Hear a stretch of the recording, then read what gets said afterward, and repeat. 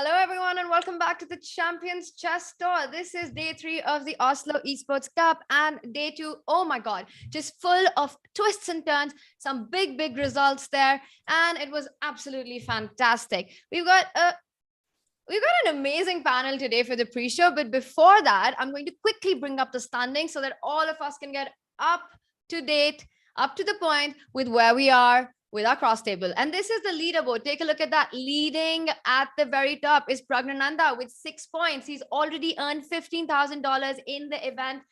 Behind him on second place, Anish Giri, after a loss yesterday, still at 4 points. Magnus Carlsen, Leko, Jordan, Van Furish, Shakhriyar Mamedyarov, all trailing at 3. Jan-Krzysztof with 2 and Eric Hansen with 0.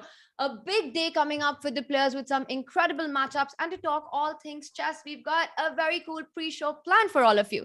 So a big shout out to everyone who's joining us in chat, on Twitch, on YouTube, on Chess24. Hello to everyone, and without further delay, let's bring on our very special guests, starting with, who do I start with? I have this amazing panel in front of me, but you know what? I'm going to save the best for the last. So in that order, let's bring on the one and only international master, Lawrence Trent first. Lawrence, welcome.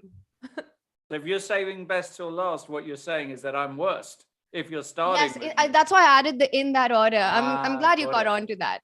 Got it. Nice shirt though, Lawrence. Is there a special reason for that? Yes, there is. I had salmon for lunch and I wanted to color coordinate. So I went for the salmon colored shirt. Very nice. Which I have a feeling it has something to do with something more than that, but let's wait and watch. Our second guest, of course, is international master, founder of ChessBase India, Sagar Shah. Welcome, Hello. Sagar. Hi, Tania. Hi, Lawrence. How are you doing today, Sagar? I'm very fine. I'm very excited for today and for the pre-show as well, and for the main event. Of course, with Lawrence being here, it's always fun to hear to his his teachings, but we also have a wonderful special guest today, so I'm very excited for that. Super special. And ladies and gentlemen, this is the reason why Lawrence is so dressed up, and he did confirm that on our WhatsApp chat. Sagar, the guest that you're talking about, let's bring her on. It is the one and only, the legend, the OG, Judit Polgar. Judit, welcome. Hi, it's great to be here with you. Great atmosphere. I saw the last 2 pre-shows also, so you do a great job. Oh wow, that's so much pressure on us now. A lot of pressure. It's a lot of pressure. Don't tell me it's only me who can ruin it. All right, love it, guys. Okay, so now, Judith, there's been this amazing event that we're having, right? With all the 8 players down in Oslo. We haven't done that before. It's been super fun, and the results have been, well, some of them have been absolute shockers. And I think we have to start the show talking about, well, you guys know it, Praggnanandhaa. I mean, he's been sensational so far, wrapping up his matches in just 3 games. And I'm going to start with Judith here. Do you think that there is some kind of additional pressure the players are feeling when they face Pragg? Well, the main problem is that he's extremely talented and good player. This is really irritating, especially that he's very young. And it's building up, right? When I was a commentator and also one of the main coach of the Challengers Chess Tour, he was there. And actually, this made him giving a ticket to the really elite online events for sure. And I saw him how he was just killing everybody. And it was just very clear that he had most of the things what a great chess player, champion, competitive athlete has to have. He has this very soft personality in some way, that he's very modest and he's just wants to play chess, that's all. And actually he does it very well.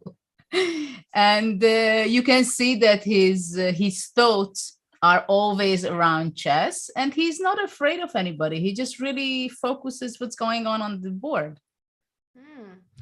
No, I think that you hit the nail on the spot with his attitude and just the way he is. And Sagar, wouldn't you agree that it's not just him winning these 2 big matches against Liam, against Jordan, but also the quality of play, just his confidence over the board. It's the kind of chess that we are seeing that's been outstanding, and not just the end result. Yeah, absolutely. And I always wait for his interviews to see if he's going to say something which is more than, yeah, I didn't expect this today. And, he's always like, yeah, this is a surprise for me. But now we are getting used to it. Like him beating these top players is no longer a novelty. He has been doing this quite consistently. So, yeah, it was yesterday's match was too good. I mean, I want to talk about a few points, but we'll do that later. No, please go on. No, I mean, he won 2 games, right? So those were, of course, great. But there was this one moment in the game that ended in a draw, the second game, where Mamedyarov was white. So Pragg had won the first game, and he was repeating. Mamedyarov was giving check on A8, coming back, and Pragg could have just repeated, but he goes G6 and he plays on. And that just shows that he's not here to win the match. He's here to just give his best in every game. It's tremendous. Interesting stuff. Lawrence, now the biggest burning question around Pragg is, do you think you can beat him with rook odds? Good question. Yeah, no, he's sensational, isn't he? I said it before round 1 that I thought he was going to dismantle. Who did he play in round 1? Sorry. Jordan. Yeah. Who, by the Sorry. way, can I just Jordan, please tell yeah. you about this, Judit? When this whole Yeah. pre-show started, Lawrence Yeah. gave this entire monologue on how much he loves Jordan. He's so beautiful and he wants to spend his life with him. He just wants to look at him. But every player who Jordan has played against, yeah, Jordan's going to lose this one. He's going to lose this one. To There's be been fair- completely no consistency. Well, no, just because Jordan is my favorite, somebody who I'm a fan of and want to win, because I think he plays very creative chess. I think he plays very interesting chess. Yeah, as I said, I didn't like his first round pairing. He did okay yesterday. If I remember, he beat Eric, didn't he? Yeah, if I remember correctly. Yes. Yeah, that's right. and so he's kind of back on track. But talking of Praggnanandhaa, and just to follow up what Sagar said, declining the draw with black when you're 1 up, right? That shows where he's at, his confidence levels through. And there is nothing more dangerous than a young super talent who is riding high, who can't lose, who's beating everyone. And that could very well continue. I mean, when is it going to stop? I mean, is it going to take Magnus to give him an old school lesson in order for this freight train to stop? Because he's just running through everybody. It's extraordinary. And that's an interesting point. Where does this train stop? And that brings me to my next question, which actually someone in chat has put forward for us. It's KVK, and he's saying that yesterday the whole panel predicted that Pragg was going to lose to Shah. We all felt that's a very tough matchup and experience will prevail over youth. Then he pulled another decisive result in game 3. What is the possibility of him winning this tournament? Judith, can he do it, or is it still too early? Well, with such a talent, of course, you never know where he's going to be flying. I remember in my early years when I was playing better at chess from day to day. And this is the case, really, what's happening with Pragg, I think. And of course, he's also extremely happy and pleased that he has this opportunity, not thinking about winning necessarily, but just to be here and playing with some of the really best players in the world. And every tournament where he's going to be playing such, not necessarily winning it, but being in the first half for sure, it means that he's craving really this spot for himself for a long time, because it shows from game to the game, not only by his play, but also his attitude, which is extremely important when we see someone, what kind of future he has, like avoiding the repetition. I think he's not even noticing this, it just comes so natural that he's focused on the position. If you remember back what Magnus was doing, he was doing exactly the same thing. And when you have to win a tournament or where you're having a lead, you don't make a draw and go home, because you simply love the game and you're passionate about the game. And all these small things when he's going out and refusing a draw, immediate draw and victory kind of result, it means it's a sign to the opponents and the big shots. Hey guys, I'm there, I'm playing my best, and I'm not going to make draws just because it fits, it looks so good for everybody else. It's not good for me because I'm here to improve, not to win, but to improve from game to game. And this can be very frightening to the very top players, you know, that he's not scared. He's not going after the victory. He's really going after the quality and the improvement. And this is what is very frightening, I think, for the big guys. But here, I mean, of course, he's going to be having great difficult matches, and not all the games were 100% perfect, but we are facing a rapid event, right? But of course, his mindset is very much there. Yeah, very interesting. It sends out this massive signal that I'm fearless regardless of who I'm playing against. And speaking of these amazing moments that we had from yesterday, I think the other big standout point was King D2 on Jordan's board. It honestly left, at least Peter and I were completely stunned. We had no idea. Is this a novelty? Is this a mouse slip? We were convinced it was a mouse slip. And Lawrence, it brings me back to what you mentioned yesterday, that how everything that we have known and believed in the past, because of these neural network chess engines and because of the developments in AI, everything's being questioned. And King D2 was one such moment in this very position. I also want to bring out Matthew Sadler's tweet that we had regarding this situation. And no surprises here that apparently this is a well-known engine chess idea. And we were just gobsmacked looking at this on the board. I want to ask you, and again, I want to start with Judith on this, that is this something that remains like a one-game wonder, or can we see these ideas reappearing on OTB classical chess as well? I think this is the moment when actually yesterday I saw this game. I haven't had enough time to see all the games, but at least some of them. And I figured out there were some very important and very catchy, nice moments. This King D2 gave me the feeling that we have to talk about how chess is changing, because this is exactly the kind of move, I think, when we stop and we say, okay, now these days, preparation, timing, over the board, what is this? I mean, it's a hybrid event, right? I mean, they are having everything what should be in a normal tournament, only the board is missing because they are playing on a screen, right?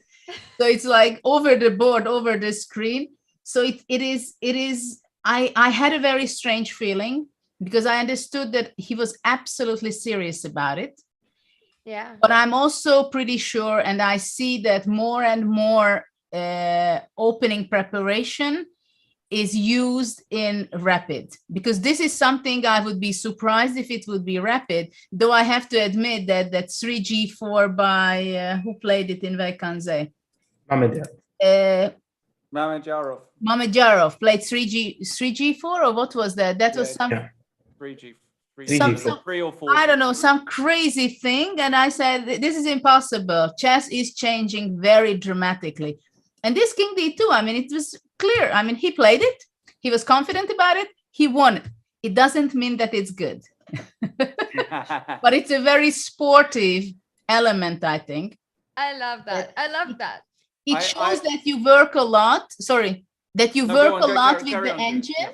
Very deeply, and simply you don't want to lose anything. You just want to recycle everything, every information, every idea, because simply you play too many rapid and blitz and Armageddon and whatever kind of game. So very crazy ideas are showing up nowadays. Absolutely. Lawrence, what was your first reaction seeing this on the board? Well, two first reactions. One was that Jordan momentarily forgot what the Queen and King did. Because I think Queen D2 is a perfectly reasonable move in that position. The second thing is, and you're really going to hate me for this. Okay, I'll tell you what I'm going to do. I'm not going to spoil the surprise.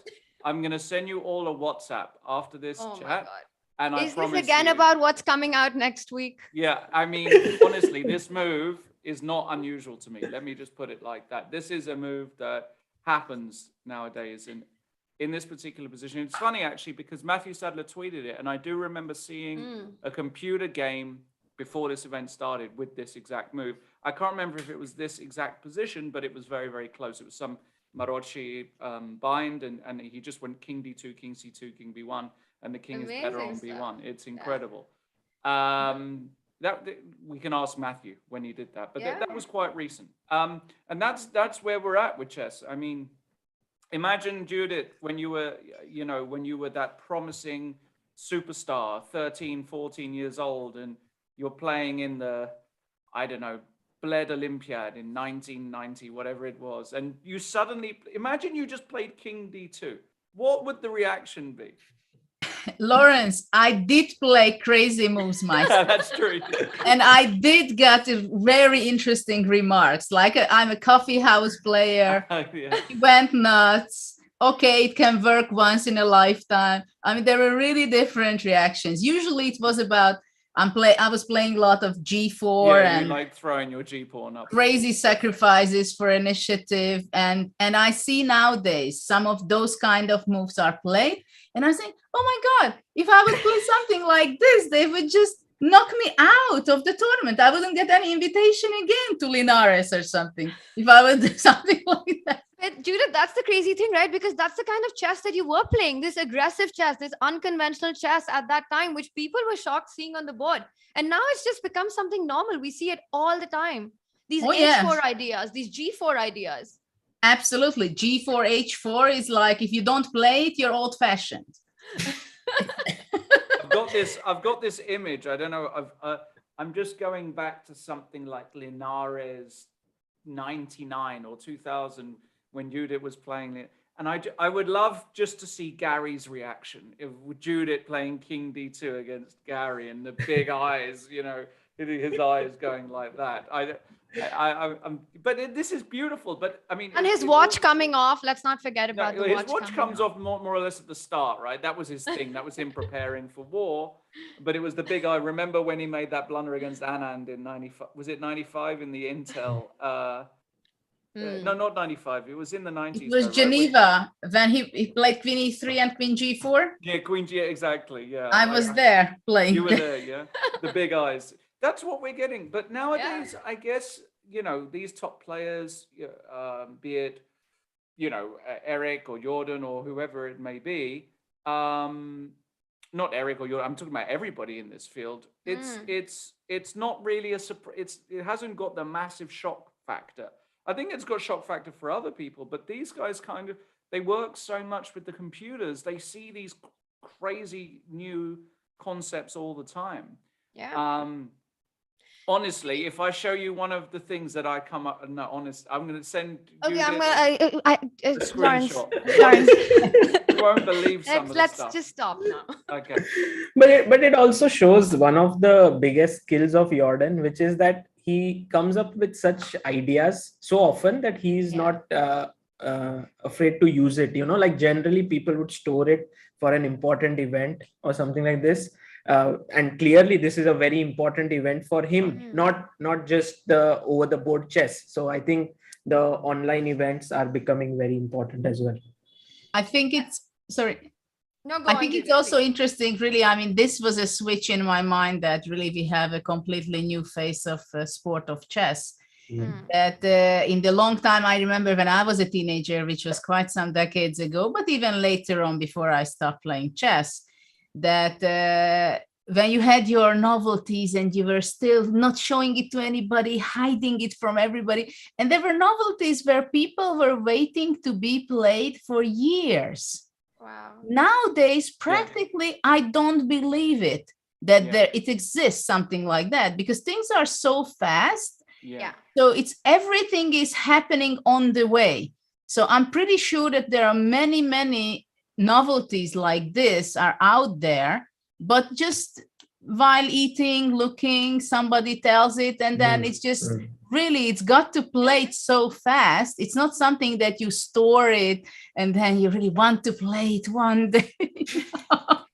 And I think that's the point, right? If you don't use it now, somebody will in the next tournament. So it needs to happen on the spot. And a really nice point made by Sagar there. these interesting ideas. I think Jordan is the one player we see at max with. One of the biggest reasons why he was part of the World Championship team as well with Magnus. And this is something the team Magnus has said so many times, that he was the guy coming up with all these creative ideas. Now, before we move forward, we do have a question specifically for Lawrence as well, but I'm going to throw this out to the panel. Lawrence has a dope background. Does he think the production of the tournament setup is cool? Because we've never seen anything like that at the chess world, right? Where the players are playing these esport cool, super fun backgrounds they have. What do you guys think of it? Well, I think it's great. I think ultimately what the event is trying to market is that chess is the ultimate esport, or rather, let's call it the original esport, which is what it is. I mean, if you remember, before all of the nowadays the very popular esports, you know, the League of Legends and the Counter-Strikes and the list goes on, what game was being played online in 1999? Online, it was chess. It was, you know, we were on the Internet Chess Club. Shout out to the Internet Chess Club, the original platform, and they're still going. But that's where pretty much all the top players were. I remember playing Magnus Carlsen on the Internet Chess Club when he was like 10, and he used to beat me. So it was so hard. I mean, he was like 2,300 at the time. I used to play him a bit there. But the point is that with chess being the original esport and having the atmosphere and the feeling of an esport, means that we can hopefully market it like that and get and grow in that direction, get more eyes on the sport, get more sponsorship, make it more marketable. I like it. I think it's a really nice hybrid. I love it. Yeah, I think it's really, really, really nice. Yeah. It also helps, by the way, avoid certain problems, such as cheating, which I hate to bring that up, but obviously when you just play online from your home, we've all read certain instances, even over the board chess, we've unfortunately, you know, had to witness even well-known grandmasters, unfortunately, breaking the law. And in this format, the point is there's just no way really that players can do that. So the integrity of the game is also heightened. So there are many benefits to doing it like that. I think it just looks so cool. I think just to play in this, it feels so futuristic. It feels as everything's moving online. Hybrid chess might be the future. I think it looks great. And maybe we can have another shot of the playing venue right now as it's being set up. This is currently the situation in Oslo. Looks absolutely stunning. All right. And speaking of all the players here, now, Judit, one of the conversations that we've been having, one of the narratives that we've been having in the pre-show has been Magnus's love-hate relationship with the World Championship matches. And now you're somebody who's commented on candidates, on the World Championship matches. Not just that, you yourself have played the cycle and you have so much experience just how everything is. And I want your take on this whole situation that we have with Magnus not committing to playing the match just yet. And to put things into context, I want to bring up a tweet, which I think makes a really interesting point, and then we can hear it from Judith. And this is from Grandmaster Jakob Agard, and he says, sorry to be serious, I think FIDE should ask Magnus to sign or not sign before the candidates. The way he influences the tournaments by these statements is not fair. And I think this has such a valid point in it. You know, it has so many implications. What is the importance of the second place in the candidates? Who fights for it if Magnus doesn't play? Judith, what's your take on this entire situation? And should Magnus be asked that whether he will play the match or not before the candidates? I don't see really a point for that, to be honest, because he can say whatever he says and does the opposite either way. He can say that I'm signing and there was no occasion before that you had to sign that you're going to be playing. What happens if whatever happens with him, or he signs and then he doesn't play? So what? I think, for example, for him saying all these things, the main idea is to keep himself motivated in one way or another. Like he says that he wants to be over 2,900. I mean, he said it in the late night podcast also, which is a very nice podcast, actually. But he said it that, well, whatever happens, if he does it, he reaches, probably it's impossible, but it is something that pushes him forward to improve his chess. And I think this is great that he can find this, because this is the most difficult thing for him, I think, to motivate himself to see any reason why should he be fighting. And obviously a world championship match is not a piece of cake. We know it even by watching it, commentating it, looking the games, the sufferings, the incredible moments which they have to live through, the difficulties. Even from outside, I think everybody understands it, how challenging it is. And it's 1,000 times more challenging for them really being there. And I mean, how can you really make yourself hungry when everybody is feeding you, right? So you have to make something in order to be able to be hungry. And I think this is what he's doing it for himself, to keep his mind open to it and hungry for it. Yes, but Sagar, I want to ask you on this, that keeping all these things in mind about self-motivation and keeping that push going, it's also, is it completely fair to everyone who's participating in the candidates to not really know what is the importance of finishing first? If candidates has always just been about winning the tournament, what is the future of the match? And yes, of course, Magnus could sign a paper today and then decide what he wants to do later on. But then it would have to be for very specific reasons and not because he chooses who he wants to play against. How do you feel about that? Yeah, I think Magnus committing before the candidates that he would play would definitely make him more sure about his decisions. Of course, as Judit said, he can change it, but at least he has taken a step in that direction. But at the same time, for the participants of the candidates, I think it's clear, right? They want to win the tournament. Even if Magnus is there or not there, everyone is there to win. So in a way, how does Magnus playing a match or not playing a match impact the participants of the candidates? I'm not very clear. I think where it impacts the participants is that if Magnus doesn't play, then who's the second player for the match? Is it the two players who finished first or second? Or is there going to be another match to decide the second player? Lawrence? Yeah, I don't know. It would be kind of unprecedented, right? The last time somebody has failed to defend their crown, I believe, if my memory serves me right, is a certain Mr. Fischer. Has there been anybody else who has willfully not defended since Fischer? No, right? No, I don't think so. I mean, Alec Hein, but he was not, because he was not alive. Yeah, so, yeah. But I mean, since Fischer until no, after. So no. It's a rare thing that I don't even know.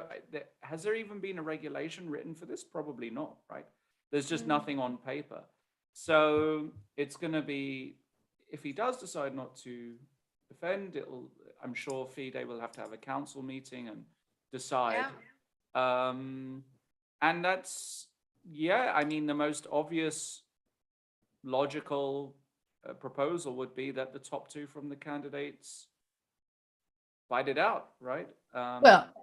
Or the winner of the candidates wins by default, simply, actually. Judith, what if you win the candidates, you get a passage to the World Championship final. If the guy doesn't want to play, that tough cookie, that's unlucky. Now I'm world champion. Well, I think agree with that. Well, I think if Magnus would not play the match, then it means that who wins the candidate, the world champion, and then they are going to make a qualification to make a challenger. Maybe it wouldn't be so much time or whatever, but I mean, we had some strange things in chess history. 93, when Kasparov and Nigel Short went out of FIDE and playing the World Championship match, and the official FIDE World Championship was, I mean, officially there was, but the people, the world did not consider it that the best player is the world champion, right? I mean, I was playing in the knockout systems, and we had different champions like Ponomarov, Khalifman, and so on. Also Kasimdzhanov, but then later on it was a unification match with Kramnik, I think, but that's a long story. So there are some historically very interesting things, but I think it's too far to go that Magnus would not defend. It is something very painful to play the World Championship match because he feels that he cannot win so much. It's like he's gaining again the same title, right? After it feels good. But before it just, he should really do something for his mindset to be able to be hungry and go there and fight and prepare 2-3 months beforehand. Yeah, I think that's a very good point, because it's the process which he's never liked and enjoyed, and the pressure that comes along with it. Having established himself there, he just, Sagar, you mentioned this, doesn't want his identity to be about that match. But I think one of his biggest motivation comes from the fact that he can't imagine losing the title more than winning the match. It comes from this feeling that somebody else will be the world champion. And I think that might push the world champion to play it regardless of who wins the candidates. But for now, we've got to get back to the Champions Chess Tour, the Esports Oslo Cup. Let's bring on some predictions. We've got some very exciting matchups today. And I'm going to start with this one. Lawrence, your favorite. Jordan Van Foreest is taking on Jan-Krzysztof Duda. And we can see some very cool stats over there, as well as their personal head-to-head scores. I want to ask you guys, and chat as well, we're going to run polls simultaneously on chat. Do we see this going into playoffs? If not, who takes this one? Let's start with Sagar. I think after Duda won against Anish yesterday, he would have a huge gain in confidence, because he was losing in several games yesterday. And after that, he won in the tie breaks. So I have a feeling that Duda is the favorite here. And I don't think it will go into the tie breaks. So Duda and 4. Judit, what do you say? Well, I agree with Sagar. Sorry. I really respect Van Foreest for his creativity and really remarkable ideas, which I've heard from Giri and also from Magnus Camp, and seeing him playing incredible ideas. But I think Duda he's extremely calm. And the game he won, game 1, the playoff against Giri, that was amazing. That was catching the opportunity. So I would put my bet also on Duda.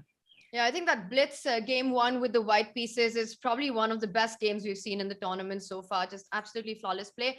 Lawrence, Chisha says Duda is getting my money on him. Would you agree with him?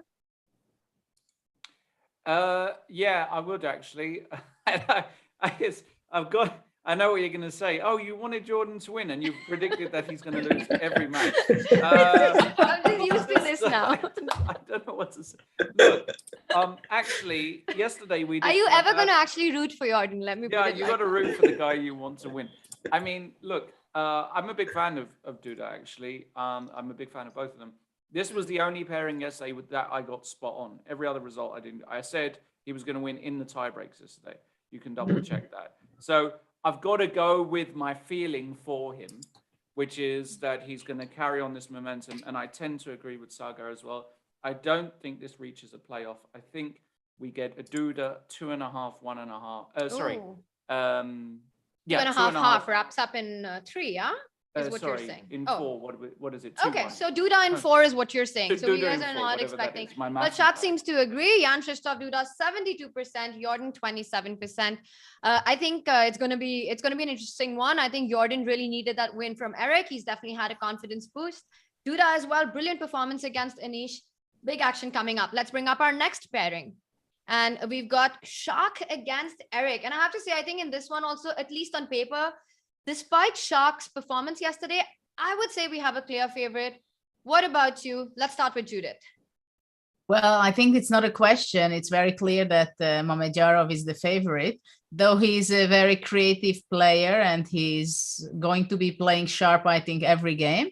He can be maybe overconfident. Maybe he would also think that it is not the most difficult match, which is coming up in this event.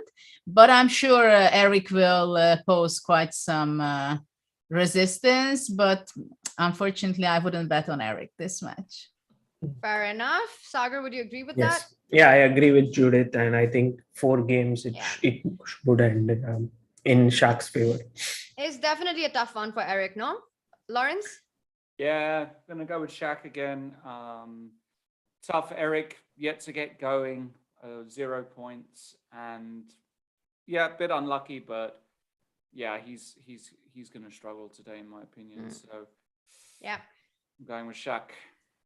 77% in a chat for Shak. Prati saying Judith is great in analysis. Absolutely. And in fact, Judith, I think all of us, we can't wait to see you back at commentary soon, and you will tell us. I mean, we'd love to know what you're doing next. But before that, I want to just finish these predictions, and chat has a lot of questions for you. So let's quickly bring on the next one. And this is Leko Liam against Pragg. And guys, this is a big, big one, right? Liam also big on confidence after his win against Magnus. Pragg on fire in the tournament. Both players really looking forward to this fight. I mean, this is so close. Let's start with Judith on this one. Who would be your pick? Well, I mean, Pragg, we talked about him, how great he is, but this one I will pick Lee. I will pick him because he's extremely good in time management. He's not the big fish, right? So it's like pretty balanced match between Pragg and him. I'm pretty sure that they both going to make a lot of risky stuff. And well, he won even yesterday against Magnus, right? Well, not exactly the way he planned it with Queen E4 stuff, but still. So I go for him. But the last game was really nice, actually. I mean, the first game, of course, was very unfortunate, but game 3 was quite a big fight. And I think it was really nice to see the precision. What about you? What do you have to say to this one, Lawrence? Pragg or Liam? I'm going to go with Pragg. So it's going to be Liam then, I guess. The reason being that I'm very much one of these guys that backs form players, and that I think momentum is huge in sports, in whatever the sport, not just chess. And when that momentum turns and you see it visibly turn and shift, then you can just not rub your hands over, but just like not be so confident. He's playing great chess. He's crushing players. He's winning tournaments. He's at the absolute peak. Yeah, I agree with Judith. Liam Lekwang is it's a weird opponent for Praggnanandhaa. He's not the best opponent at all for Praggnanandhaa, but I think he's just too informed. We need to see him come back down to earth. We need a Magnus to beat him 3-0 or something, and just ground him a little bit, because at the moment he's up here.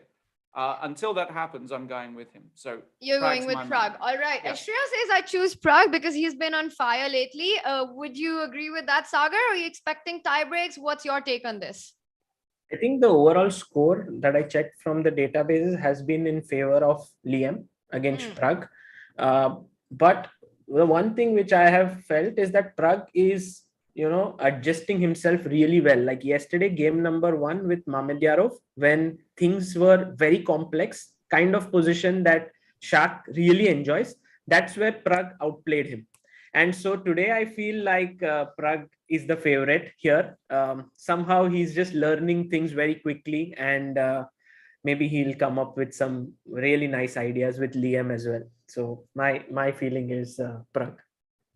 Pragg, all right. So although I don't know if he'll do it in 3 games like he's been doing it. I know, right? That's been absolutely phenomenal. Like 3 games, but it's still a tough pairing. So this time for experience versus youth, Sagar is going with youth. And finally, our last matchup, and this one is so full of meat.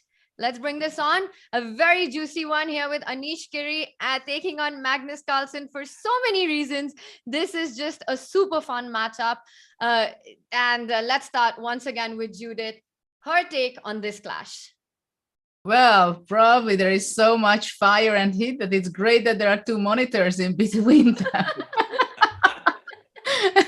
I think they both really want to tear apart the other one. I don't know how Magnus handles his mouse slip and stuff in this event. And also, actually, I saw that yesterday Magnus was playing on another event before these games. Yeah. The Norway against Ukraine, right? So there was some tough moments for Magnus as well to be honest. There was some hard moments. So I think Magnus is definitely not in his very best shape. So Giri has good chances today. Yeah, I think yesterday we did see that he was also struggling a bit with his health, but I just feel that Magnus finds some sort of extra inner motivation when he's playing against Anish. Sagar, what do you think? You've been a big supporter of course, Anish. You've been rooting for him in every match. Are you going to continue doing the same in this one? Yeah, I think here Magnus is the favorite in this match. Also, when Anish usually plays with Magnus in these formats, the online event, I have seen that their games are very interesting and exciting. I think Anish once sacrificed his queen against Magnus. Magnus has, of course, beaten him several times. But there have been times when Anish has been happy with a draw against Magnus, when he's repeated sometimes the position when he's better and stuff. So I feel if Anish is hungry enough today to beat Magnus, then he has good chances. Otherwise, Magnus is going to be the favorite here. Also, I saw that both of them are not in their best health. Like yesterday, Magnus was not feeling very well. Also, Anish looked a little down. So that could play a role. But yeah, very tough to choose. But tie breaks. Tie breaks, yeah. And who takes it in tie breaks? I'm going to push you on this.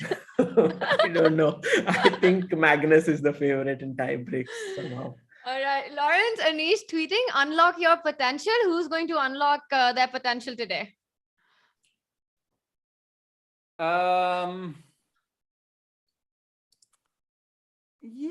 I've got a weird feeling about this one. I'm going to go with Anish. I don't know why, but I'm looking at the sky and I'm seeing this green lights in the sky, and I'm getting signs from the Norse gods that today is not going to be Magnus's day. You're right. Oh, I saw him. He didn't look so well. Something's wrong. And Anish actually has punished Magnus before. I remember even just at the World Rapid and Blitz. Yeah. When Magnus was not feeling very well that day, Anish killed him. I don't know. I've got a weird. I would never normally go Anish, for this. yeah? I would normally go for Magnus in this spot. But I'm surprised looking that up you at say the Anish, Aurora Borealis here. And So you're saying the northern lights are going to light up the way for Anish today? I think so. All right. Well, chat is split down the middle with Magnus at 56%, Anish at 43%. I think this is definitely a close fight. Before we sign off, I think the most important poll for the Magnus versus Anish match, and just a quick answer from all of you. Out of the two, yes, they're fighting it out on the board. But who is the Twitter king today? Magnus or Anish wins the Twitter battle? Well, I think they pretty much dropped for being active. I think those battles are gone already, isn't it? So is it Elon Musk then? Elon Musk. He can play the tournament next time. I mean, he actually tweeted about chess, saying how simple it. I mean, he simplified it. Do you remember? It was Yeah. We'll try and bring up that tweet one time. Yeah, but their Twitter battles have died down a little bit, huh? They're getting old. What can we do? Time to show all the things on the board. Time to show all the things on the board, and that's the best cue to wrap this up, because we've got just about 5 minutes to lift off. Sagar, Judit, Lawrence, thank you so much. This was fantastic. Thank you for joining us. Thank you. Thanks. Tanya, Bye. thank you. Okay, so let's send a challenge. Here is challenging me. Nice graphics, easy to see. Oh, what are you thinking about? You're looking how it can be the most painful? Exactly. Okay, fine. So that I give up a phone. He wants to be even rude. Air quality isn't the first thing that comes to mind when you think about chess and esports, but it affects our focus, decision-making, health, sleep, and more. What's in the air you breathe? Find out with Air Things.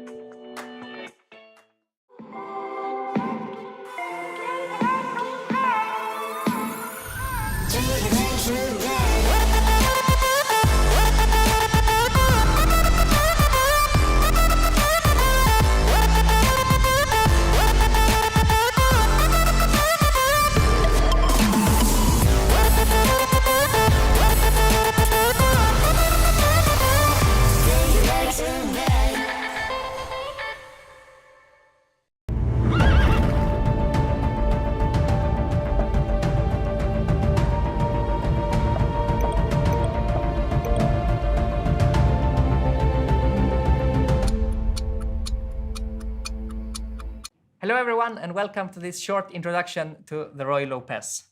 So the Roy Lopez is a chess opening that appears after the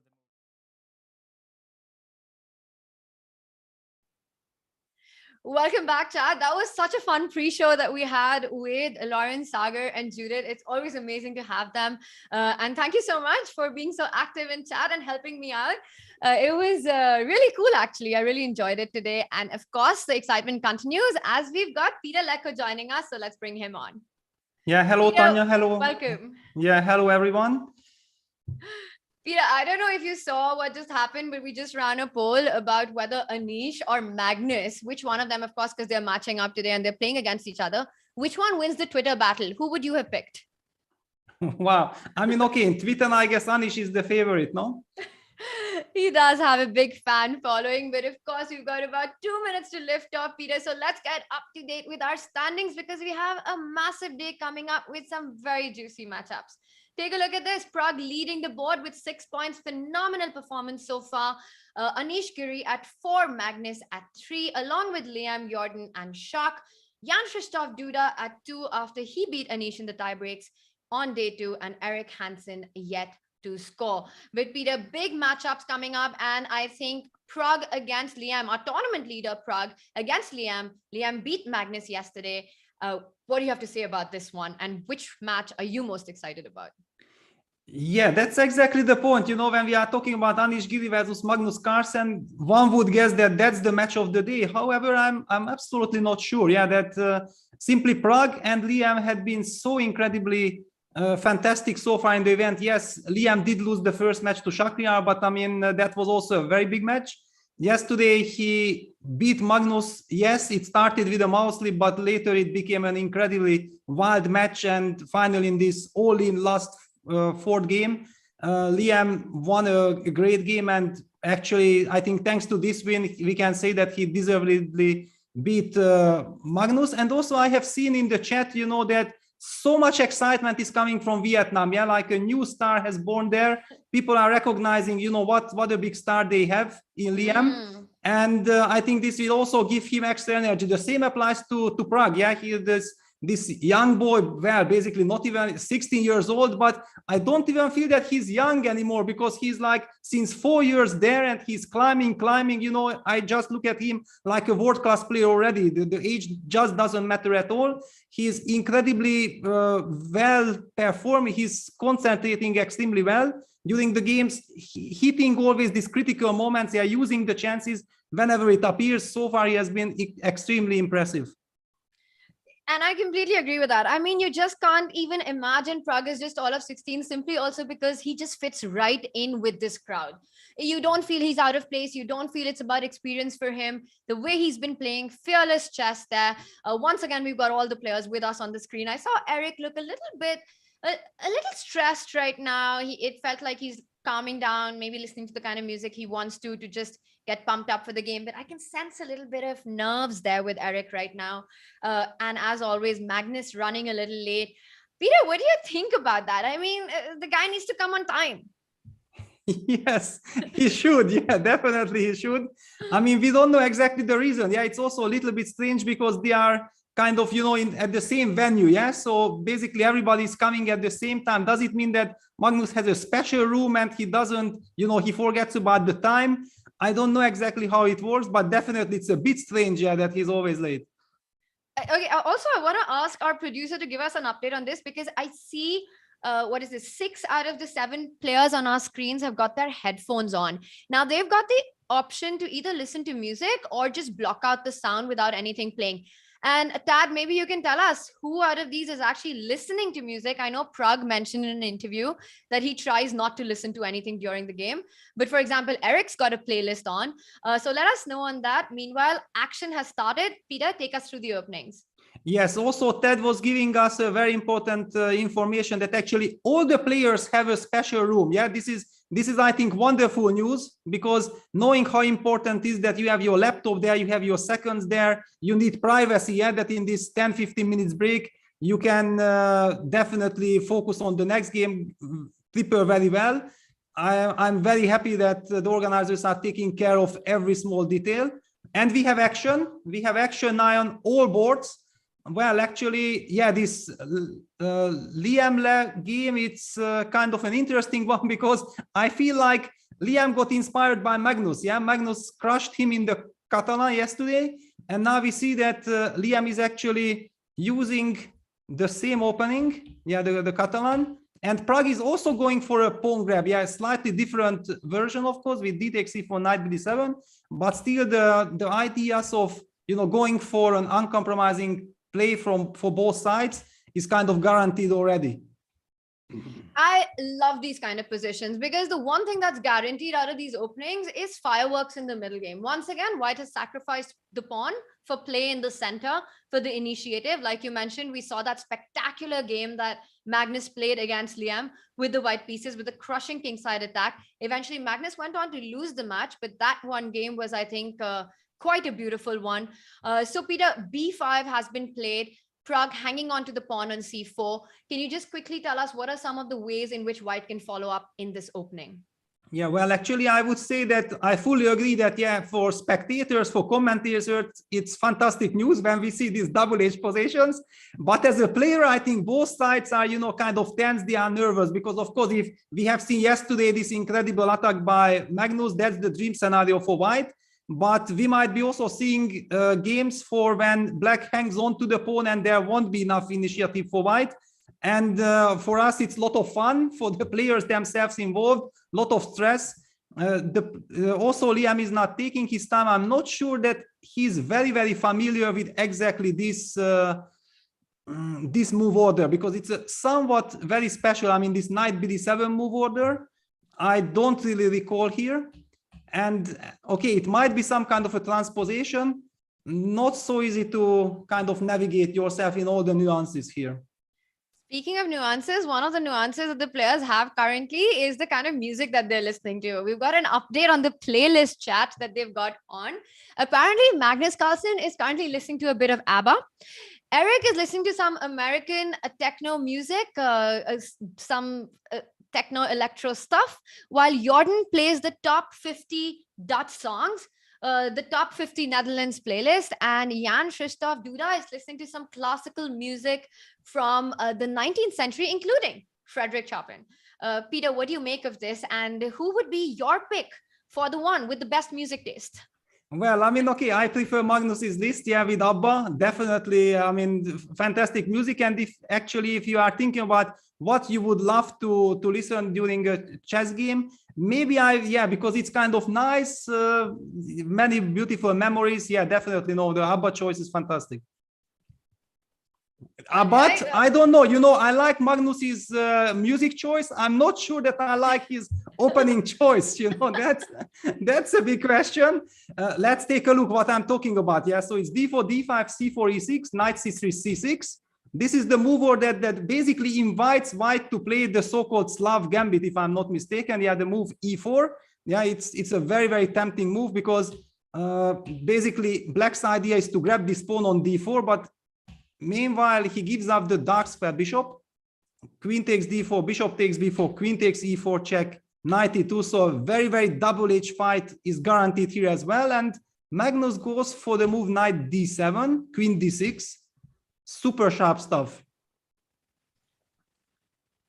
Just amazing stuff, yeah. Anish is going for the attack already, making sure Magnus's king is stuck in the center. Queen d6, all right, the knight on g8 isn't moving anytime soon. Magnus there looks like he's taking a nap, but I'm sure that's not the case with White's battery set up on the a3, f8 diagonal. The more I look at this position, the more I ask myself, where are Black's pieces moving? And the knight on d7, the knight on g8 are saying, give me a square. Yes, exactly. And okay, basically you can't really tolerate this queen for too long on d6, yeah, because now we see that knight on d7 protects the f8 square, knight on g8 protects the e7 square, so White is actually not studying checkmate at once. So something like queen e5 might be a very, very natural way of trying to challenge this disturbing queen on d6. But I don't know. I mean, for example, I wanted to highlight something like queen takes e5, knight e5, bishop c3, hits the knight, And okay, there is some knight d3, knight f2 adventure taking on h1, but I don't really believe in this. So I would say like maybe black has to play the move f6, and then how to evaluate this ugly position. Yes, maybe it's fine for black because after all, there are not so many pieces left on the board.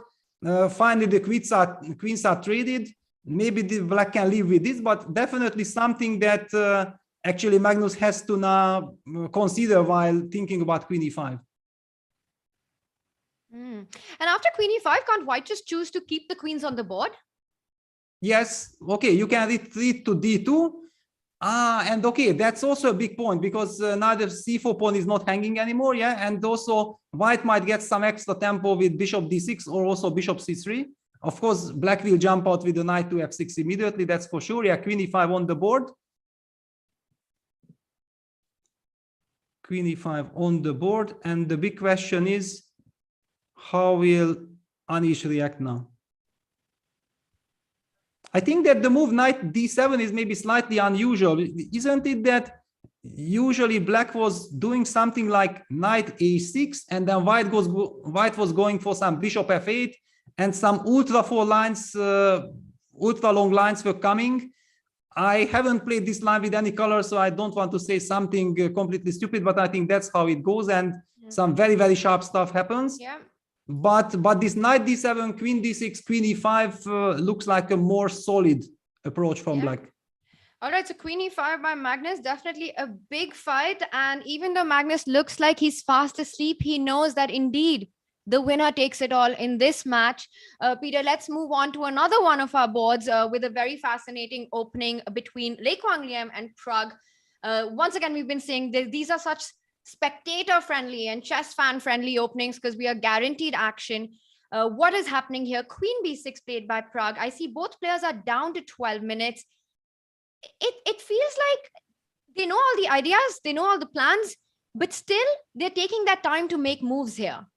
Yeah, exactly, because the ideas are clear in the position, but every single small detail changes everything. Yeah, for example, the move bishop g5.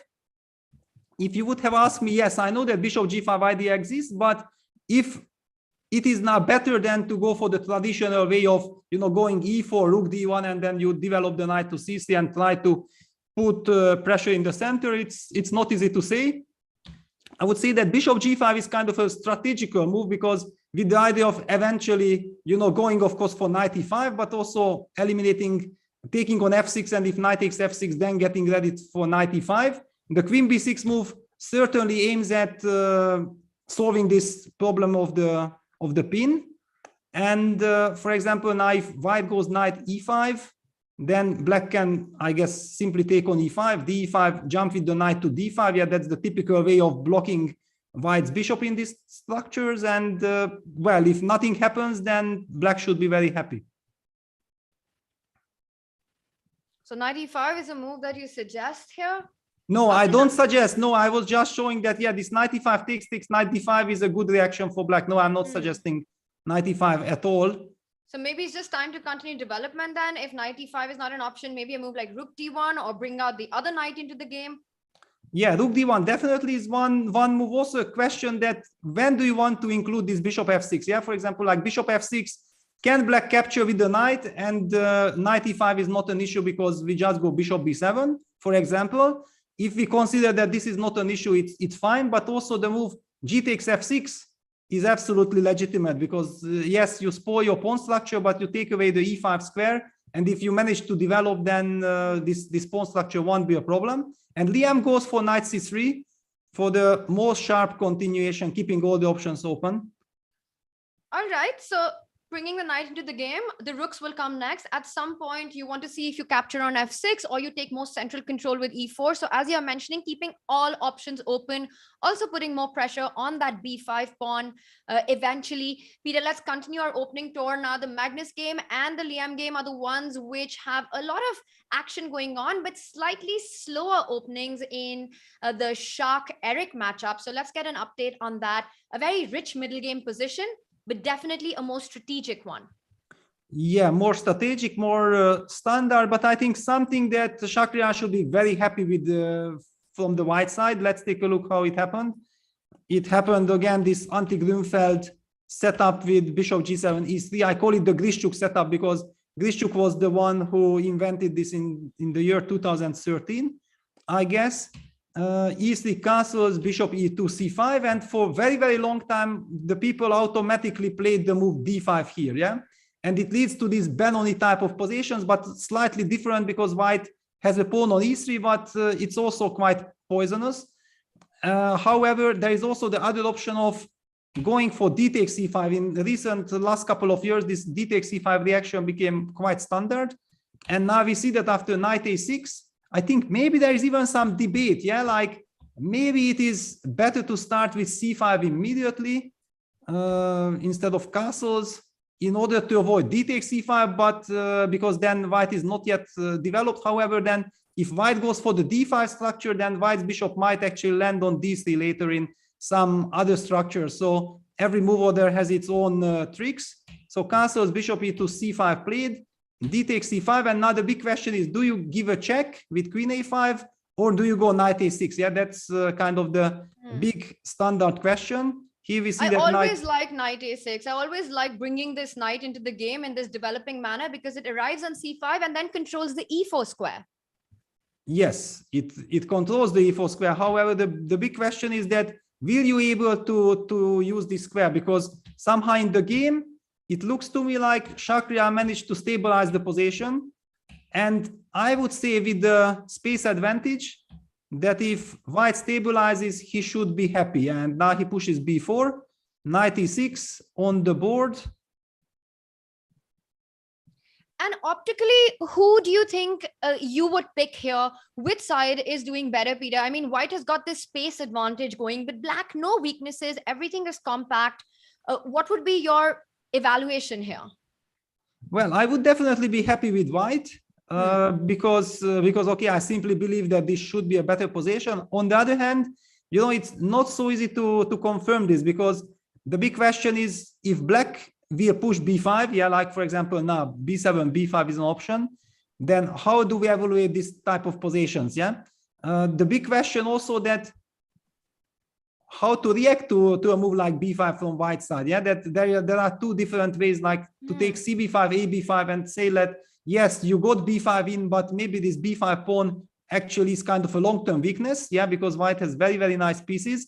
And black's knight on e6 is somewhat of a problem. Yeah, if black's knight would be on e5 instead of e6, then we would be saying that this pawn on b5 is very strong because it would support any kind of knight c4 options. Yeah, but with the knight on e6, this pawn is actually, I mean, the b4 pawn is very strong because it takes away the c5 square, and the b5 pawn, if supporting c4 or not, doesn't really make a difference.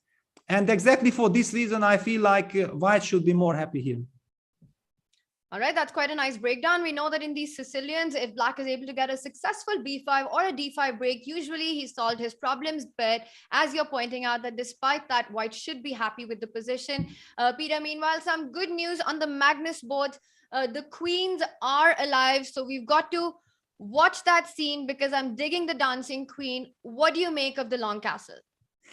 Yeah, I see that you are familiar with ABBA. Yeah, you know all the songs. Yeah, but yeah, well, it's very interesting because kind of this is move 11. Two incredible big experts, yeah, theoretical experts are playing this type of position. I mean, believe me, if Magnus goes for it from the black side, it means that he knows what he's doing, and he did come up with this new idea with knight d7.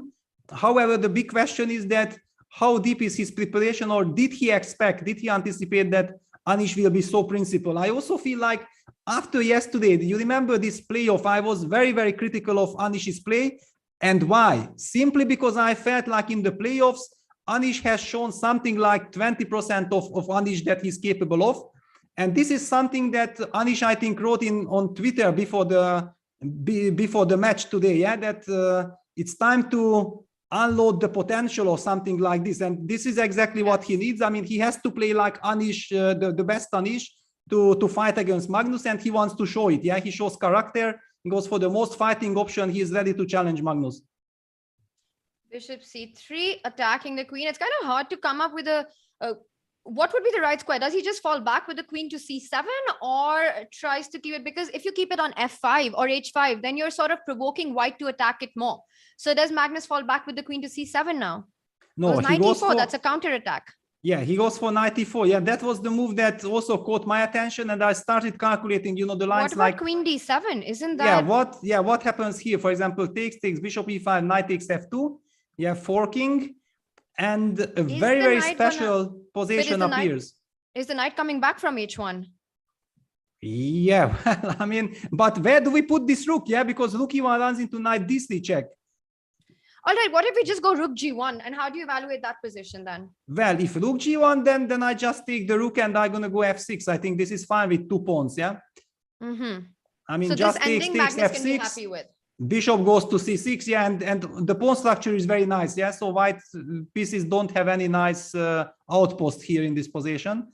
So certainly after knight e4, if you already take, you have to make sure that somehow you can eliminate this g7 pawn. Yeah, that's kind of the big question. Yeah, for example, bishop takes g7, rook g8, and in these circumstances, will you be able to catch the knight? My feeling is not, because okay, for example, let's play bishop h6, knight h1, bishop e3, stopping knight f2. The bishop comes to the long diagonal and supports the knight on h1. We also see that white has some problems developing. I don't feel that this should work out nicely for white. Okay, so queen d7, though tempting, it turns out with all the calculations, black is doing well at the end. We will see how Anish responds to this move. Meanwhile, Peter, we haven't had a look at Jordan Duda's game. Let's quickly jump to that. Quite a unique position. Not a single pawn has been traded yet. And look at white's pawn structure. And with h3, he just completes the pattern. Every single pawn on a white square. And it's quite a design that he's made. Yes, maybe Yoda is playing for the galleries. I don't know, because because otherwise, you know, it's very, very funny position. Why? Because after e4, e5, knight fc, knight c6, Jordan goes knight c3, like, you know, he wants to avoid the Berlin or something. And then after knight f6, bishop b5, bishop b4, he voluntarily goes into some Berlinish position, takes, goes d3. And here we go. We are basically getting, usually the black bishop is on c5. Yeah, now the bishop is on b4. It doesn't really matter because both sides are basically regrouping their pieces. The bishop goes back to f8. It does not matter if the bishop comes from c5 back to f8. And we have this typical anti-Berlin structures. Black is also very nicely developing the pieces because the knight belongs to e6.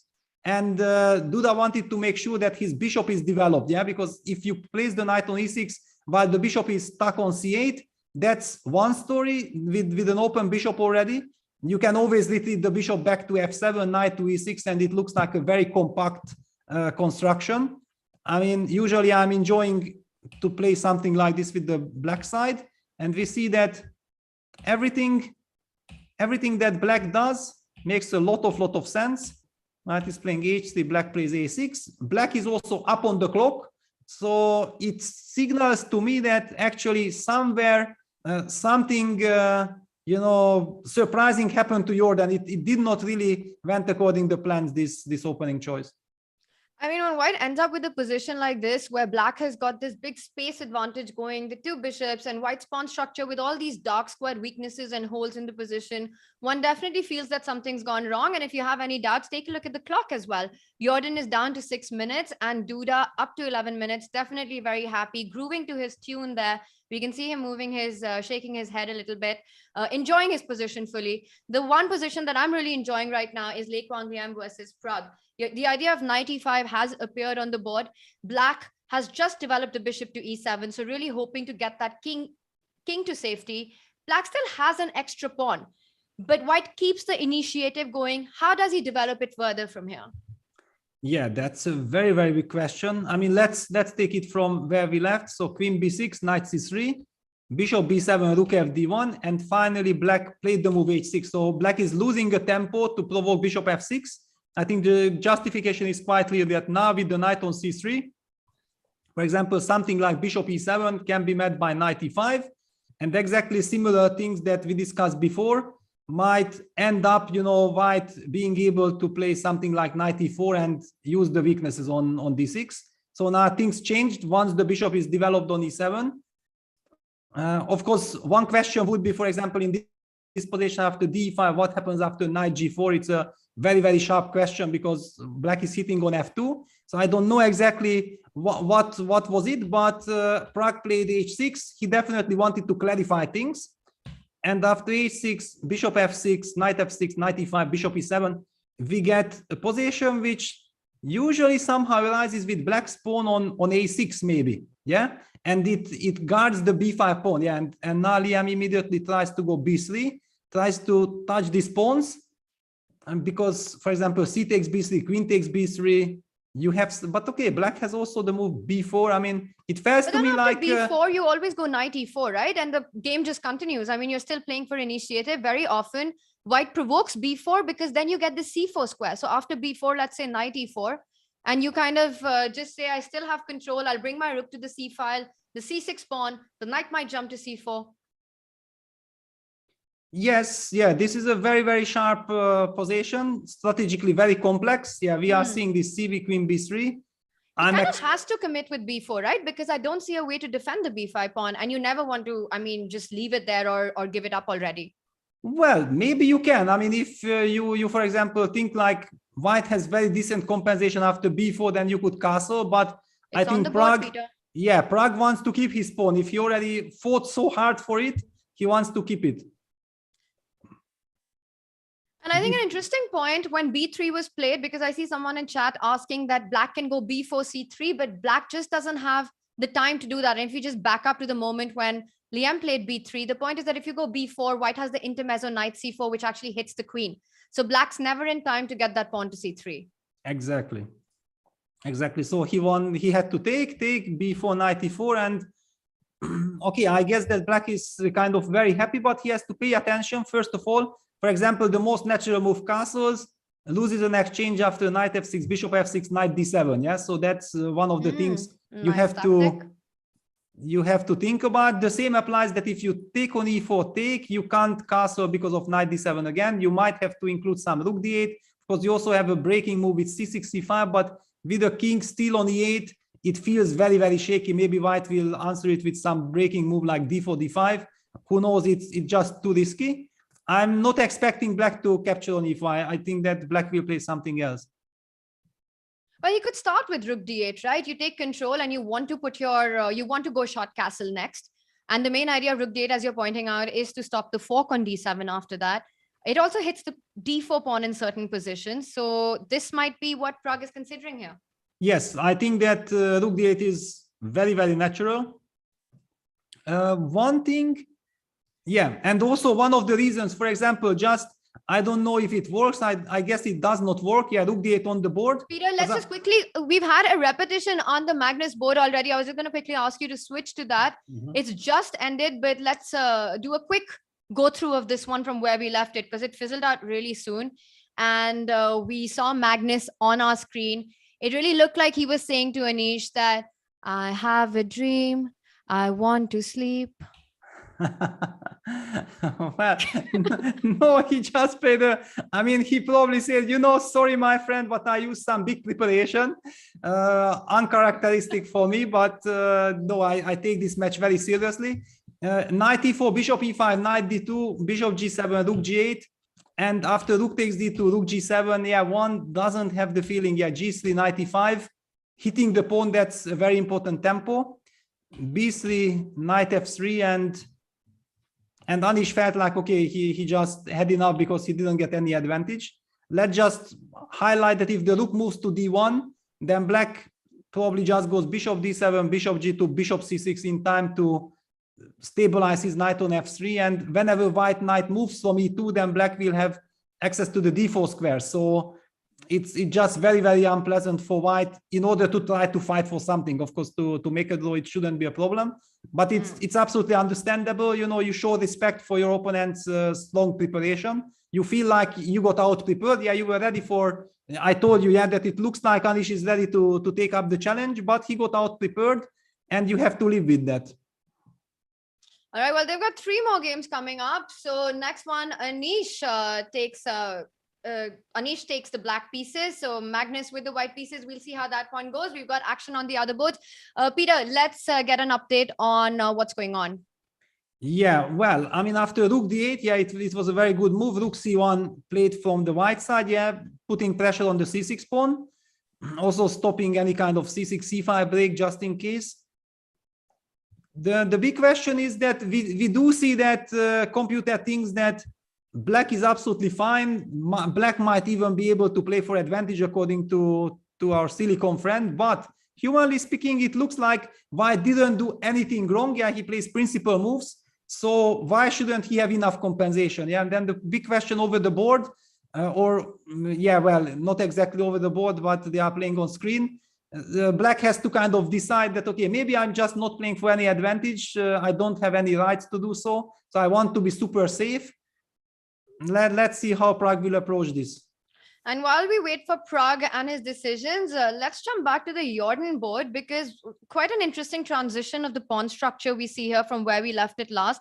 A lot of trades have happened, and a unique position with white having the 2 knights, black having the 2 bishops, but also doubled pawns with c5, c6. Peter, can you break down the positional factors in this in the current position, and who do you think is better and why? Well, the position is very, very special. I have been playing all kinds of these positions, first from the Rossolimo, yeah, because I have been playing Sveshnikov, and then I faced Rossolimo with bishop b5, g6, bishop takes c6, d takes c6. And later in the anti-Berlins, I had a lot of games, but I never encountered something like this, that 2 knights faces the 2 bishops, yeah, because usually always it's a different construction. Yeah, black has a bishop and a knight versus the 2 knights. I feel that, okay, with the 2 bishops, black should never be worse. Yeah, the pawn c6 is, of course, extremely important because takes away the d5 square. So white's 2 knights are not able to jump into d5. For example, let's put this pawn from c6 to d6. Yeah, we have that pawn on d6. I would say that, okay, thanks to this d5 square, white has very, very nice position. Now with the pawn on c6, actually, thanks to these double pawns, it helps black fight against this active outpost. White, however, still has another outpost, the f5 square. Yes, so this knight might jump to f5, and if the knight jumps to f5, there might be some kingside attack. But whenever the knight leaves, black might have c5, c4 breaks. So it's a very double-edged situation.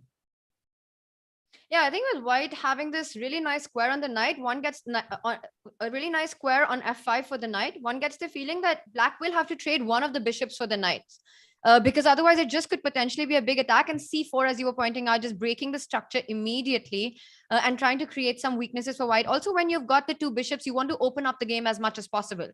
Yeah, exactly. I mean, you have to break this construction. Yeah, white has a very solid pawn chain. If you manage to break it, then suddenly white will have weaknesses. Yeah, and white falls back with the knight to e2. I somehow feel that this shows e5, that, right? You just centralize your queen to e5. Yes, queen e5. I mean, it shows to me like now it's clear. Yeah, one move before we were not exactly sure how to evaluate.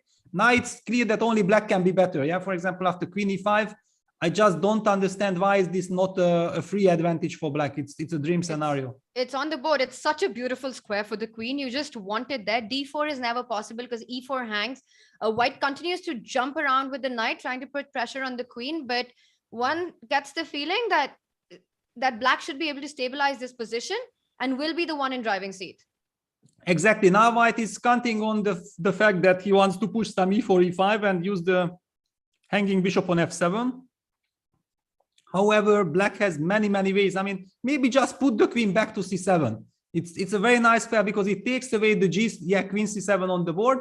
It stops any kind of queen g3 because black's queen is controlling the g3 square. Of course, any queen trade would be now in black's favor in this position. So white needs to keep some dynamic options to fight against black's king. But now also after e5, I can capture the fe5 because my queen protects the bishop. Yeah, very, very nice construction for black. So what to do? Maybe white needs to trade like b takes c4, b takes c4, and then go knight g3 and try to create some mess on the king side, because otherwise he will just be worse for nothing. And let me jump to the Liam game, because I feel like, yeah, Prague played, I think, very nicely. I mean, he made a good choice. He took on e4, bishop takes e4, and just castled. I mean, he gives back the c6 pawn. It's not important because, yeah, white captures on c6. Now one really has the feeling that, okay, black is perfectly fine. I mean, that is just no problem, no pressure on black's position. The question, can he try to be slightly better or not? That's the only question. Yeah, bishop f6, hitting the knight. Well, doesn't that allow knight d7?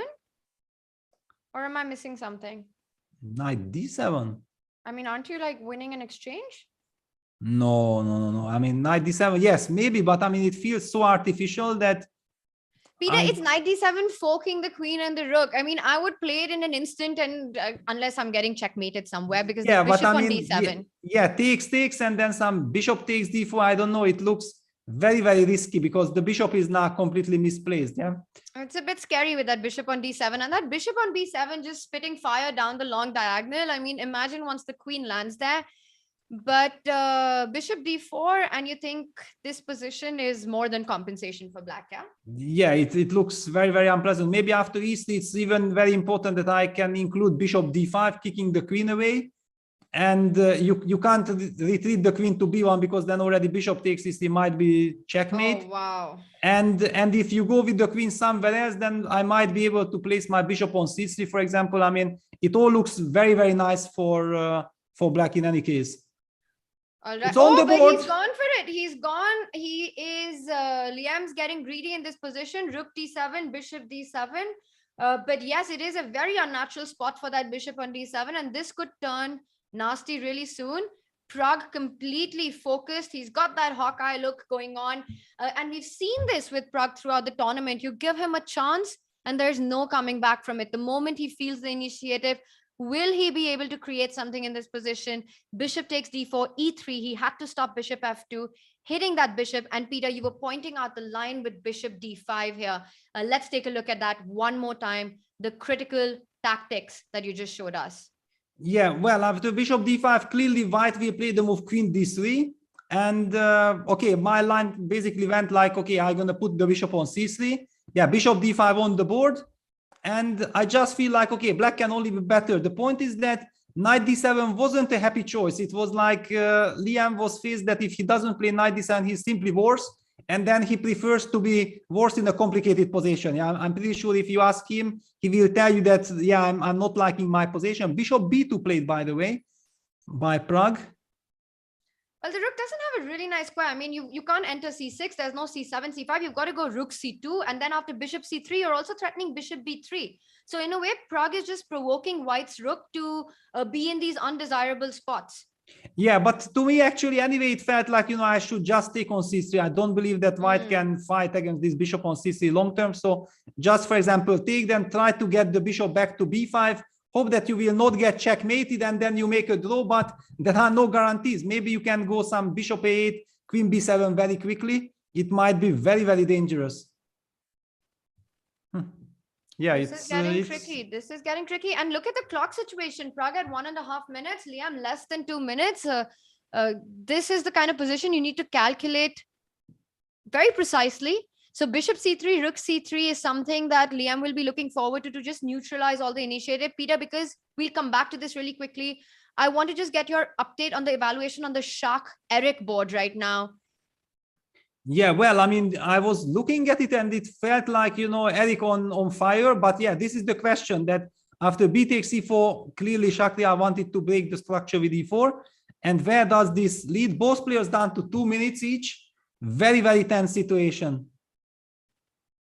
The next couple of moves will be super important because if white stabilizes, white can be better, but if black gets his initiative going, then it can also be extremely dangerous for white.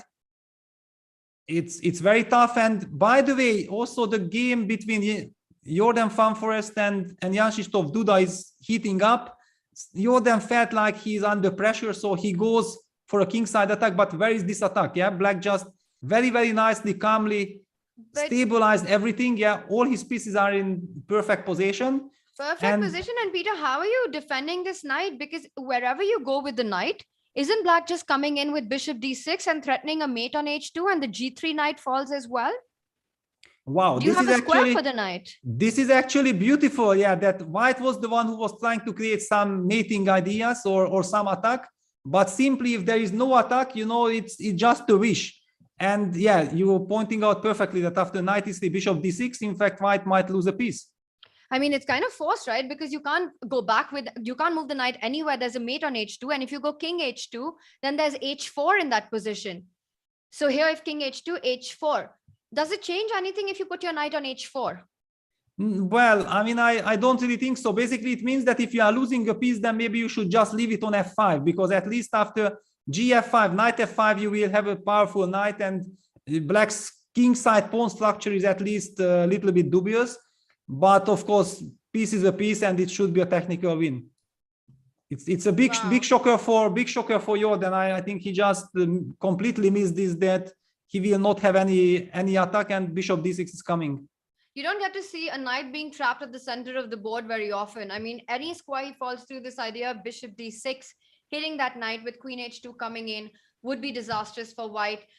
Peter, this looks like it's going to be a Duda game. Jordan, down to a minute on the clock as well. Let's quickly jump back to the Pragg board. Yeah, Prague's board is extremely sharp and intense. Liam opted for rook b1, bishop f6, bishop b5, trying to get that bishop back, queen b7, occupying the diagonal, rook bc1, b3, and now a very well-timed e4, bishop e4, queen takes b3. However, bishop h1 is played, settling queen g2 checkmate. This is crazy stuff.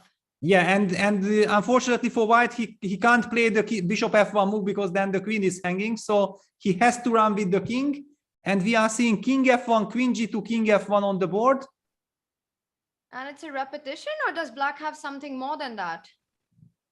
Wow, I mean, Peter, why was the move e4 important? When white sacrificed that pawn on e4, why was that crucial?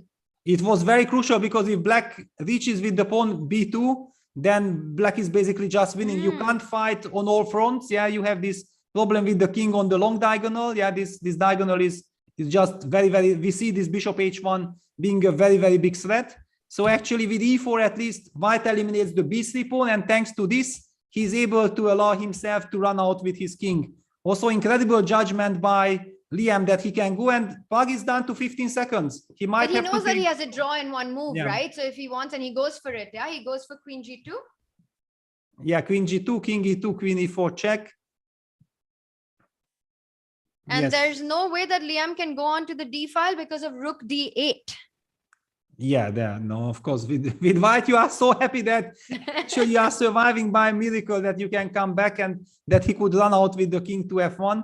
Maybe Pragg had missed that idea. I mean, it's so easy not to believe that white can escape, but maybe white can. All right, so the players continue repeating. It's one more time for Pragg. If he goes queen g2, it is game one over, down to 9 seconds. He needs to take a call, Yeah. and that is it. We've had a repetition. Well, Peter, I think both players should not be too displeased with the result. Pragg with the black pieces, a complicated opening, was not in too much trouble, and knight d7 giving up that exchange, eventually managed to find his counterplay. And also Liam, it could have gone very, very tricky for him with Pragg having those two bishops. Both players should be pleased with the result. I think Liam should be very happy, because it was a very scary position. I think he got caught in the opening. Pragg surprised him, and he's very happy that he survived this game. Maybe Pragg will feel that, there was something more in the position, but he was very short on time. However, we have this incredible action in the Shakhriyar Mamedyarov Eric Hansen game, so we can't concentrate on that game anymore. We have to look at this, because Eric actually has some tremendous initiative in the center, but you have to do something, because white is also threatening himself to go b6, b7. So black needs to create real problems, real trouble for white's king. And 1 minute versus 30 seconds, super, super tense situation. This is such a crazy position, right? Black has this extra piece and this big pawn center. No, black doesn't have an extra piece. I'm sorry. No. It's everything is equal. I mean, material is equal. It just looks completely crazy. I mean, the position looks like, you know, black has so much, yeah, because everything is in the center. And you just look at this construction, it looks so wonderful. But yeah, white has this pass pawn. Yeah, white is coming with b7. White also might be able to, yeah, now, for example, the bishop is hanging on c3, but Shakhriyar thinks that b7 is much more important. Look at this, takes b7. We might be seeing this. And now the e4 pawn becomes weak. So black will be probably forced to push e3 to break up white's pawn structure. Yeah, e3. And the big question, will there be some trick on the c4 square? Yeah, because rook e3, exactly. Wow, what is this? Because rook e3, bishop c4 would be the trick we have been talking about. But is there some contra trick here? Can you just go rook c1 and pin that bishop? Yeah, maybe you can just... I mean, just trying to find fight the bishop c4 idea as well. Yeah, no, I just realized that instead of rook takes c3, there was maybe queen b4, just a very simple move, queen b4, hitting the rook and threatening bishop c4, and also queen c8 runs into bishop c4. Maybe it was a winning chance for white all of a sudden. And we are getting a confirmation from Tad that this was quite an important moment. Queen b4 with the double attack of bishop c4, and that rook would have been actually probably game over for black, but now he went for rook c1, and we've had a couple more moves. Queen b2 hitting the rook, and Eric falls back with the queen. This, regardless of what the eval bar says, in this much time, anything can happen. Yeah, but now it's clear that black has a wonderful position. I mean, white's king is compromised. The dark square bishop is very strong. I mean, white is pinned along the first rank. He doesn't have coordination. I mean, Shakhriyar should have spotted this queen b4 trick, but he was too low on the clock. Yeah, 25 seconds in a crazy position. He was very happy to be able to eliminate this e3 pawn, but this wasn't the maximum that he could achieve. All right, so queen b1. So even though the material is balanced, simply black's position of the pieces, that rook and queen on the c file, the knight on d4, gives black a very comfortable position. But Peter, still some work to be done to actually convert this position. Yeah, that's for sure. But yeah, one really has the feeling that black will just checkmate white. Yeah, knight f5, probably rook e2 is kind of only move. Yeah, you need to try to trade this powerful rook on c2. But even after the trade of rooks, I mean, just one check like bishop e3 check and then some knight g3 check, it could very easily be made. Yeah, with connected with some e5, e4, opening up all the dark squares. So very, very scary. Rook d3 played. All right, so rook d3. And can black just simply continue with putting pressure with e4, open up? Yeah, e4, but rook d8 check. Yeah, that's the idea what Shakhriyar has. d8 and knight e3 perhaps. Rook d8, queen c2, knight e3. He goes for rook d5 instead. No, with rook d5, no. Okay, with rook d5 you can't survive for sure. I mean, look at this king. Yeah, everything is terrible. Black has incredible pieces, unbelievable harmony. It's a completely winning position for Eric now. I mean, Shakhriyar just completely, yeah, bishop h6, now threatening like bishop e3. That is such a nasty threat, getting the bishop into the attack, and the king won't have a good square because king h2, you've got queen c7, and king h1, there's knight g3 check. Yeah. I mean, okay, with this construction, just one check and white's king will be checkmated pretty soon. Then, Peter, maybe what you were saying, rook d8 had to be played to at least simplify the position. Yeah, no, it was absolutely clear. It had to be played. It was also very bad, but it had to. Yeah, now Shak takes on f5. He needs to eliminate this knight. And he at least wants to fight. But of course, okay, his exchange done and has the losing position. So I don't really see him surviving this. But okay, king h8. Yeah, it's a professional move. Maybe there are better moves, but now you just want to put the bishop back on g7, king h8, so no more checks, and then slowly you will convert because white actually can't move the knight. Then black will have rook c1. Yeah, that's also a big problem.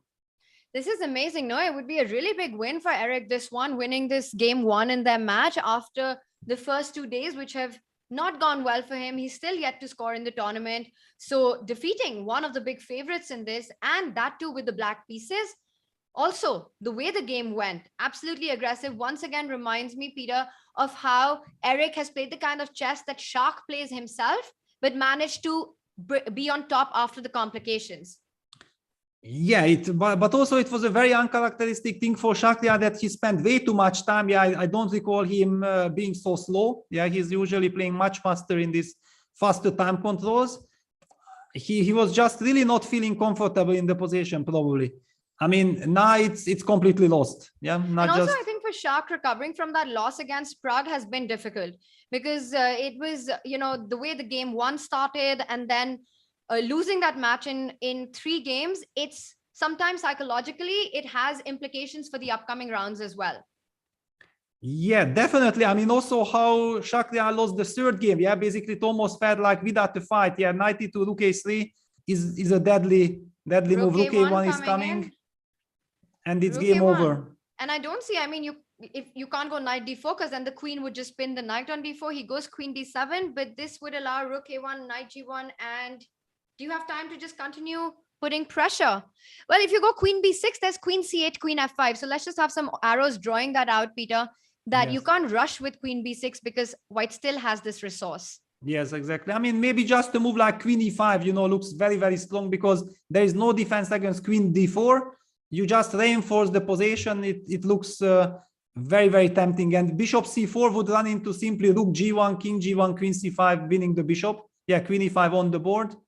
It's game over now.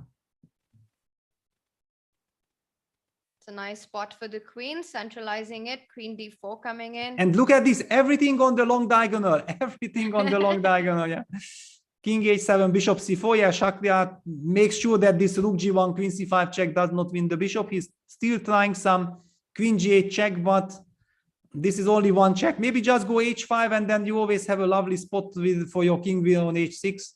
But maybe that's a better idea instead of trying to calculate whether queen d4 rushes wins on the spot or not. And yeah, he does it. He does it the professional way, as you were speaking, Peter. The move h5, clearing up a lift for the king on h6.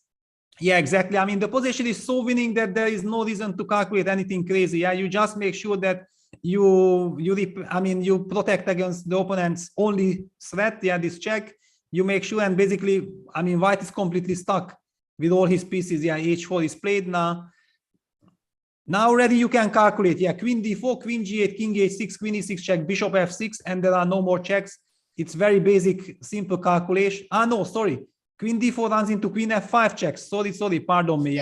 Still not. But after h4, can he start putting pressure on this pawn with a move like queen to f6? Yeah, you can do. I mean, you can play king h6. You can do whatever. I mean, maybe just put the king on. Just make a move. You have 13 seconds. All right, queen f6 on the board. Yeah, that's true. Yeah, queen f6, g3. But now at least white. Okay, of course, white is completely lost. But at least time to push the e pawn now. No, he goes queen e5, hitting g3, and there we have some close-up shots of the players G2 from our studio. The only way to defend the g3 pawn, the king marches up. Well, now if you give me one more move to play knight e2, I might say that, at least knowing that it's playing on few seconds. Yeah, f4 is nice. Yeah, you break the structure. Eric looks like he's completely in control of the position. Yeah, he's not rushed it with moves like h5, queen e5. He sort of kept his nerves under control and he's slowly outplaying white. Well, I mean, okay, white was completely outplayed. White was completely lost. So actually, Shakhriyar is also putting heroic efforts, to hang in there and force his opponent down to 10 seconds and then maybe hope for a miracle. But Eric seems to be confident enough not to give any chances. So queen e6, he does have one more check and then you just block it with the bishop. Yes, queen e6 check, then just bishop f6. Yeah, that's a dream scenario. So bishop e2 protecting against bishop g4 threat.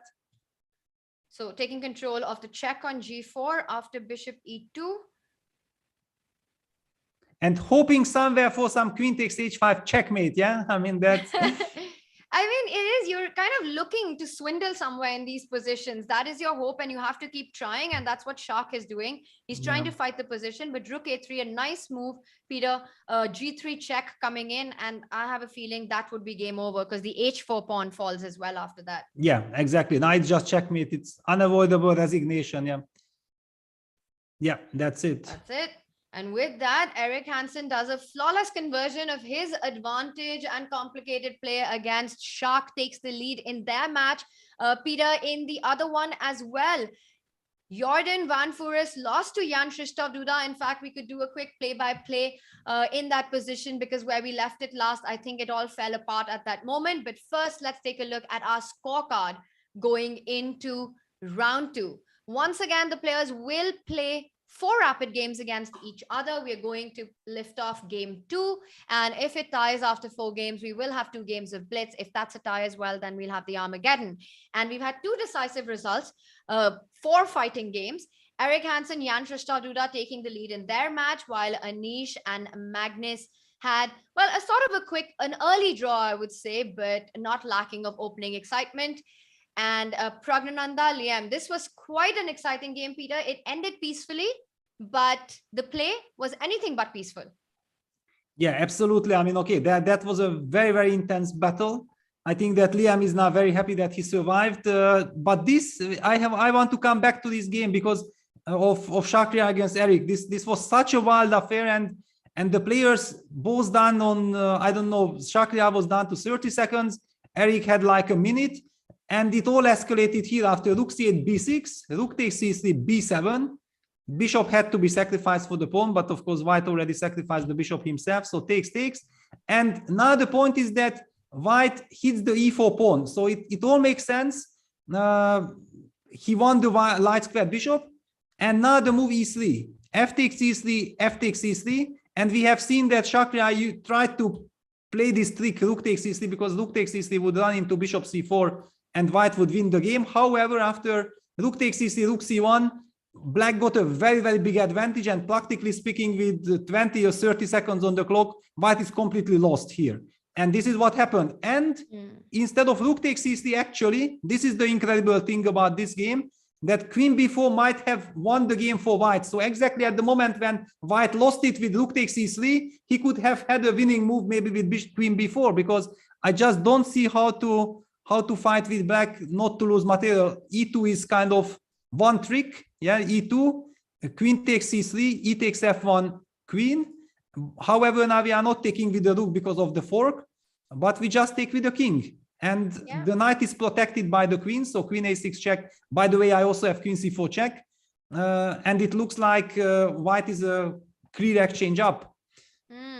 And after queen b4, I just don't see, because the rook is hanging. Yeah, I'm settling, and I'm settling with bishop c4. Yeah.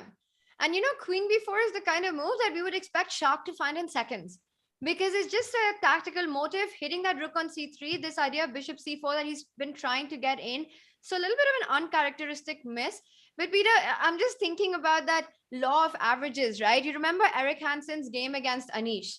That moment where he could have actually won the game with the move queen a8, but it was exactly in that moment that he went queen c7 and lost on the spot. And similarly, in this position as well, you know, Shah had this one turnaround moment, but he missed it.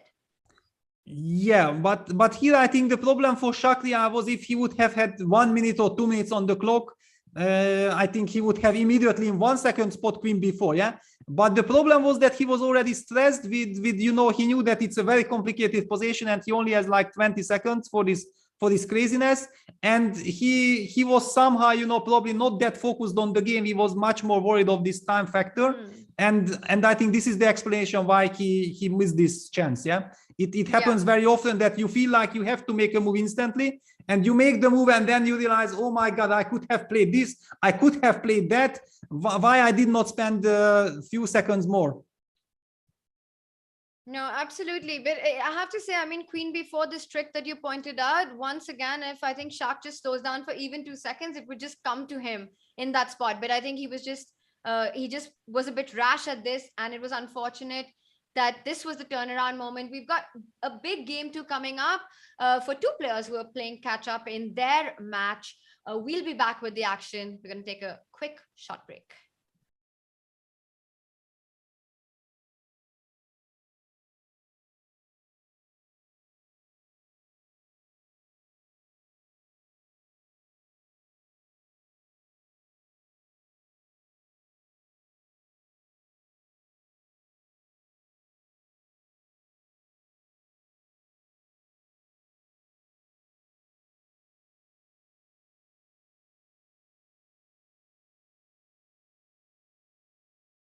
This short introduction to the Roy Lopez. So the Roy Lopez is a chess opening that appears after the move e4. Black replies e5. We play knight f3. Black replies knight c6. And now bishop to b5. This is the Roy Lopez. We intend to castle next, and we are building some initiative in the center later on by playing the move c3 and hopefully d4. It's a very solid and reliable opening. It has been played by basically all the world champions throughout the history of chess. It has been around for hundreds of years. And it can definitely last you a lifetime once you learn it. So I really recommend you all to try out the Roy Lopez. This is John. John loves to study chess. This is David. David loves to study chess as well, but efficiently. John spends more time setting up the board and figuring out what's on the page of his book than he gets to study. David likes to take it easy and use his time wisely.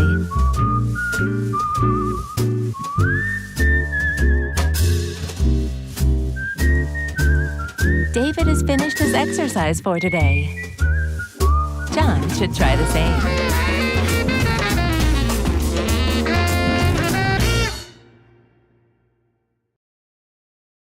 Welcome everybody. My name is Jan-Krzysztof, former world chess champion. Are starting a new course here for Chessable. A very special Chessable course. Master your chess with Judit Polgar. You know what? I learned a lot.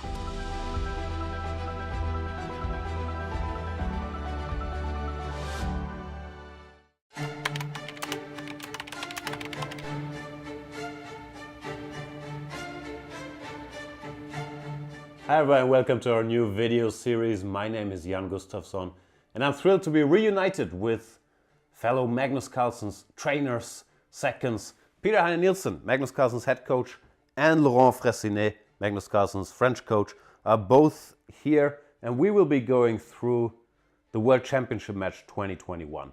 Our experiences with it, the games, what we prepared, where we felt things went well, where we felt things didn't go well. Peter, we have different perspectives because we were in different locations. Very much. I'm looking forward to talking to you guys about it because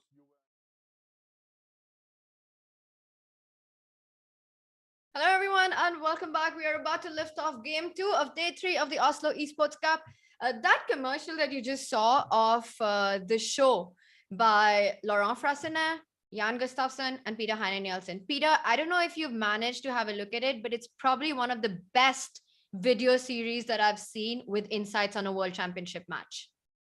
Well, definitely. I mean, I see the pictures. I can imagine, I know them very well. I know that they are doing this fantastically.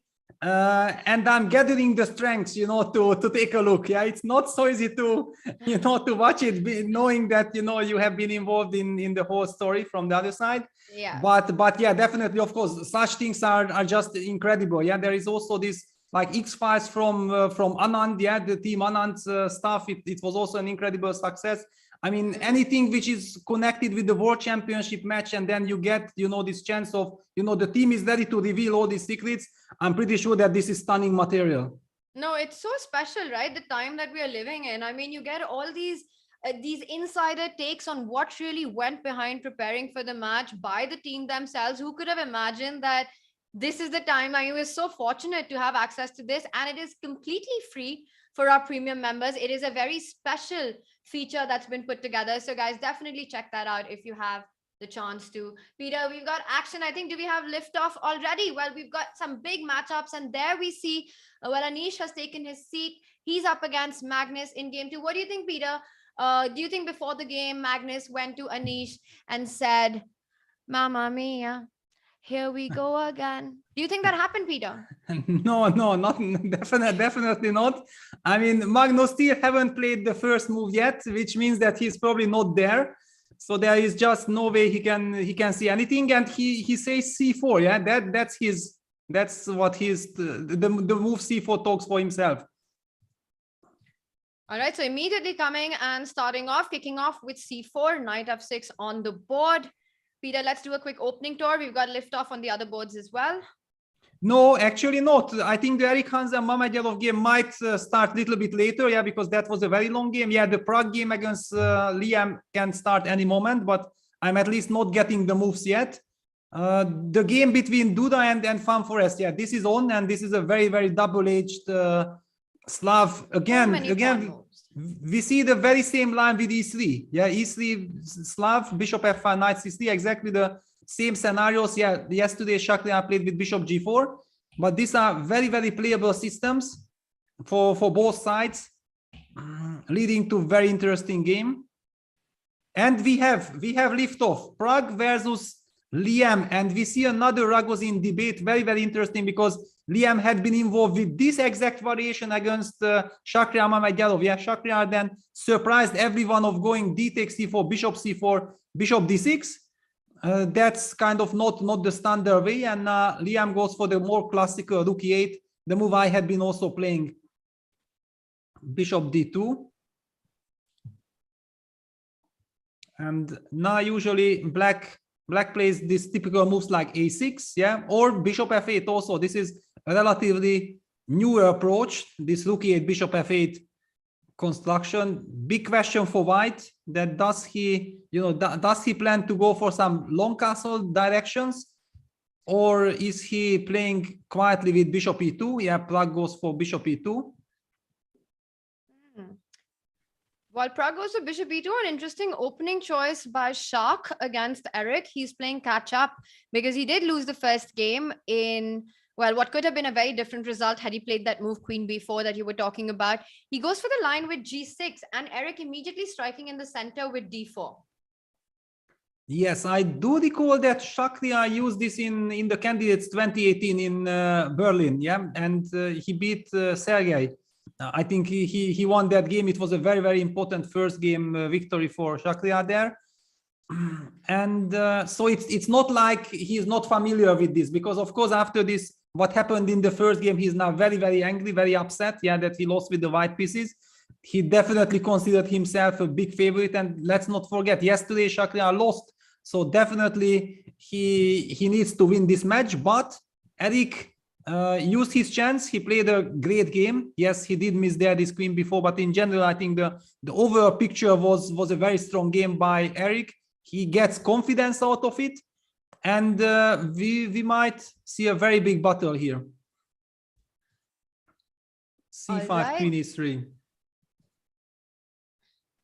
Well, longside castling by Black. And Peter, generally in these positions, does White also mimic Black with the longside castle, or is there going to be an opposite side castling battle in this one? Yeah, that's a very, very big question. I mean, it depends on which mood White is. Basically, it doesn't matter which castle you take, the position is very strategical, but going long castle is more natural here, yeah, and then you want to advance your kingside pawns, yeah, maybe F4, G4. And if you castle short, it's much more difficult to do that.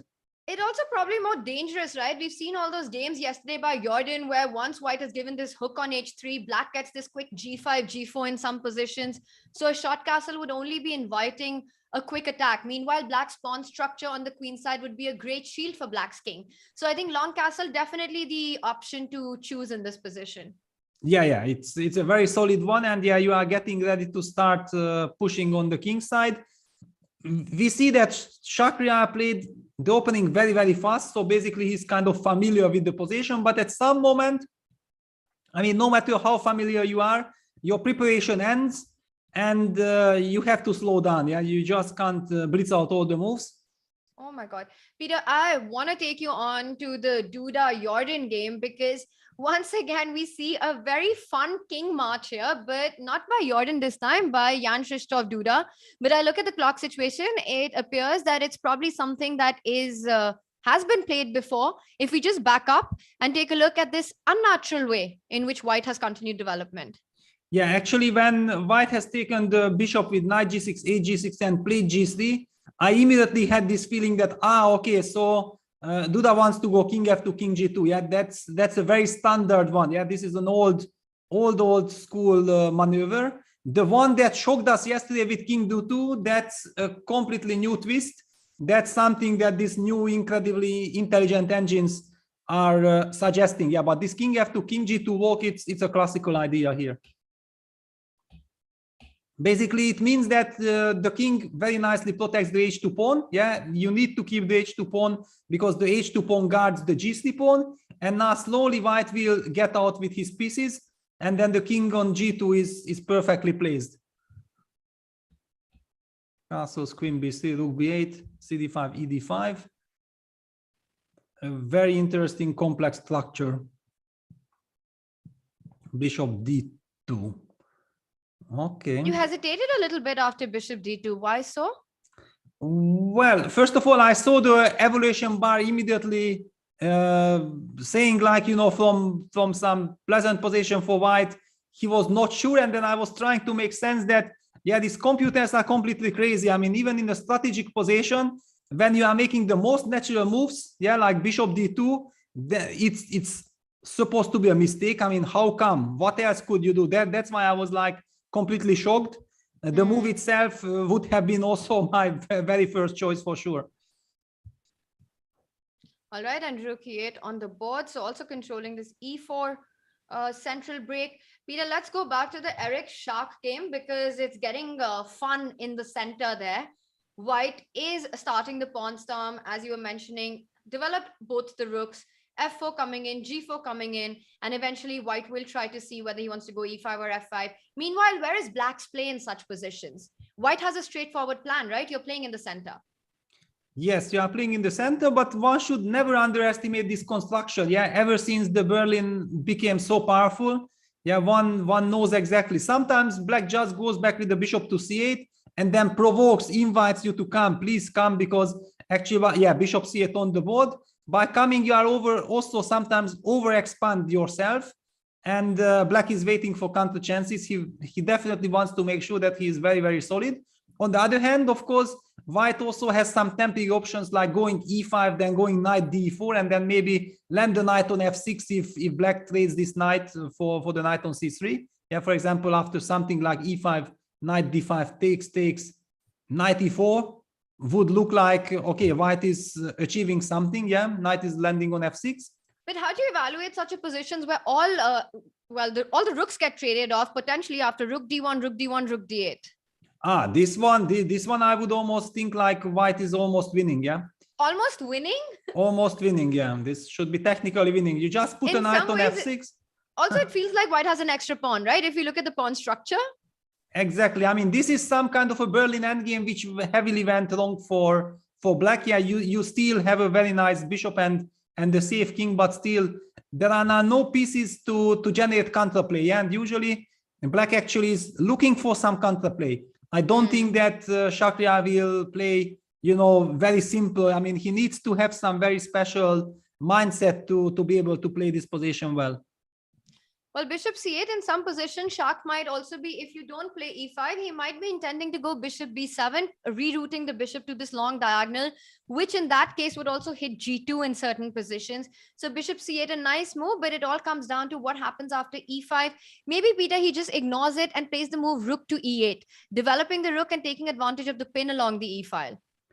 Yeah, that's true, but still, I mean, the question will have to be answered. Yeah, for example, I play the move queen f2. I'm hitting the knight, and okay, if you play knight d5, then it did not really matter. In fact, I'm very happy with my queen f2. Yeah, so it just feels like it's easier to play with white in this position currently. Well, that's what we are assuming, but look at this. Shakhriyar is blitzing out all his moves, and Eric is the one who is thinking. So who is more comfortable? I don't know. But definitely, without knowing the details, it looks like white should be somewhat better for sure. With Shah, I think he also has to be really careful to not go on tilt from what happened in the previous game and to blitz out because he knows what he's doing, and not to just blitz out because he wants to just play fast. Exactly. Yeah, this is very, very important. Yeah, finally e5 is played, and look at this immediately. Evaluation bar says no. E5 wasn't the way to go. What is Peter talking about? And e5, knight d5 is on the board. We might be seeing this knight d5, rook d5, knight e4. And to my mind, the question was that if after knight e4 you will be able to play bishop b7 or not, because you will hit the pawn on g2. Yeah, it's all logical. And I think that bishop b7 was kind of the question. Yeah. So knight e4 on the board, and you're mentioning bishop b7 here. So you it's not a good idea for black to trade all the rooks because white goes into this queen and knight. He goes for your idea with bishop b7, as in those positions, white just has a better pawn structure, the better knight. So you want to keep as many pieces on the board. Peter, this is a slow fight, a slow grind. We'll come back to this. Let's jump over to the Jan-Krzysztof Ruda Jordan board. Exciting stuff going on there. Again, just a very special pawn structure, and black has gone for g5, g6, pushed his own pawns in front of the king. And very often, you know, it confuses us. What is the point of making such moves? So I want to ask you to just maybe go back a couple of moves and explain this approach by black to place his own pawns on g5, g6. I think it's very, very logical. I think it will be also very nice to explain white's moves. Yeah, so white actually marched with his king to g2. Yeah, solved those problems. Now black castled because the rook was doing nothing on h8. Rook e8, white plays rook d1. White plays with a lot of patience and is looking to get perfect harmony. Yeah, because after all, he has the two bishops and he has a very, very mobile pawn structure. And this explains, I think, the next couple of moves. Yeah, that black plays b5. He wants to create some kind of dynamic. Maybe he's implying that maybe I will use knight b6, knight c4 idea. Then white sidestep this with bishop c1. Already says, you know what? I'm already removing my bishop to c1. Do you still consider going knight b6, knight c4? It doesn't really do me harm. Then Jordan suddenly moved on the other side of the board with g5. He's trying to break white's construction with g4, because if you eliminate the soul of white's position, the f3 pawn, then of course black will have everything under control. So white has to play the move g4. And now we already see how this pawn structure is actually rising. Wow, black, h4 on the board. All right. Yeah, so black now goes knight f8. Yeah, this is typical that you want to regroup the knight to e6. White develops the bishop, knight e6, bishop b1. Black plays g6, knight already all made sense. And for me also, the very first question was that what will happen here with h4? Because this is like the logical follow-up of everything that white has done. Look at white's harmony. Everything is perfect. If I was black, the first thing that would happen to me is my heartbeat would go really high after h4 on the board. Really, yeah? so nervous. Yeah, I mean I'm nervous myself, you know. I know what it means. Yeah, yeah. So h4, let's try and look at some options. Peter, how does black react? Do you just ignore it, or giving white the option to potentially go h5, or do you take the pawn on h4 and g takes h4, rook takes h4, and hope that after rook h1 you have something like king g7? Yeah, well, it's a very tough spot. Okay, queen d7 is kind of a very human, natural move, because somehow you are trying to maybe make a sacrifice on g4 work. Yeah, like knight g4, fg4, and then maybe even knight f4 check, ef4, queen g4, and suddenly you get access to white's king. It does not seem to work at the moment, but just in case, yeah, for example, if now white takes on g5, then after knight g5 already white will be faced with all kinds of sacrifices. Yeah, the queen is perfect on d7, but it also somehow invites the move that you mentioned, that maybe actually white can also switch to this h5 plan and try to use the light squares, but how to do it? I mean, after h5, that bishop on b1 could become a monster. Yeah, but for example, after h5, g takes h5, you don't really want to take gh, yeah, because then I'm trying to see if queen c2 works, or is it just completely crazy? Queen c2 with idea after h takes g4, I'll go rook h6, but maybe you'll just go h4. Yeah, I probably close everything. Duda opted for queen c2 immediately. I mean, a very natural choice. That's nice, Peter, because you keep your options alive. Now, let's just say if black plays a no move like a5, then suddenly h5 becomes a reality, because after g takes h5, there's rook h5. These ideas, I don't know if it's working or not, but at least it's a potential idea with queen h7 check. Yes, this is also one thing, yeah, that this diagonal, but also the very simple but maybe very effective queen f2 is also a big threat. Yeah, because then you are guarding all these sacrifices, and after queen f2, you are actually just threatening to take on h5 and then play queen h4, and you are coming with the queen and you are keeping all the structure intact. Also, I mean, this queen c2 is a very nice move. Multi-purpose move. The queen was doing nothing on b3. The action is on the king side, so you have to bring back that. That was the only piece not participating. with so much going on this game and these crazy pawn moves, we've completely forgotten about all the other action. Let's quickly go back to Magnus's board against Anish and get an update on that. Yeah, well, I mean, I kept an eye on this game, but yes, it's a heavyweight clash. A lot of very interesting strategic ideas being played, but I don't feel like we missed out on any big action. It's a standard kind of mainline theory in this English opening. Takes bishop g2, bishop c5. Also, again, the Grishuk variation. He was the one who invented this against Elyanov in 2017 in Geneva Grand Prix, FIDE Grand Prix, I think. That was kind of a shock that black can play like this. This is like an accelerated dragon reversed stuff, where actually Grishuk is also a big expert from the white side, which is now black. So it kind of made perfect sense that he felt all these nuances of the position, that actually even with the tempo done, you can play it, because now black is not fighting for an advantage. Black just wants to equalize. D3, H6, lot of finesses. I'm again not an expert. I just know some basic games. Yeah, that takes. Bishop D2 is some kind of a standard reaction. The white wants to put bishop on C3, also then targeting this queen on D5. Yeah, because the knight on F3, bishop G2 pin is kind of a problem. Then already knight takes E5 would be a threat. So black has to watch out how to shuffle the pieces. Yeah, black goes rook D8, bishop C3, queen E6. So black sidesteps with the queen. Yeah, it's not so comfortable because the bishop is not developed yet from C8. On the other hand, black has a very, very solid construction.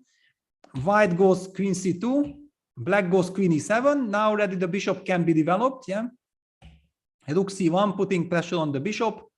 Bishop B6, A3, knight D4, using the momentum. Yeah, bishop protects the pawn. Yeah, very important. So takes, and bishop b5. I like this, and that's why I see that it was some high-level maneuvering phase, because this bishop b4, bishop c5 is kind of a very, very nice idea. I'm loving it. And c6, b4, bishop e6, queen b2 on the board, or did some? Yeah, this is the current position. Magnus, by the way, 6 minutes up on the clock. Yeah, so it almost feels like very unwell, no, Peter, today. I mean, you look at him on the screen, and we also saw that yesterday, but I think he's still really under the weather. Will be interesting to hear what he says. Yeah, maybe something is wrong, but I mean, looking at his moves, I feel like Magnus is in a good shape. Yeah, if I don't look at his camera, from his moves, I'm getting that he's absolutely fine. I mean, you know, you're doing something right in your life if even when you're sick, Peter thinks you're in good shape. Yeah, it look. By the way, I wanted to highlight one very nice trick. Yeah, the move queen b2. Magnus in good shape or bad shape set up a wonderful strategical trap. Play the move bishop d5, and white will shock you with e2, e4 because of the pin. Yeah, and white gets the strategically winning position immediately, because the whole point of this pawn on d4 is that you kind of block the e pawn. Yeah, but if white can jump with his pawn to e4, it's strategically winning. So of course Anish sidestep with queen h5, bishop That's f6. a really nice trap. Yeah, bishop d5, e4, and it's so easy to fall for that stuff. Yeah, because okay, if not for queen b2, yeah, we would be talking that black's next move is bishop d5. It's a wonderful move, and only black can be better because there will be more pressure on e2 than on the queen side. But queen b2 and already e4, you always have to watch out for nuances. So e2 is the biggest weakness in white's position, and black has to make sure white is not able to get rid of that weakness. Peter, bishop f3 played, and the light squared bishops were traded off. Rook c4 continues to put pressure on the d4 pawn, but it still can't be captured. Yes, but again, I mean, what is maybe the strategical threat in this position? Oh, I see it. Maybe we should ask chat now, Peter. This is a good question. Exactly. Chat, here's a little test by Peter. If it's white to play, what move would you make with white here? A strategical move, yeah. So don't look. Strategical move, yeah. Don't look for tactics.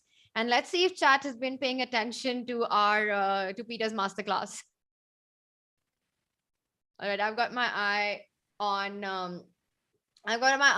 You can tell us on Chess24 or on Twitch or on YouTube.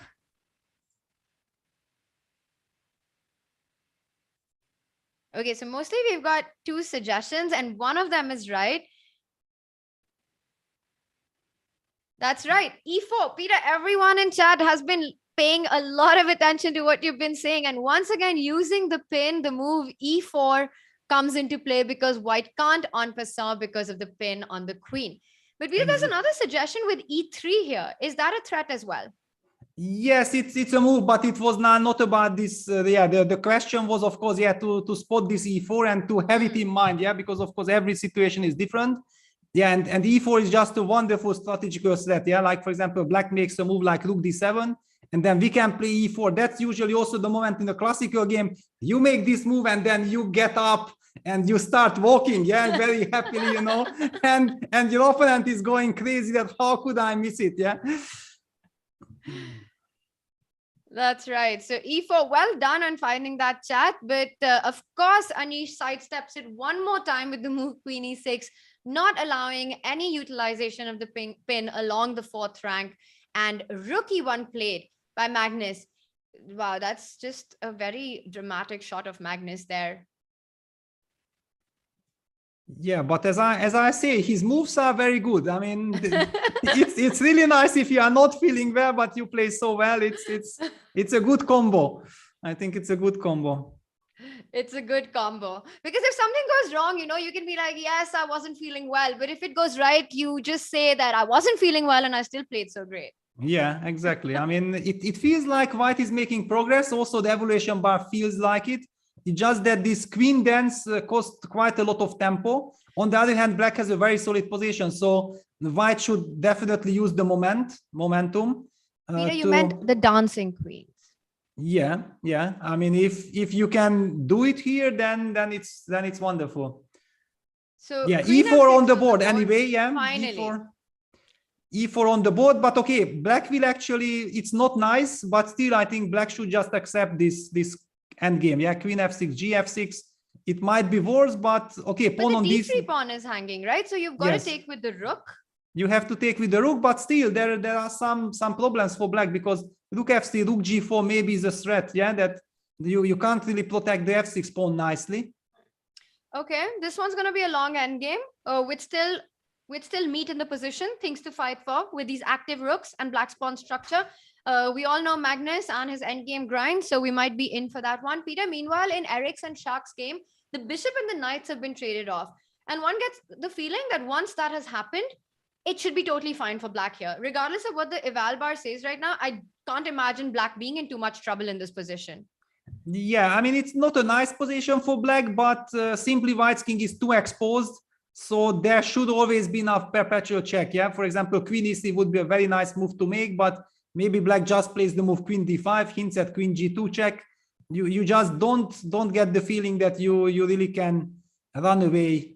The reason why I was a little bit hesitant before suggesting queen d5, that knowing Shah, maybe he even considers a move like queen b2, but I just don't feel that there is any need to leave the center. Then white might play queen d2, and it just backfires. I mean, of course, the move is queen d5, and black should hold. I mean, okay, it's not a dream scenario, yeah, but because Shakhriyar, I think, is so angry after the game, what happened in the previous game, that he isn't so happy drawing, but it's nice, to calm himself down.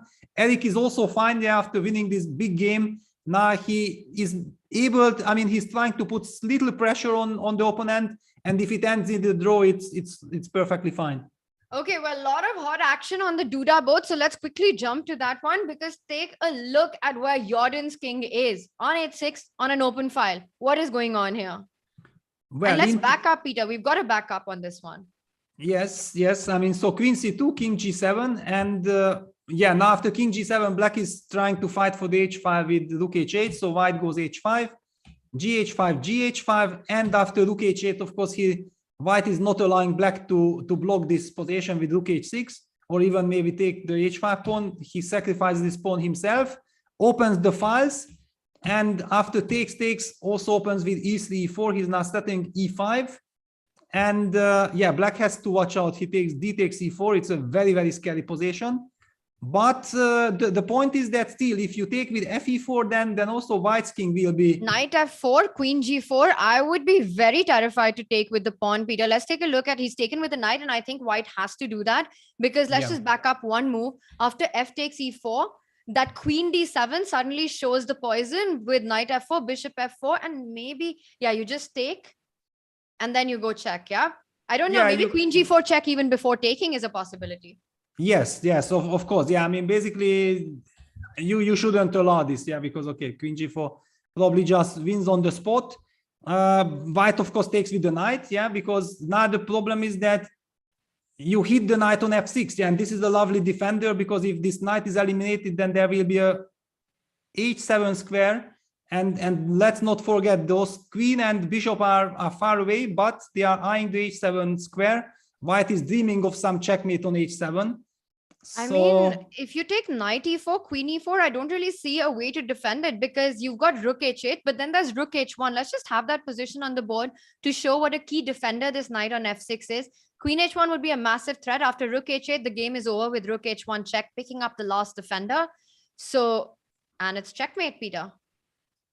Exactly, this is checkmate, and that's why Jordan plays the move king g7. Yeah, it's a very, very nice move, because yeah, the black king needs to run away. I mean, this h6 square was just terrible square, and after knight takes f6, king takes f6, queen f5 check, he just keeps on moving away with the king. I don't know exactly where, to e7 or to g7. You know, this is such a crazy position. Black has an extra pawn, but look at white's pieces. Super scary for black here. Both kings are, well, in their own ways exposed. If you had to pick a color or pick a side to play with, would you be more comfortable playing white or black in this position? Well, I think whoever moves here has the upper hand, yeah? So if you give me one more move with black, then I would be happy with black. But of course, if it's white to move like in the game, yeah, knight takes f6, king f6, queen f5 is not yet on the board. It's not but you can yet. At least go queen f5, king e7 and pick up the g5 pawn. Yes, of course. This is very, very natural. Maybe actually after queen f5 check. But what's the difference? Actually, I don't see the big defense for black. I mean, after queen f5, if you go king g7, then white can also go rook h1 and make things. But there's knight f4. No, knight f4. Yeah, knight f4. But I mean, just if you take bishop takes g5. Maybe knight f4 anyway. Knight f4 anyway. Yeah, bishop takes f4, queen f5, and this is how you actually get out of it. Yeah, so very, very important to go to g7, not to e7, because then bishop takes g5 is a check. Yeah, then you don't have this knight f4. Okay, question. After bishop g5, can black get tricky with a move like rook g8? Yeah, but also after king g7, maybe we can first include a check on h7. But okay, yeah, I'm happy to go king f6. Yeah, or king f. Yeah, it's just a very, very complicated position. Well, if king f6, then I play queen h6, and I kind of force you into this king e7 position. Yeah, queen f5 on the board. It's such a mess. I really feel like, you have to play the game and be 200% concentrated to understand how you are supposed to be protecting this position. And of course, the players have no idea what the objective evaluation of the position is, right? It's an absolute mess for them. And look at this. Jordan voluntarily goes king e7. So that's the square he picked. And immediately Duda picking up the pawn on g5 with a check. And I mean, this looks like Jordan has f6. This is the only defense, because actually you just give away the f6 pawn and then you run with the king d8, king c7. And if you evacuate your king, then in fact everything is more or less under control.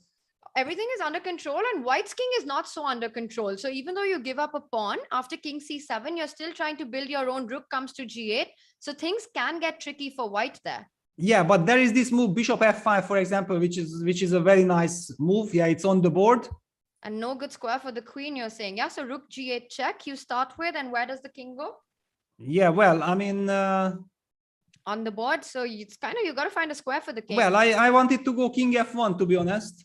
Yeah, king f1. I really want to try and keep the queens on the board, but I don't see a square for the queen. Yeah, you probably have to play queen g7. But that would just trade them off. Yeah, it's impossible to keep the queens on the board.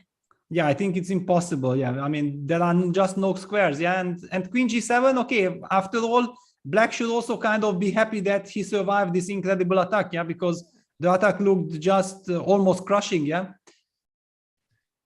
And okay, yes, white is better, white is pawn up, but there are some drawing chances. Or does black have some incredible move? I Queen think this line, d8. queen d8. Okay. I mean, Yeah, with the maybe same actually idea. queen d8 is even smarter, because after queen d8 you take with the rook and you start targeting the d4 pawn. Yeah, that's a very and bishop e4 runs into bishop f4. This is key to take away the c1 square, because otherwise the rook c1 was always a problem. Very nice. And maybe this explains the eval bar saying that both sides are doing fine. This very forcing line that we have just witnessed. So queen d8, the dust seems to be settling on this one. Peter, we haven't had an update for a really long time on the Pragg board. Can we just jump to that, because it's still full of pieces and full of action? Yeah, it's a very complicated position. The last move, knight f3 to g5, actually shows that Pragg is up to some kind of sacrifices. Yeah, let's not forget that this queen on c2, bishop d3, eyeing the knight on g6. Yeah, so for example, provoking some h6, which probably will be met immediately by knight takes f7. And after king takes f7, maybe the move knight g5 check comes to mind. Yeah, because opening up the diagonal h5, bishop g6 is kind of winning for white. So lot of tactics here. Black opted for bishop e7, trying to keep those pawns intact so that the knight on g6 is very, well protected. So you don't want to push either of the two pawns, f7 or h7, but you still want to put pressure on the g5 knight. All right, so a rich position. Peter, action heating up on the Magnus board with Anish down to just, I think, less than 30 seconds on the clock. So if you just quickly jump to that endgame, to me, it appears like this is a very big candidate for a potential Magnus grind. White's rook is more active. It seems like that queenside structure that black has with that b7 weakness is going to tie down Anish's rook. The kingside pawns, always weak. Is this a real chance for white? Yeah, it looks awful for black. For example, black has to watch out for a5, a6 break. So black will have to play the even more ugly a6 move, because he can't allow a6 break. So a6 played, king f4, f6. Black is trying to set up some kind of a fortress. It's a catastrophic position. It's a total catastrophe, but still there are hopes for black to hold it. These are the positions that actually also drive the white player completely crazy, that, okay, I deserve to win this game because it's such a big advantage, but how do I break it? Yeah, and breaking it's not easy. That's the whole question. You've got your pawns on the right square, your rook on the b4, which, as Magnus would like to say, is a super trooper in this position. But what's next? Where is the break coming from? Black has got control on the king side currently. Peter, where can white try? What is the plan that comes to your mind in this rook pawn endgame? Well, finally white will have to break with g4 or with e4. Yeah, it depends. Somehow e4 is very unlikely, and also then it would weaken the d4 pawn. Yeah, Magnus is playing king to e2. Going with the king all the way to the king side, to the queen side, also doesn't seem to be very effective. Maybe something like rook f1, rook f4, and then, for example, king f3, and then get h3, g4 going. Yeah, because if you trade everything and you start moving in the center, it's still a chance. But also one gets the feeling that as white, you don't want to spoil anything. Yeah, you just want to keep on, showing some, like shadow boxing, like you are pretending to do something, force your opponent to burn the clock. Yeah, because he's confronted with all this, that how do I set up the best defenses? And you strike with white at the moment when you feel your opponent is most vulnerable. All right, so Magnus keeping all his cards well intact right now, not showing whether he's going for the e4 or the g4 break, just improving his position. But at some point, he will have to try to create something. Peter, do you want to just jump over to the Pragg board? Because I feel that position is a lot more exciting and fun right now. Yeah, well, also knowing that, yeah, Pragg and Liam are playing this two incredible fighters. Pragg is with the initiative, and Liam is trying to hold, with some precise play. He played after h4, he played the move bishop c8, and Pragg went knight g3. Wow, it's so basically he protected the knight. He's also setting some h5. He's setting some sacrifice on h7, and Liam calmly playing the move bishop d7. Does he really have time for this? Well, at least he's saying after h5, I can take bishop g5 because he defends that rook on e8. Exactly. Yeah, that's the whole point. Yeah, the bishop on d7 protects the rook. Yeah, it's the key idea. Knight f5 played. How to hold things together? It's very big Right? question. Because white just feels like he's coming with the entire army towards the king.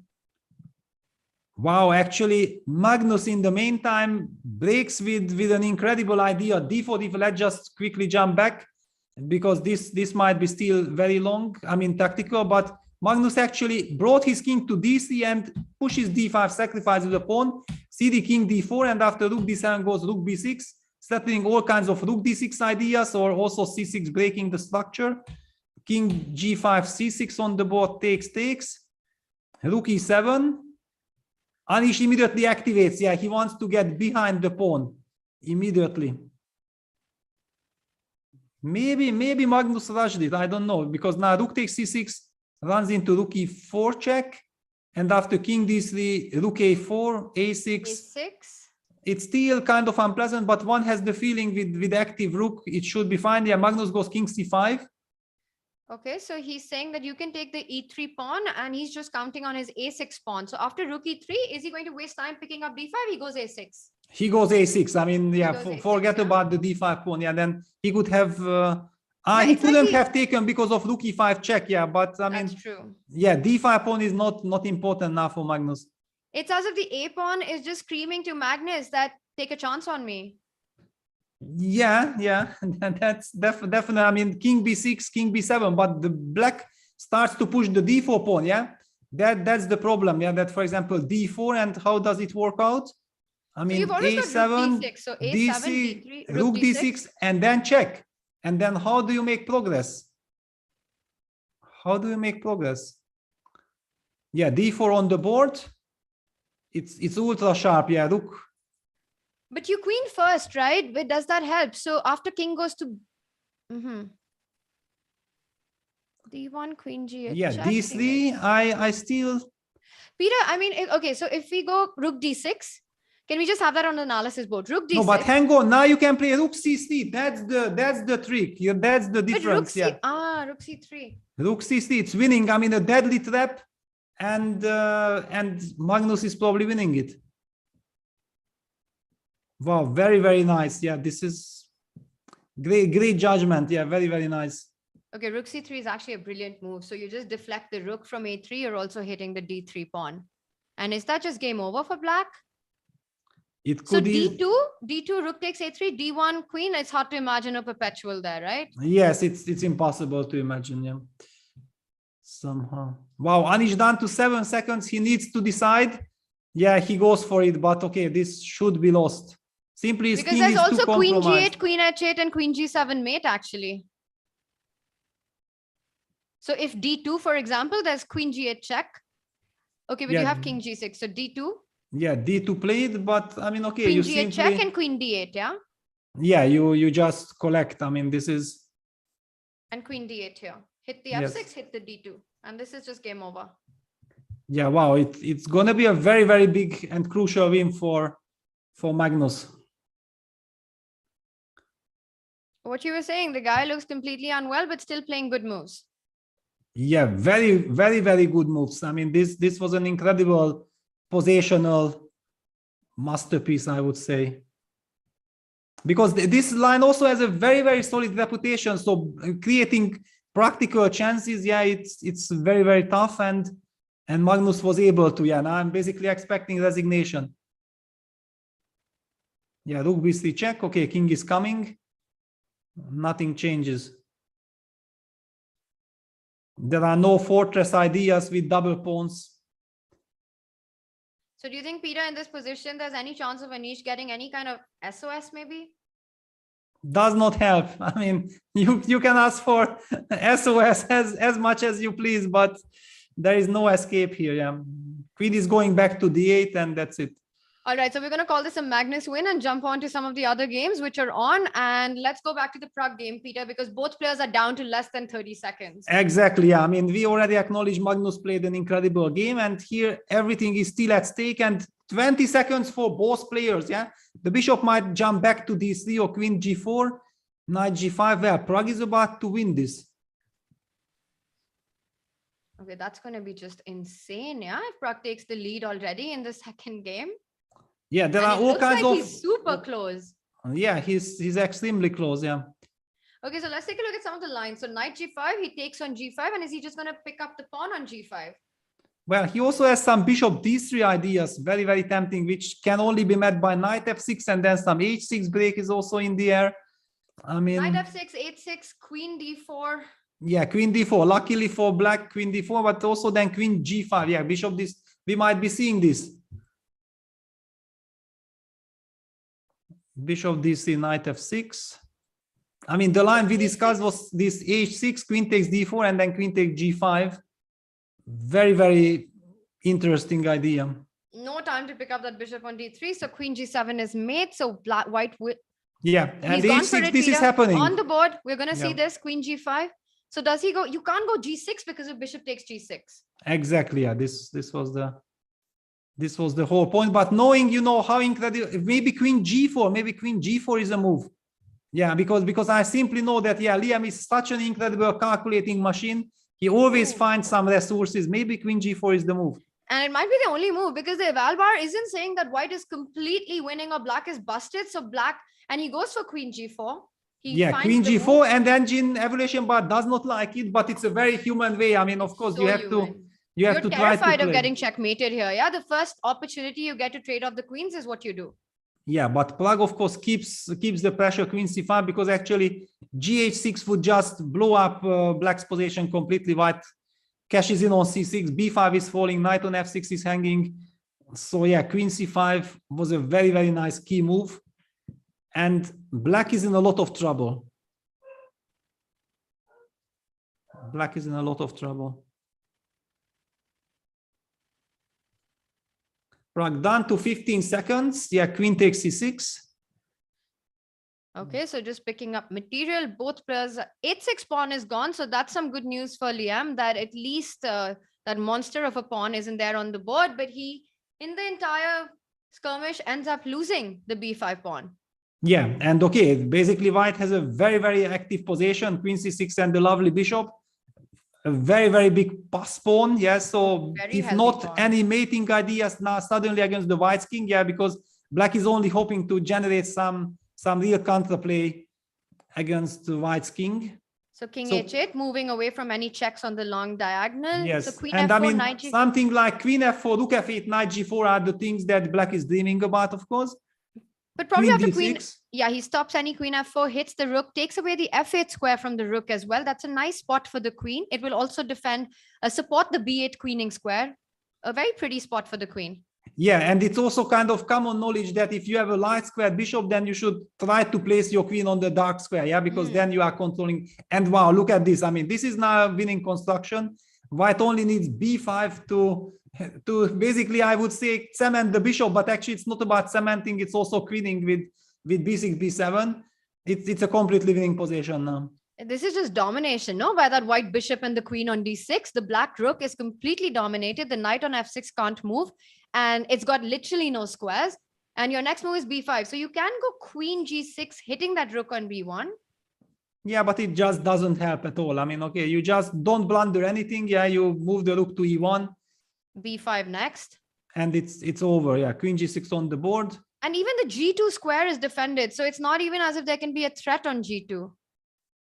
Yes, And no, b5. I mean, And that's it. there so is just still no threat. No threat at all in the position. Maybe b6 is possible, but he doesn't need to rush with it, yeah? Yeah, I mean, feeling-wise, why to rush? But if it's winning, it's tempting, yeah? But But you I'm have... not even sure if it's winning because there's rook into c6. Queen d3, very professional. You want to just trade off the only active piece in black's position. Yeah, of course. I mean, okay, you just trade because this bishop is completely dominating the knight. And when you also have like 20 seconds on the clock, you just want to keep things simple, yeah? Liam, in fact, goes for this rook c6, bc, queen c6, but this is just hopelessly lost construction. I mean, white will put the queen on f5 to start with, I believe. settling rook d8, forcing black to go passive. Yeah, queen f5 on the board. Black will go queen c7, and then okay, you just start improving your position slowly. And I mean, black doesn't have any moves in this construction. All right, so Pragg is an exchange up. It looks like he's going to take the lead in this match. Peter, an absolutely crazy position on the Eric Shah board, another time scramble, because this is pretty clear in the evaluation. Should we jump to that? Yeah, it's completely out of control. Yeah, both players done on seconds, and a3. I would say Eric in a big trouble. Maybe he just overpushed. He overpushed because okay, now if queen takes a3, runs into queen d4 check. Black eliminates the f6 pawn, and then he's actually pawn up, and should be technically winning. And if you don't, yeah, okay, he took on a3. If you push f7, then after a2, f8 queen, we might get 4 queens on the board. But actually, black's king on b7 is so safe, you can't even give a single check, and it's clear that white's king will be checkmated. So we see all this action happening. King g3 played, so trying to keep the queens on the board for any kind of chances. That's what he needs to do. Queen e4, queen h7 is the current threat. Yes, it's still very difficult to convert it, of course, from black side, but I mean, down to playing on seconds, this is not going to be an easy task. Yeah, because now this h7 pawn is kind of hanging, so you okay, maybe you can, but you definitely don't want to give this pawn. And now if you push h6, then already white comes with king h5 targeting this pawn, and then maybe you go b5, and yeah, but then h4 and the g5 is also coming. I mean, it feels like it should be enough counterplay. Yeah, Shakhriyar plays queen d5, stopping king h5 and stopping queen e4. It's a nice move. Very nice move. We always see in these games, Peter, the importance of centralizing the queen. We've seen this theme across all games. You know, where do you put your queen? Center of the board. Yeah, if you have the chance, of course, it makes a lot of sense. Yeah, because it covers the most squares. Queen e7, queen d3. Another lovely b5. Yeah, another lovely square, because you keep an eye on the e4 square, you protect the pawn on h7, and you are getting ready with b5, and it seems like that's it. I mean, if you start now pushing, so white wants to go queen f5. After b5, white wants to go queen f5, but then you queen can f5, trade and you king can trade c6. and get your king, right? Yeah, I don't think you're on time for a queen trade. And Eric there shaking his head. He knows that this is not going to end well for him, because the problem is that white's king is coming in the way of his own pawns. He's not able to push those pawns further, while black has a free hand on the queen side. Yeah, but now also for Shakhriyar, a scary moment. He's down to 5 and he pushes c5. Wow, I mean, interesting. Yeah, queen f5 is played, but now black can actually trade and go king c6, because maybe king g5. Is he counting on king g5? Yeah, but I saw like thanks to this h7 pawn, you can't play king g6. Yeah, this g6 square is not available for your king. King g5, and you just go c4. Yeah, you just go c4, and if f6, then king d7. Okay, king h6. Yeah, and okay, I thought like this should be, but I mean, I can also start with king. I mean, it just looks like I'm just much faster. Okay. C4, f6, maybe you just go c3 and you just give a check. And I think that's the point, Peter. And queen c5 check, he will be able to trade the queens. You have to go king h4 or king g4. You can't hide. Can you not hide with king g4 or king h4? Yeah, apparently not. Apparently not is the way to go, yeah, because yeah, there is some check which I think trades the queen immediately. Yes, in long terms, king g4, there's queen g1, queen d4, queen c5, yeah, or queen c4. Wait, queen c4, king g3. I thought queen g1 was the way to go. Yeah, but still, I mean, okay, king g3, queen c3 check. I mean, if there is no immediate queen trade, then actually, okay, it's the game is still on. I mean, it will be some 100 moves torture, but it's not a simple win. So the point is that white can't come over to the 5th rank because queen c5 forces a queen trade, and black just needs to trade queens to wrap up this game. And it looks like white's king is escaping any kind of forced trade that was there, Peter, because we did see the eval bar seem to imply that there was a forcing queen trade, but not anymore. Yeah, but it wasn't trivial. I mean, I also was I saw the evaluation bar and I was trying to find that check, yeah, but I was also not able to spot it. Somehow I felt like, somewhere this queen d6 check would have been the decisive move, but I didn't see how I get there. But it was there, right, Peter? We saw this idea that I was mentioning with queen g1, queen d4, and queen c5. It was just a forcing trade. Maybe on the analysis board, if you just go back to that moment with c1, we've got the live board on already. Oh, by the way, it's happened again. It's anyway. So the game is a wrap.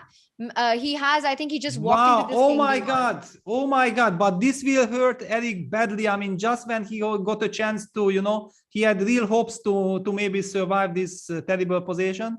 He blundered into this. I think he just missed that the queens can be traded from d6. Peter, we've got the Prag board on. Let's just go on the live board there. But I want to just check that moment when we saw with c1 queen, if on the analysis board we could have that, because this is going to be a long grind. Yes, it was somewhere. I have to. Yeah. Because I have a feeling that the forcing line there was to give a check from g1, to give a check from d4, and you can't. Where are you running with your king then? Yes, king h4 and now queen d4, and if king gc, then queen d6 and king h5, queen c5. Yeah. This is the win, and king perhaps g3. Both players missed this queen d6 idea because we saw Eric walk into it at the very end as well. Yes. I also immediately, because always everybody kept an eye on queen c5 check. Yeah, but then suddenly I also discovered that in fact this queen d6 check will be the key. Yeah, queen g1, because white cannot go to the f5 because of queen f1 winning the queen, and king h5 runs into queen c5 trade. Yeah, beautiful geometry. Very nice geometry. And with that, Shah has managed to equalize their match going into game 3. We've got this game remaining. Peter, can you please tell us what is, well, I want to say the winning plan, but how does white just improve the position and get what he wants out of this? Well, honestly, I'm a little bit surprised that the game is still on, yeah, because I thought like the game should have ended like some 20 moves ago, but I mean, now at least there are some little technical difficulties. There are some small difficulties, but this king h3 and then g, yeah, that's why Liam goes king g5, because if he would have gone king g7, yeah, then after king g7, white would play g4 and hg4, but king g4 would run into knight h6, and then knight gets to f7. I mean, it's scary and it's bad, but those things are never so easy. Knight d4. I mean, I felt like, he should have not traded queens. He should have just gone somehow with g4 and so on. But okay, it should be a technical win anyway, but not easy. Knight d4. By the way, Tania is mentioning that according to table bases, Shakhriyar Mamedyarov's position was winning anyways, but I mean, believe me, as a human over the board, it already felt like, I'm hanging on there. Yeah. I might survive. At least you get some hope, right? And then regardless of what the table base says, when you're playing on seconds and there are queens on the board, it's never a given. But then walking into this king d1, queen d6, it's just game over on the spot. Yes, exactly. But I mean, here it's very, very incredible that Prag is somehow finding it difficult to improve. He also will have to, I mean, because let's take a look. Yeah, this is now this position, and somewhere here, they already had this kind of knight d4 position. Not that he runs into some three times the same position business. King g5, rook d6, knight f5, rook d5, king f6 on the board. So nothing really changed. King h3, yeah, continuing to threaten with this g4 idea, but when he had the chance, he didn't play the move g4.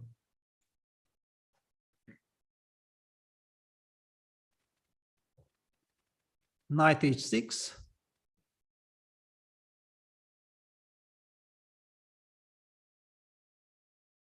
Yeah, very, very tough, because the problem is that if, for example, you would push g4, then this hg4, fg4, something like g5 could be a fortress, because the knight forever attacks this pawn on g4, and then he just moves it, his king on these 3 squares, protecting the knight, and white's king will not really be able to march.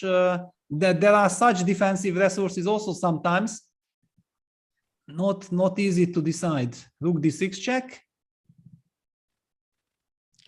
And Liam is really fighting. It's not easy for Pragg to break through. The position's been going on for a while with very little progress for white. Yeah, because Pragg feels like, he's winning and he just doesn't want to decide what to do. Yeah, because as long as he moves around with his pieces, he can always decide himself what to do. Now, for example, also the move f4 is very tempting because black's king is a bit stuck, but of course, you do that if you know that it's winning. You have to calculate very precisely. Not that you give black this g4 square and then black will be able to sit and thanks to this hold. And with 20 seconds, it's so difficult to decide which pawn you want to push forward. At what time do you go with F? And I was talking about which pawn you want to push forward, and Pragg goes immediately F4. Yeah, it all made sense. I mean, he was playing for this, that he gave this rook d6 check so that if king g5, he will have this f4 idea, but he's down to 10 seconds. Rook a6, he wants to, yeah, because if black jumps knight g4, then comes king h4, and white is actually entering with his king, or at least it seems maybe it's not. I mean, it's not over yet. Yeah, knight g4, king h4, knight just moves to, I don't know, somewhere, and rook a5 check, there is still king f6. Yeah, knight e3, rook a3, very, very important, not allowing king f6 and knight f5 regrouping. The knight is attacked immediately. So you've got to go, and if you go knight d5, then maybe rook a5 is winning on the spot, and you give up your exchange and go king g5. Yes, of course. I mean, you can't play, yeah, knight is jumping back to g4, and here is the question that how is this finally winning? I mean, of course, there are all kinds of ideas, but rook a6, I mean, rook a5 check, king f6, f5 is also one of those ideas, gf5, king h5, and then you want to give a check, and then you are coming king g5. It feels like it should be a win, but there is very little material left. Yeah, I mean, if you trade one more pawn, then you've got to be 100% sure that you're winning that pawn pretty much on the spot. Yeah, but somehow it looks now very, very tempting to go for it. Yeah, okay, rook a6 checking f5, he might just repeat to get some time.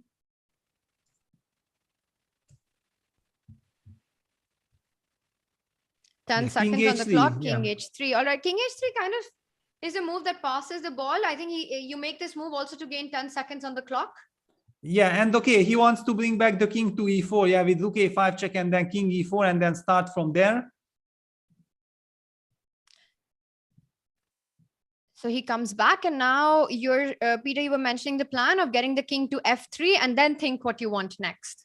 Yes, I feel like, I mean, this is now a very systematic approach from And we Pragg. see Yeah, Anish watching. We can see Anish in the background. He's taking a look at the games of what is happening there. Of course, the other players are getting ready to start their game 3, which should be any moment. yes, exactly. This is actually quite distracting. Yeah, that there is still so much going on here, and you are following. It's very exciting, but your game is about to start in a few seconds. And in fact, a very important one, because it's Anish's last white game of today, and he has to try to bounce back. Yeah, it's he needs to be super focused. And now king h3, this was lovely. Yeah, this was lovely. Now king h4, king g5 is coming, and it's finished. So he's cut off black's king from defending the g5 square. And now after king h4, knight f5, you don't care and you just go king g5 anyway? Yes, of course. Yeah, then we are in. Yeah, king h4 on. So actually, Pragg tricked Liam. Yeah, that king f7, and then suddenly he had this king h4, king g5 idea. But did he have a way to actually not fall for this king f7? Because after rook a6, he could have gone for king f5. Yeah, that's what I was somehow expecting. Yeah, that okay, king f6, rook a6, and why not back to f5? Yeah. Because Liam wanted to get king f7 and knight to f5. That was his defensive setup. Now he relies on this knight on f7 to block white from getting king g5. But now f5 break is coming, and gf5, king takes h5, and this f5 pawn should be lost, and g3 pawn is too far away from black's knight. And big shift in Pragg's body language, with a little shake on his shaking his head a bit there. it seems to say that, it's been a big struggle, but he knows now he's got the point. He's in it to win it now. Yes, of course. Now he's relieved, because everything worked perfectly. I mean, he just kept on, keeping the tension and so on. And he was hoping for this moment that he actually will be able to win without deciding which pawn to move. And he just wins automatically. And one might feel it comes down to the moment where Liam played King F7 instead of King F5, but it's not just that moment. It is a move by move building up of pressure over several moves and keeping that going when eventually your opponent then falters. So it doesn't come down to that one moment. Yeah, absolutely not. Yeah, it's a wonderful strategy. I mean, usually very experienced players are doing this. Yeah, that okay, they are just torturing their opponents, might to do any action when with also the 10 seconds increment, you are driving the defender side crazy. Yeah, that whenever you have hope that my opponent has very little time, then he makes 2-3 moves quickly and he's back to 35-40 seconds. And Liam resigns. A great win for Prague. Wow, Peter, he is about to, he's on his way to score his third match victory, taking the lead in his game against Leko Liam, one of the strongest speed players in the world. Pragg OP in chat. Just tremendous play by the 16-year-old Grandmaster against these big guns, leading the field. He's up by a point.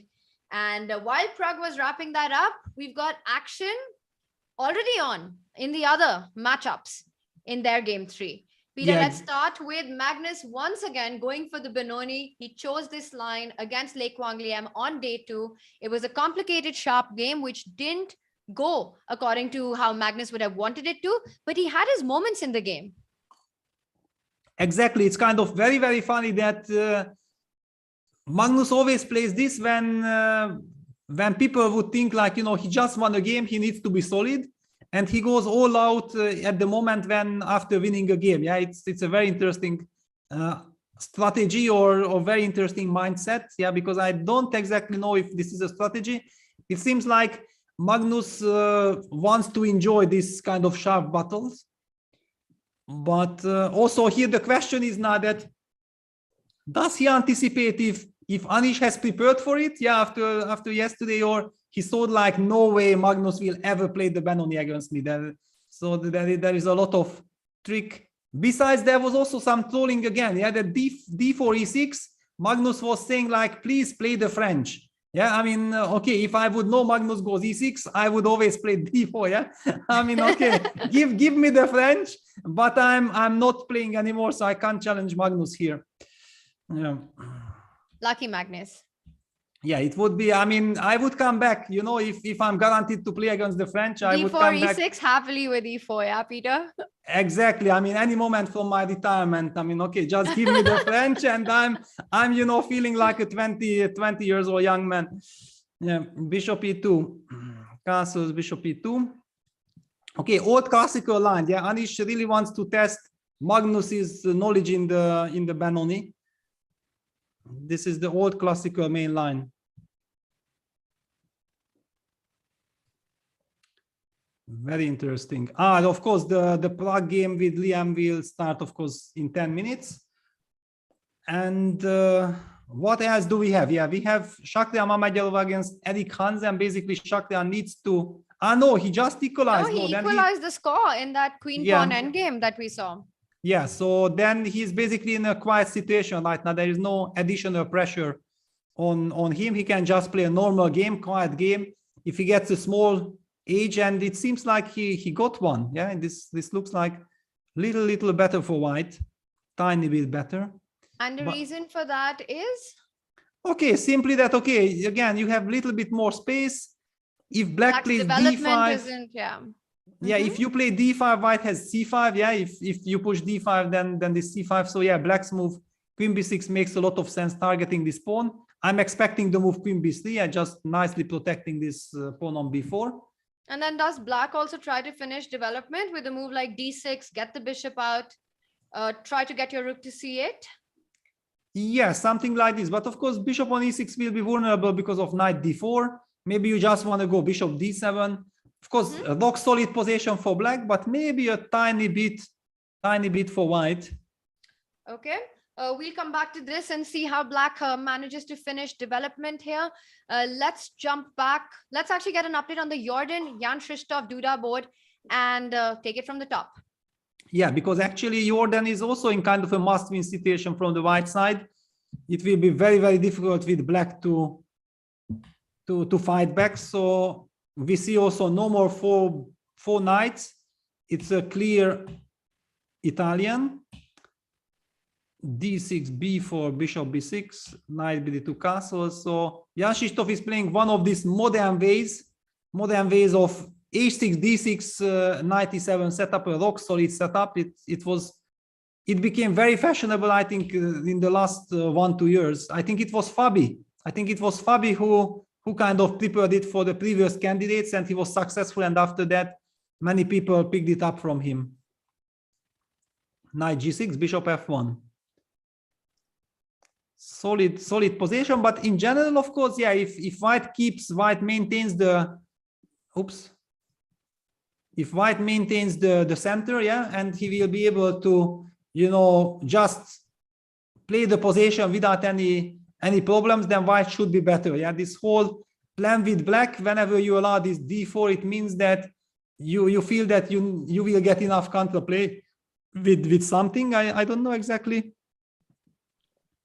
what it is. Okay, putting pressure on the E4 pawn. Yeah, so white is not able to go knight C4 because ED4 and then the pawn on E4 is hanging. Look on E8, knight on F6 are attacking it. And white does not want to release the tension because then he feels like he gives up the initiative. And then the question is, can you play moves like Queen C2? Yeah, Queen C2 is on the board just to reinforce the pawn on E4 and just somehow keep the structure. Yeah, it's all about keeping the structure. And yeah, it's very, very difficult to analyze. There are so many options for both sides in every situation. All right, so quite a complex middle game in this one, and it's going to be a long fight. Peter, let's get an update on the Magnus board. An interesting approach in the Benoni by him. Not the traditional way of going with a knight to B8, D7, but he develops it from the other direction with knight A6, C7. Do you want to take it from where we left it? Yes, so it was the knight D2 classical line, castles, bishop E2, knight A6, castles, rook E8, F3, knight C7, A4, B6, very, very classical. Yeah, white basically stops B5, Black plays B6, and now after knight C4, bishop A6. This is a very, very typical Benoni idea that you give the bishop for the knight and then open the way for A6, B5. Anish reacted with bishop G5. And the reason for that is that in these Benoni structures, very often Black struggles with this light squared bishop. You just don't have a spot for it where it can be a part of the game. So if we can trade it for the knights, then it's always a good idea. And as you're pointing out, it is this pawn wall that white has, the pawn chain from D5, E4, F3, G2, which stops all activities. So if you ever get the opportunity, trade that bishop off.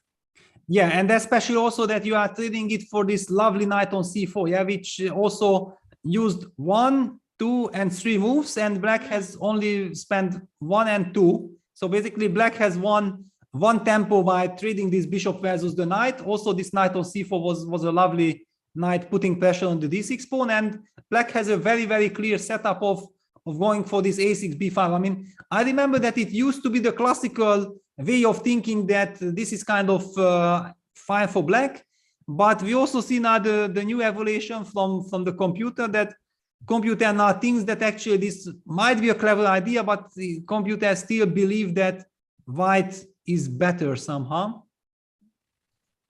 But not so easy. I mean, you really have to decide, yeah, how to, okay, king h1, a good move. B5 is not yet threatening. And the question is, if Black plays queen d7, then white will play queen d3. And you never get rook b8 because the a6 pawn is always hanging. So watch out for that weakness on a6. Exactly. Yeah, that's kind of the move. Very complex position. I do recall that this position somehow happened in the candidates tournament in 2018 between Caruana and Grischuk. And that was the moment when, after in the press conference, Grischuk said that, you know what Benoni means, yeah? And I didn't know before, the son of sorrow, yeah? I think I learned it from Grischuk's legendary press conference afterwards.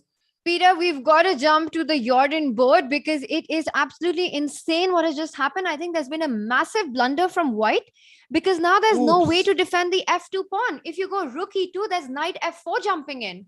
Exactly. I mean, it's basically game and match over. Yeah, in just one move, poor Jordan. Yeah, this is terrible. Yeah, this is terrible because. Can we just back up and see what happened? I mean, this is a very big slip. Yeah, he simply relaxed a bit. Yeah, like this is the starting position. Yeah, queen c2, and after c6 he took. Usually white's pawn is always on h3. Yeah, you always play h3, and afterwards then d5 is always very natural because there are no knight g4 tricks. Yeah, and simply it was just a hallucination. Yeah, d5 and then knight g4 and game is over and match is over. Wow, unbelievable. This is just so unfortunate because there's just no coming back from this point. It's not the kind of mistake where you still keep chances alive. You have to defend f2 after knight d4. You take the e5 pawn, hit that knight on d4. h3 here doesn't help because you can just take knight f2 and then take on d4, or after h3 is there something stronger? Yeah, well, I mean, h3 knight f2 is good enough. Yeah, you just take and you wait for the opponent to design. Yeah, you are winning and you are also checkmating your opponent. Basically, that's the problem now for Jordan. After knight g4, even can't continue the game. Yeah, it's unbelievable. It's just unbelievable that basically you lost in 30 moves and you can't continue the game. And you can see the heartbreak on Jordan because it's his white, it's his chance, and to just mess up right out of the opening is very painful. This is painful to watch. Yeah, this is terrible, of course. Yeah, because he simply assumed somehow that his pawn is already on h3. For example, after c6, play the move h3. Yeah, of course, he simply thought that his pawn is already on h3. Yeah, that was kind of the problem. Of course, you have to watch out that can then black suddenly break with d5 and eliminate everything and equalize. But those are all finesses that, yeah, black is trying to equalize with nice play, and then suddenly d5, knight g4, black just wins on the spot. And is there really no way for white to fight this, Peter? Is there absolutely no chance at all in this position? Yeah, nothing at all. I mean, basically, you will lose material and you will have the worst position. Yeah, that's the problem. Okay, so f2 pawn is under fire here, and this is just a very big miss by Jordan, taking that pawn on e5 without the pawn on h3 because the g4 square. And I think what happens is, Peter, very often you just automatically think d takes e5 and black captures on e5. You just completely forget about this intermezzo of knight g4. Exactly. I mean, usually the big question is, will black capture d5 and then we get knight c4 and bishop goes back to c7, and it's a very strategical position. Nice light advantage for white.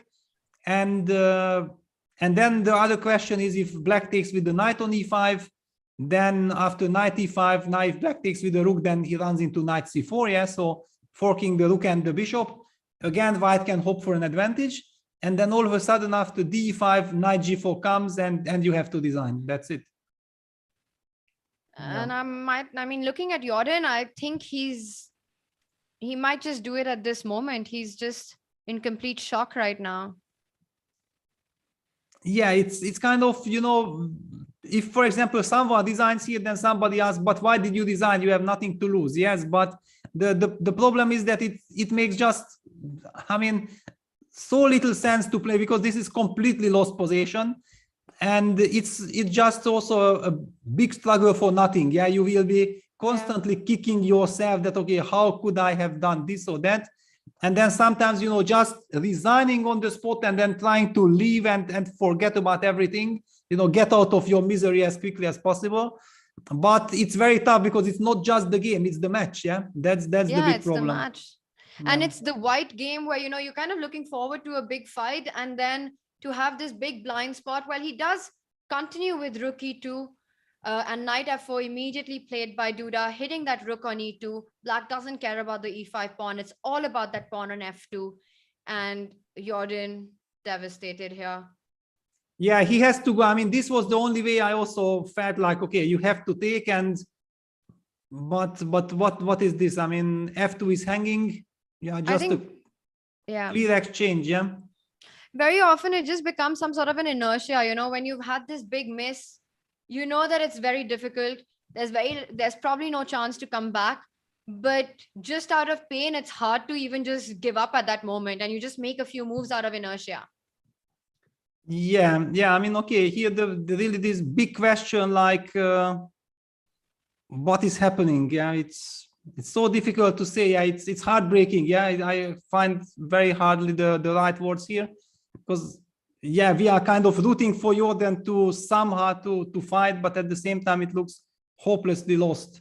For example, bishop takes f2 check. Yeah, if you play king h1, then okay, I don't know, some d5 might, but okay, at least some fight is possible. You'd maybe, it's so hard to imagine. But okay, for example, after d5, ed5, cd5, then white would have knight d6. Yeah, this is the key idea for white, how you are trying to give yourself some hope that I can somehow continue. But yeah, king h1, bishop b6, this was the move that really disturbed me. Setting knight f2 check, winning the game, and if you take on b6, then it's just a clear exchange without any compensation. Maybe you have to go h3 here, trying to evacuate the h2 square. It's still a clear exchange, yeah? Yeah, it's, I mean h3 just knight takes c5. Yeah, you are exchange and pawn up and winning position. So you basically have to take on b6. You have to take on b6 and then queen b6, threatening knight f2 check. All right, this is a little tough to watch, Peter. Should we have to, yeah. We really feel for Jordan, but we have to move. Yeah, this is just hopeless. Okay. So let's check out, because the game started a bit late. Yeah, Leko, I mean Liam against Prague. And what do we have? I mean, we know that Liam is also kind of in a must-win situation. Yeah, because he's playing catch up, and this is his last white game. And we see that, yeah, usually white plays often the move c4, tries to avoid any kind of forced variations. Knight f3, e4, knight h4. Wow, I mean, d5 castles. Offering the chance for black to go g5, trapping the knight, but it runs into d4, which comes everything done. And actually, of course, this is something that probably black should never allow, because then his king will be compromised.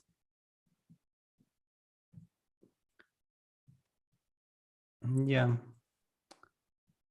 This g5 should, I mean, I'm still under this impression of the Jordan game. Yeah, same. Yes. It's just very, yeah, and h6. Yeah, this is a nice little move, because reinforcing the threat now of g5, because the pawn protects.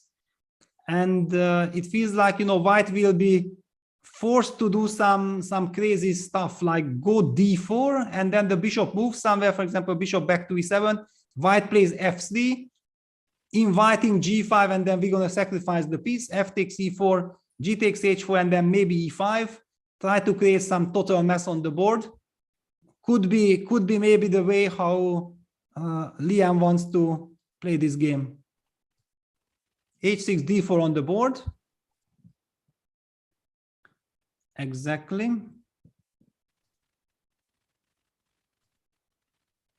So I'm guessing bishop e7. There is a move, bishop b4. Yeah, bishop b6. Okay, bishop b6. Still keeping an eye on the d4 pawn. Yeah, this also makes a lot of sense. Yeah, that if f3, then maybe d takes c4 is also an option, because d4 pawn is hanging. But then can you start with c5 and then go f3 next if you start with c5 here? Yeah, but then you kind of block the position. Yeah, then already this pressure on the center pawns will not be so strong. I'm not sure that white really wants to play c5.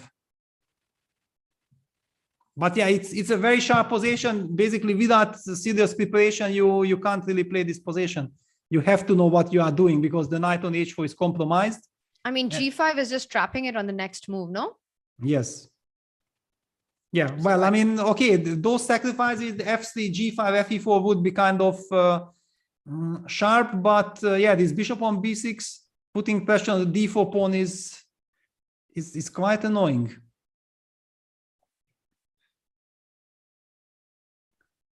It's quite annoying. Okay, let's take a look at some of the other action while we see how Liam tries to equalize the match score. He is currently trailing Prague after that second game loss. Peter, let's jump over to the Anish Magnus Benoni that we have. Always an exciting opening. Yes, and now also we see that why it was so important for Magnus to include this h6 move. And let's go back. So takes a6, king h1, h6, kicking the bishop back to h4. Now Magnus goes for queen d7, settling b6, b5, and after the typical queen d3, now he has knight h5 with the idea eventually somewhere also to hit the queen with knight f4 and combine it with these b5 ideas. Anish move rook fe1, and that's the current position. Again, Magnus up on the clock. 4 minutes up on the clock. Rook fe1.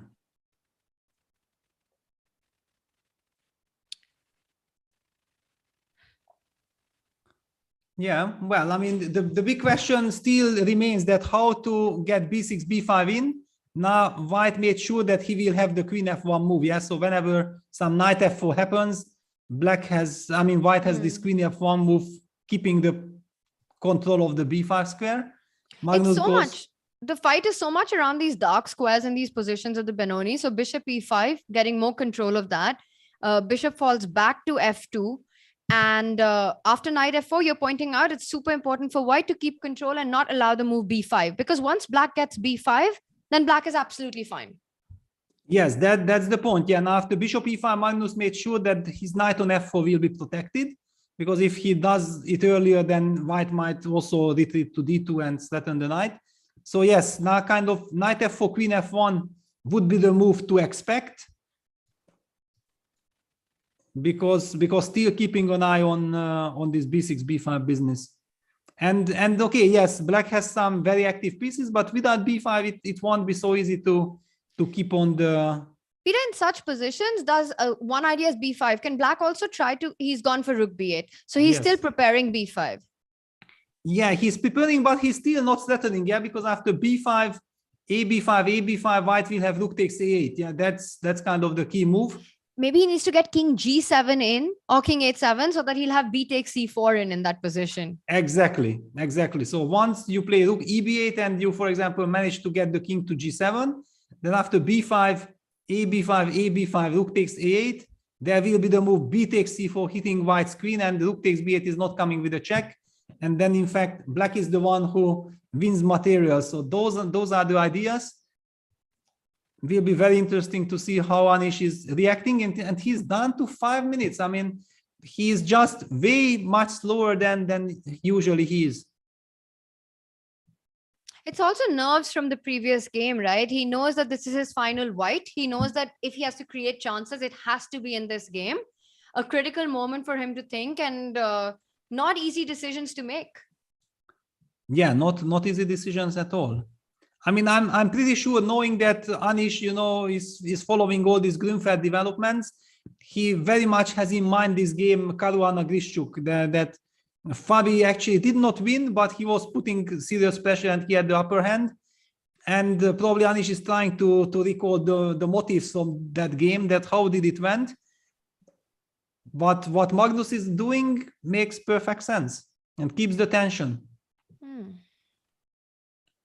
Keeps the tension. I mean, one way is like a completely radical approach, that you play something like rook a2, and after king g7, you double with the rook on the a file, making sure that your opponent will not be able to, but maybe even then he can play b5. He might be going for it, by the way. He's decided on the a3 square.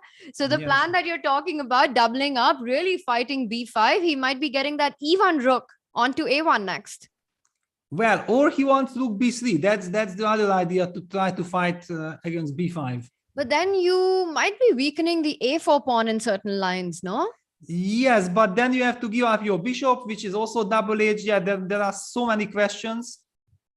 So many questions and such few answers. All right, Peter, I want us to jump on to Shah versus Eric right now, because we haven't had a look at that. And what's going on here? Okay, I feel like Eric stabilized his position. I mean, he has absolutely nothing to worry about. It looks like very, very equalish position. And also the clock situation is fine. So in fact, I think this is a dream scenario for Eric after what happened in the previous game. However, he might be regretting putting so much, I mean, why he overpressed, yeah, because he was the one who overpressed in that game.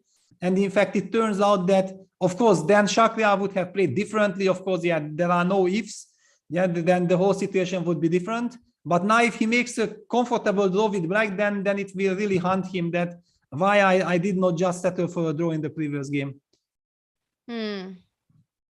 So no problems. And of course, the big question on Liam, that how will he, and he opted for something sharp. Yeah, after d4, bishop b6, he opted for f3 instantly.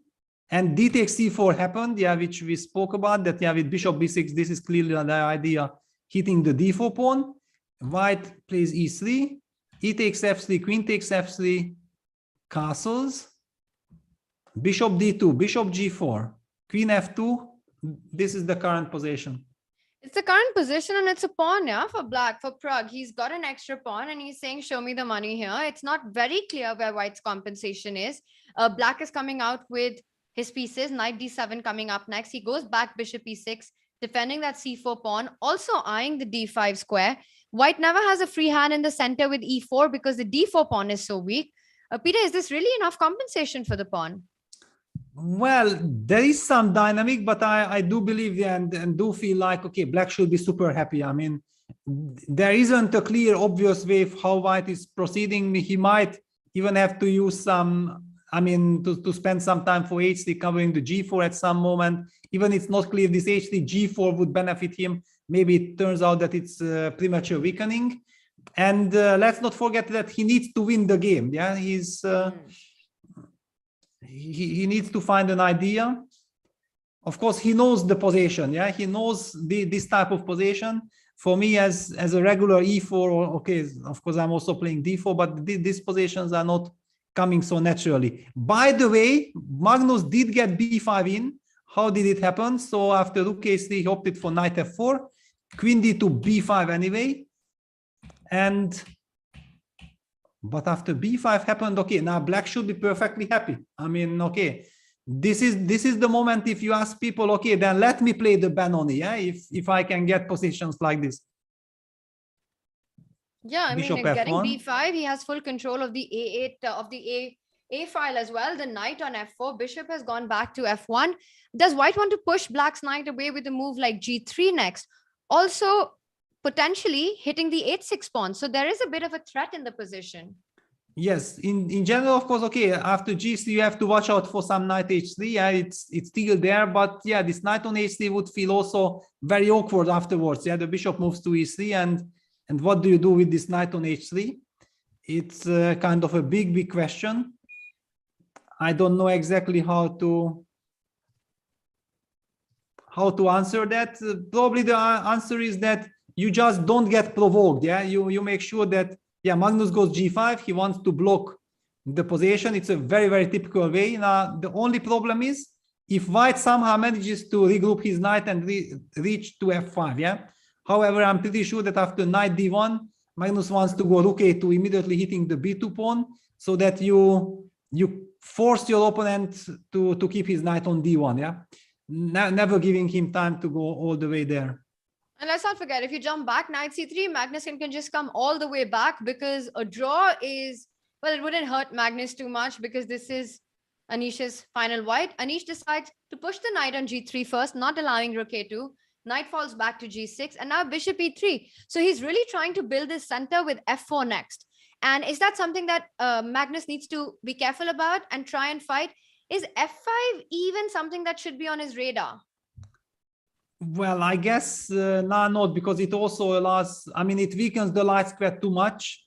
Of course, if you could get f5, f4 in, it's wonderful, then f5 is great, but somehow one doesn't have the feeling. Yeah, Magnus sidesteps with the queen to e7, because now after f4, yes, bishop takes e3, and then the e4 pawn is vulnerable. That's a very nice way. And he's also, by the way, starting to place the queen on f6, when all of a sudden the pawn on f3 and pawn on b2 will be attacked. It would be wonderful, and at the same time also making sure that white never gets any f4 because all his pieces are then controlling it. Yeah, it's all about fighting for the f4 square, and yeah, this queen e7, queen f6, very strong maneuver. White has to watch out. White is in some kind of a trouble here. Yeah, and Anish down to 3 minutes. It's very interesting how first the battle was for black getting this b5 break, right? White putting all his forces to try and fight it. And then Magnus succeeded in getting that in. And now Anish is really trying to get that f4 pawn rolling in the center to get more control. And with this nice little move, queen e7, taking advantage of the e4 pawn getting weak, Magnus playing prophylactic chess, but also with a nice idea of hitting on the f3 pawn next. And Peter, what happens after knight b5? You just trade and go queen f6? Yeah, you also have the rook b8, queen f6. I mean, you just don't care about this b5 pawn because this b5 pawn is now not important anymore at all. Yeah, you have total control with queen f6, with rook b8. You are anyway winning back one of the pawns, and you have all the strategical advantages of the position. And I wanted to say that, in fact, to me, it looks like, you know, Magnus is doing an incredible advertisement for the Benoni. Yeah, because yeah, he did lose to Liam yesterday, but it was a very interesting and very sharp, exciting position. And today he just plays a model game here. But of course, as you mentioned, you go d4, your opponent plays e6, you immediately play e4. Yes, but okay, there is also other ways of reaching the Benoni, yeah, with knight f6, e6, and then c5. Of course. Yeah, and okay, white after all shouldn't be afraid of the Benoni, no? I mean, just before today or yesterday, we were thinking like, okay, yes, please give me the Benoni. I'm so super happy with white, and all of a sudden, these two games from Magnus, and people might get inspired by it. Let's just hope people don't get inspired by f3. Yes, that's definitely not going to happen. I think people are sane enough, you know, not to fall for that. Leave that to Magnus. If you want to try something interesting, go for the Benoni. Definitely, Benoni is absolutely approved, but no f3. No f3. All right. What about this position that we have in front of us?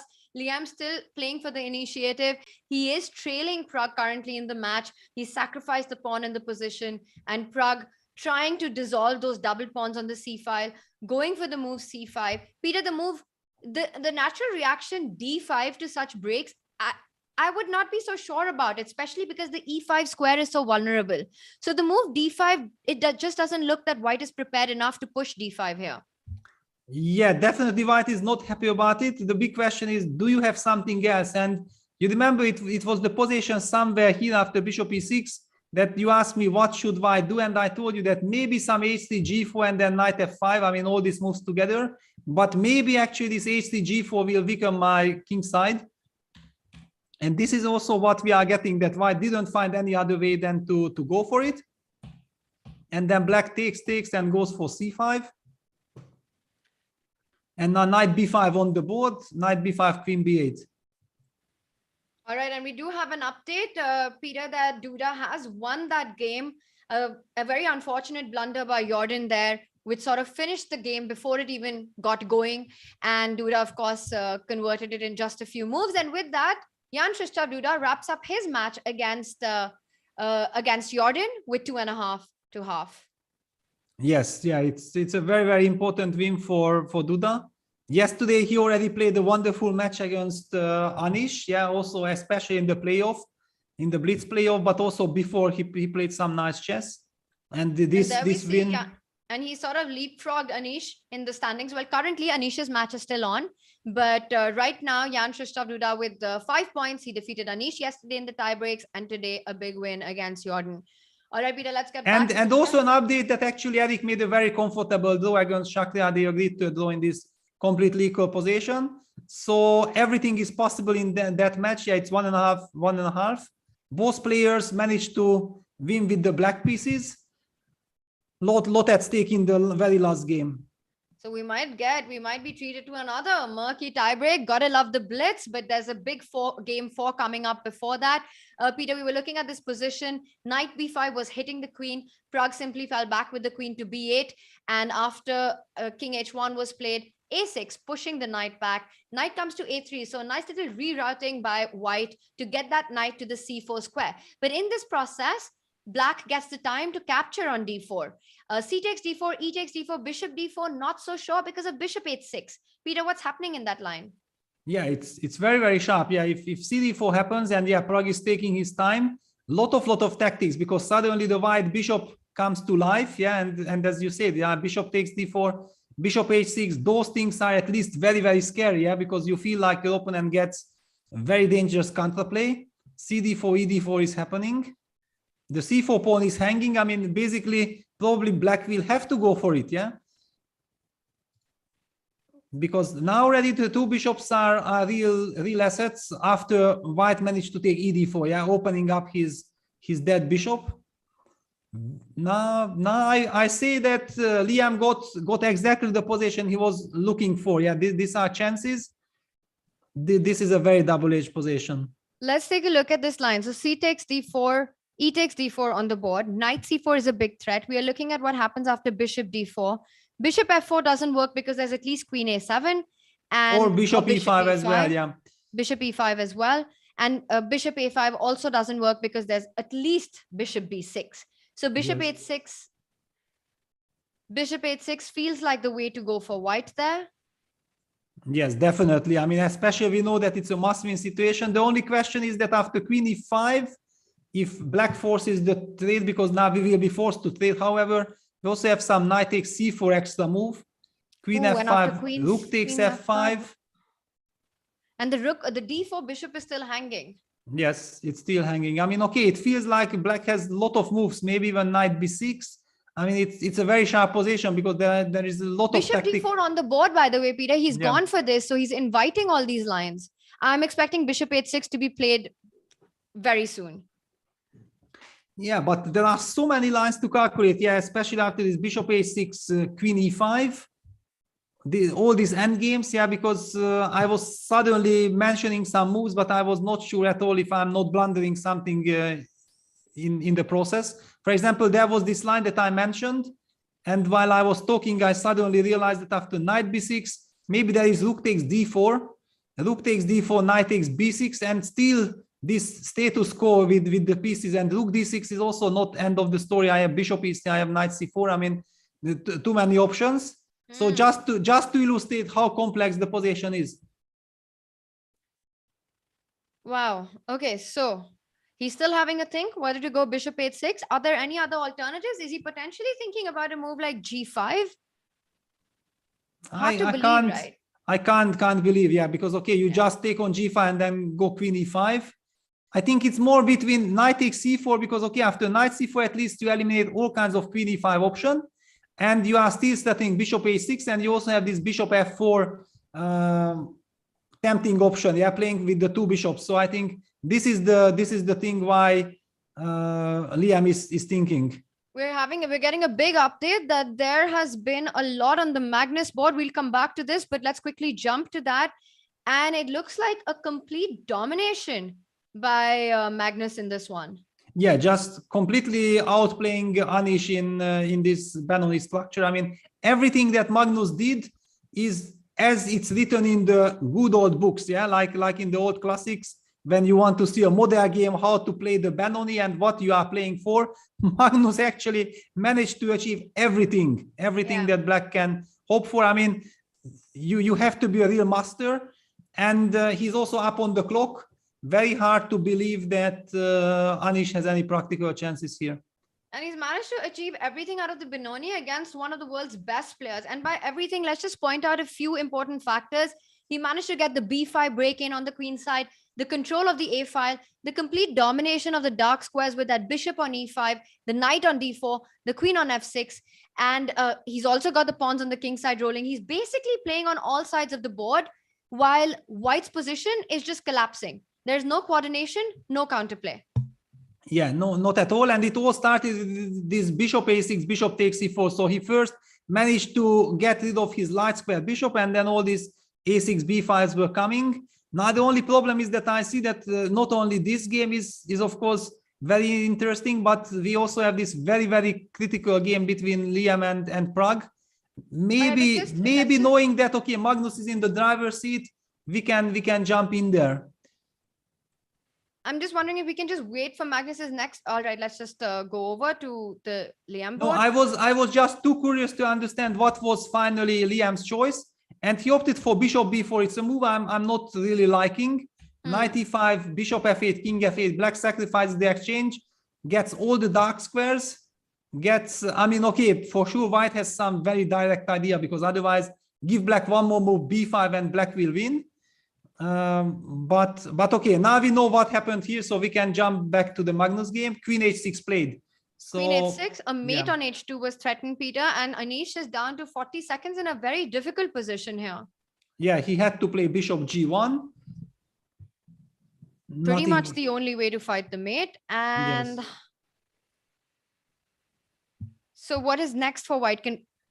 Well, the What is point next for is that Black? after rook a2, at least you have the move rook f2, yeah, defending the second rank, because rook f2, knight f2 will actually be kind of a nice stabilizer. But of course, Magnus doesn't give this chance. He goes queen h4. Hitting the g4 pawn. G4 pawn, and also very nice trick that after h3 already knight takes d5 is working, yeah. Oh, very nice. Let's show that. Knight d5, queen d5, queen h3, and it's mate to follow. So queen h4, you have to go queen f3, trying to defend that g4 pawn. Yeah, but then you already kind of feel like this queen will be heavily overloaded, yeah, that how much, and yeah, Anish down to 14 seconds, yeah, because this is such an unhappy move. I mean, you know exactly that this is losing, and he goes f6. He tries, but okay, knight g6, now Black gets wonderful knight, queen f5. This queen f5 check doesn't really do anything. I mean, Black will have knight f8 as a defense.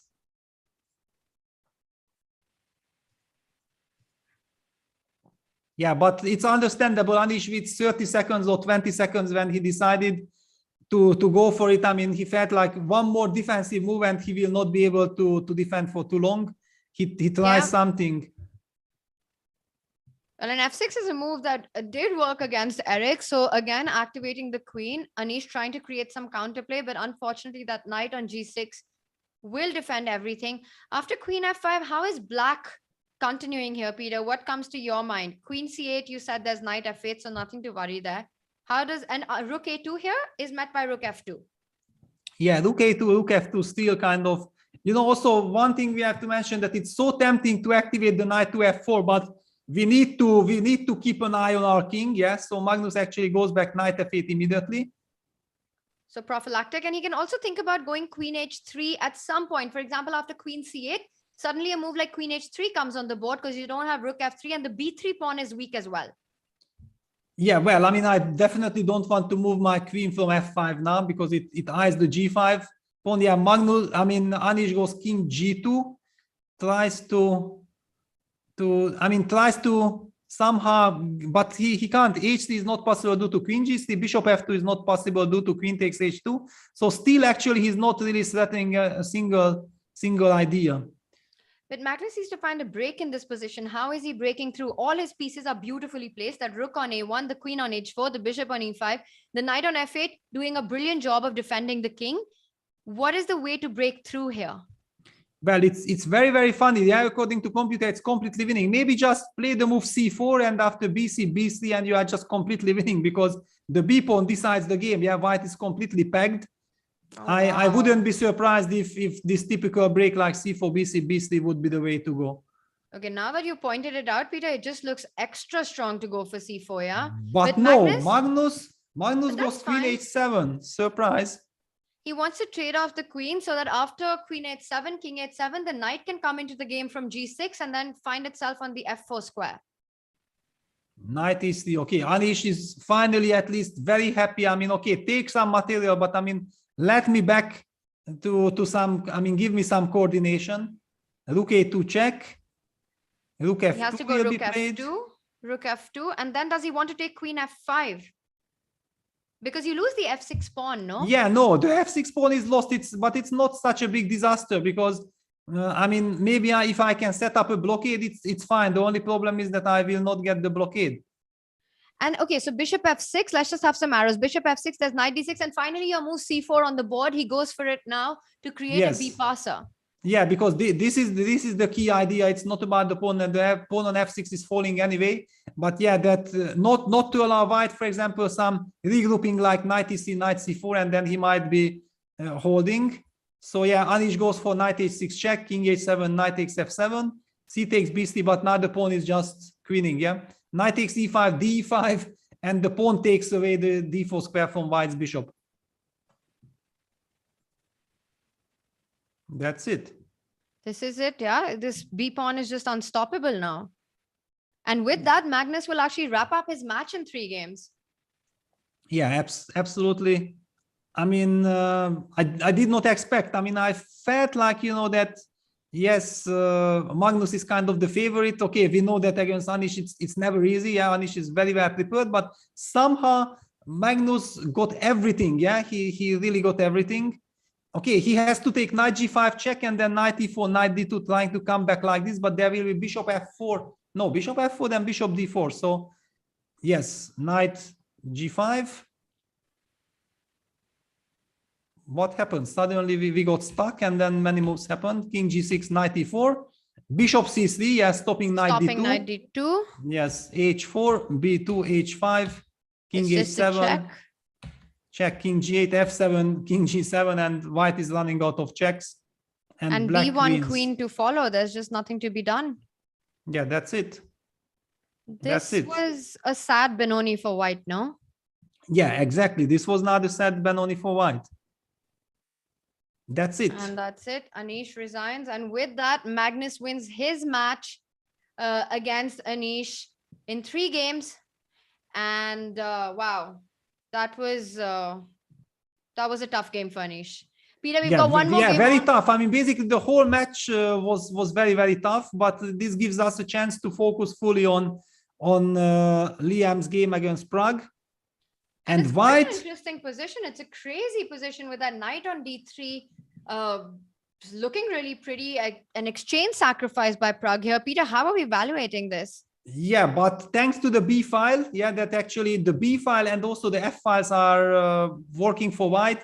That's why the knight on d3 actually doesn't do that much. Yeah, imagine there would be still some pawn on b5 and pawn on b2 from white. Peter, we do have Magnus for an interview, so let's head over to Oslo.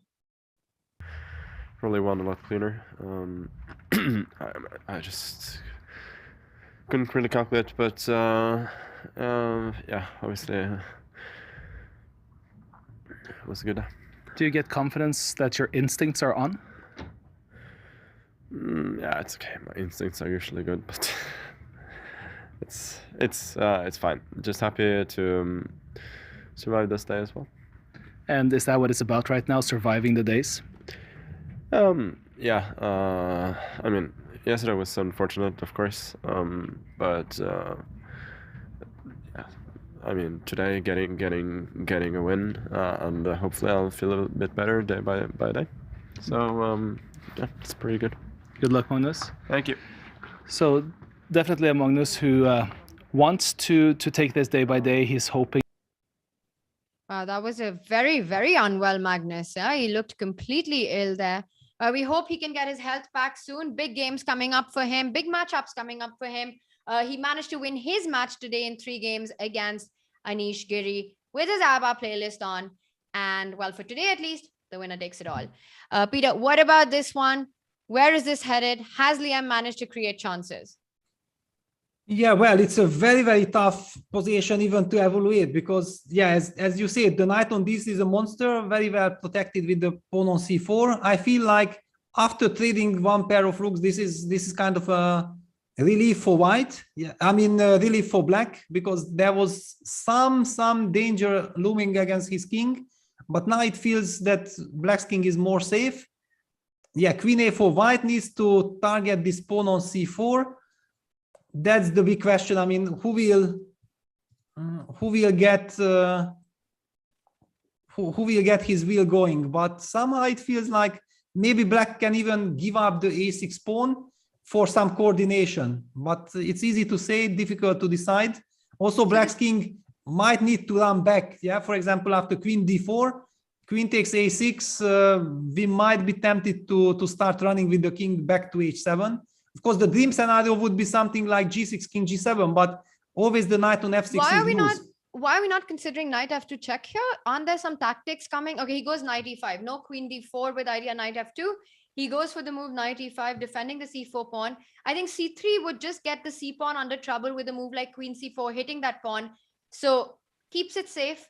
Rook d1 now coming in. And Peter, your point of that king on f8 being a little unsafe, it might play up here because now the queen has to move defending the d8 square. Yeah, but knight d3 is very, very important because there is this fork with knight f2. Knight f2.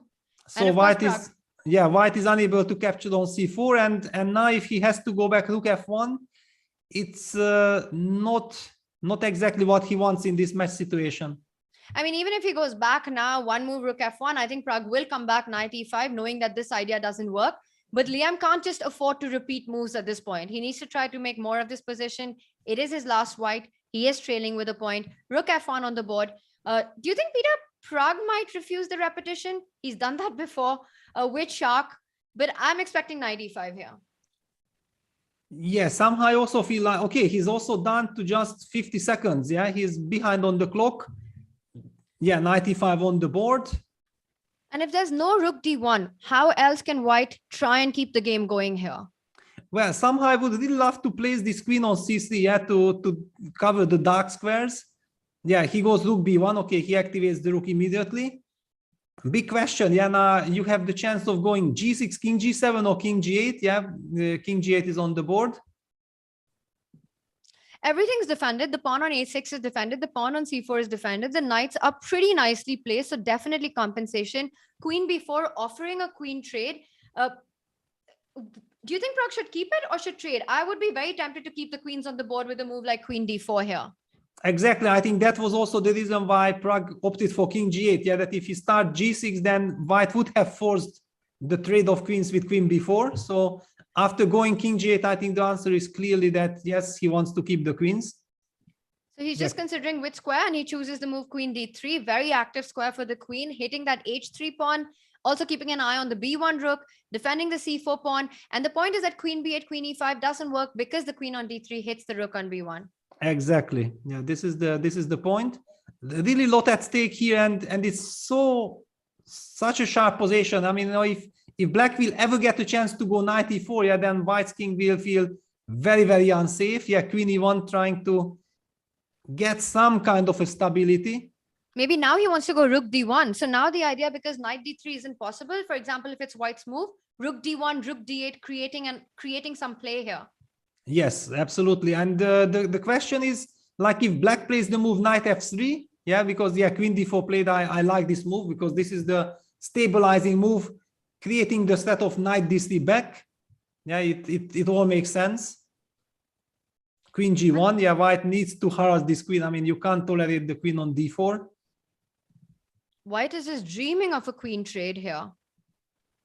And it's not a dream that's going to come true. Queen f4, just refusing it because black wants to create play with the queen and the knight combo. Rook f1 hitting it. The thing is, if you come on the d file, for example, queen d2, once again, white will get rook d1, rook d8. Yes, or queen f2 as well. Yeah, keep on harassing the queen. Yeah, that's it's kind of a very nice regrouping. I mean, I'm loving the queen much more on g1 than on a4. Yeah, it was very, very far from action. And now I somehow feel like maybe white has made progress. It's funny, Peter, you say white has made progress, and we look at the position and there's this king h1, queen g2, rook f1, bishop g2, like a paquetto. And yes, but now finally I feel like, you know, white can start to be ambitious. Yeah, now I'm perfectly safe. I'm covering everything. Yeah, this is now a little bit scary for black. That's so cool that usually when we say that, you know, one can be ambitious, you're thinking the queens and the rooks are active on the 7th rank. But for Peter, queen g1, rook f1 is the setup he wants. Yeah, stability, you know, stability first. Yeah, and afterwards we take it from there. Yeah. Cemento for the win. All right, queen f2 on the board, still really harassing black's queen. Yes, and queen c3. So already this is what I'm talking about. Before the queen was black's queen was on d4. Now the queen is on c3. Clearly, worse than on d4, but still black is of course very solid. His knight on f6 is very stable. White is jumping with the queen to a7, targeting the a6, but I think it's also playing on Prag's clock. Pragg is down to 8 seconds. Knight d3, and if he can just collect the a6 pawn and then with check come back to f3 with the queen, it would be a very, very big achievement. Also, no, it's not working. Yeah, but this is now super scary. After queen a6, what is Pragg's idea here? Yeah, I don't know, because this is what I'm saying, that after queen I will still have this check and then coming back to f3. Yeah, he picked it up. Yeah, queen takes a6, queen d4 on the board, and now just to stabilize again, you go check and queen f3 and everything's under control. well, not exactly, because you still have c3 move. Yeah, that's kind of a disturbing move, because then c3, c2 is kind of an maybe issue. you can go queen c8, queen f5. Yes, that's exactly, that's an incredible big tempo. I mean, check like this, king g8, and then take it from there. Yeah, that's already very, very nice for white. It's a move. He goes a4. Wow, that's interesting. He doesn't care about knight f2. That would be a bit scary, no? Knight f2 and these g4 sacrifices. Yeah, definitely, it's very scary. Knight f2 check on the board. King h2. You've got to play king h2 here, no? Well, or rook f2 and then queen c4, but that definitely doesn't look like the winning attempt. Black will have kind of some perpetual check ideas. Yeah, king h2 has to be played. So if queen f4, that's king g1. And the question is knight g4 anything? But probably not. Maybe after knight g4, h4, let's just have some arrows, Peter. Maybe white can just march up with the king to g3. Exactly, yeah. White is marching with the king, and there are no mates probably in the position. Knight d1 played by Pragg with few seconds on the clock. And this idea of queen c8, queen f5 just always comes to my mind. Yes, queen c8 is on the board, queen f5, and then white will also have queen f4. Yeah, queen f4 is a killer. Yeah, that's it. I mean, Liam is winning this. Is he back in the match? Queen f4, you said, is a killer because after queen d3. Yeah, now you just push the a pawn. Yeah, just everything is under control. But there's still c3, right? Yeah, but queen on f4 actually very nicely protects this c1. Right. Besides, I would not be surprised if I could just win by force here. Well, the eval bar seems to imply that there is a very strong continuation. Well, I mean, just a5, c3, a6. It works because the queen can't take. No, he doesn't go for it. I mean, I thought like this is a very clear win because thanks to the queen, I'm winning, but he goes for rook e1. And what is the point of rook e1? I mean, e8 is still protected by the knight on f6. He's just sort of giving a free move to Pragg. Yes, I mean, he wanted to threaten with queen f3, but now queen f3, bishop f3, c2, he needs to take rook d1, and this is not what he wants. It's definitely not trivial. No, it's not what he wants. He wants the rook on e7, but c2 wow, what a turn. Board. Yeah, he goes rook c7, knight e3, and the knight on e3 covers the f5 square. Now Pragg is back in control. He's not only back in control, the eval bar seems to say that he's completely winning now, Peter. Knight e3 also threatens the move queen e2, pinning that bishop on g2. Sorry, queen d2, pinning that bishop on g2 and threatening the move c1. Yeah, that's it. I mean, now black is just winning the game, yeah. And then winning the match, in fact, yeah. Winning the match, Pragg just has to make some precise moves. And if he manages to do that, this will be his third match win in just 3 games. Yes, well, I mean, queen d2, there is still this rook takes c2 trick. Yeah, one needs to pay attention to this trick. Let's just show this, that this rook c2 and okay, knight takes g4 is kind of... It's just over, right? Well, okay, rook takes c2. Knight g4. Yes, knight g4 and okay, king g3. Knight h5. Yeah, that's it. Yeah, knight h5 and is a Pragg good... is not going to miss this. Pragg is, and this is so up his alley. Let's just show that quickly on the analysis board, Peter. Knight eg4, hitting that queen on f4. If king on the board, king g3, knight h5, the second knight, and this is it. What a tremendous match by Pragg. Yeah, but I mean, again, it just at the moment when actually white could have won with a5, then white loses. But this is what happens with few seconds on the clock. It's just crazy. It's chess, Peter. It's sport. These turnarounds twists and turns, but this is phenomenal. I mean, Pragg is just leading the field. He's won all 3 matches in just 3 games. Unreal stuff here by the youngest player in the field. Let's quickly bring up our scoreboards. We've got one more game coming up, but oh my God, what action we witnessed right now. Jan-Krzysztof won a game while he got very lucky in the opening with a big blind spot by Jordan, just missing that one move trick. And with that was match over. Praggnanandhaa, the other player, keeping his lead on the leaderboard going into day 4. And he's the youngest player, the lowest seed in the event. But the way he's playing, he's the one who's fighting for everything. And we've got Pragg at the top with 9 points, Magnus Carlsen with 6, Jan-Krzysztof with 5, Anish Giri with 4. And I'll correct myself there. I think Eric is a lower seeded than Pragg in the event. Jordan Van Forest, Liam, and Shah all at 3. Eric, he started with a win today, but he's still got a 4th game to play against Shakhriyar. Peter, it's been insane.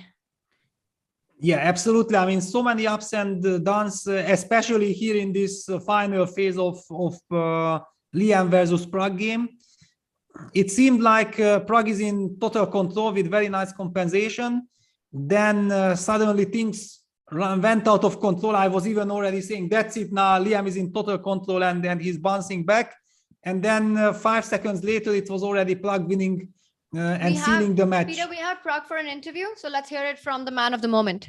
It was very complicated, and yeah, in time trouble, I don't know what was happening, but then somehow I got somehow I won a pawn on b5, then I won an exchange, and yeah, it was a long game, and I didn't have any time to. It was a long game, yeah, and so there was only 10 minutes, and then I looked at what he played in the first game, but he deviated with 1c4, and then okay, probably I was better out of the opening, but yeah, and then I probably misplayed somewhere. Well, besides misplaying somewhere, it seems like your misplays are working out for the better. Is it so that when you're playing well, you have also more luck with what your opponents do? I don't know. In the last game, definitely, I think I didn't play so well, but probably in time trouble he made some mistakes. Otherwise, I think the game was quite balanced, and I'm not really sure about the assessment, but I think it shouldn't be so bad for Black. When you're scoring like this, and when you're gaining confidence against these great players by winning, are you having fun when you're playing now?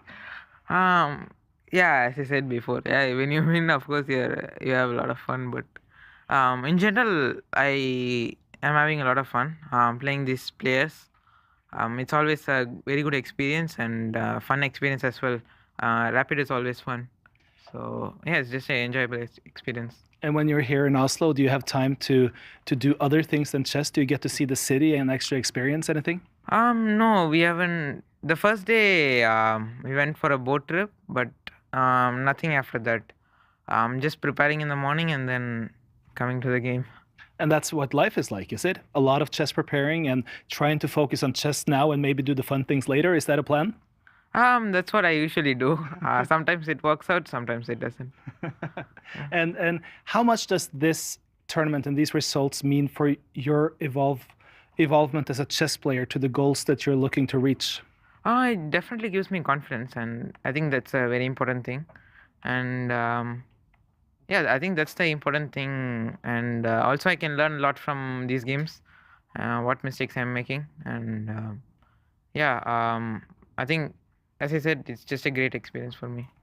And you also have a lot of time now with only winning in 3 games to taste the sushi after you're done, right? Yeah, I can probably. Probably I will do it. Yeah, tomorrow is going to be a tough match, so I'm just probably going to prepare. Good luck to you, Pragg. Yeah, thank you. So as we can hear, it's Pragg who's gaining confidence now, and he's... Sometimes it works out, sometimes it doesn't. It's actually amazing to see Pragg, how he's also growing to handle these interviews and how his confidence is increasing in these interviews, and he's opening up and laughing and talking.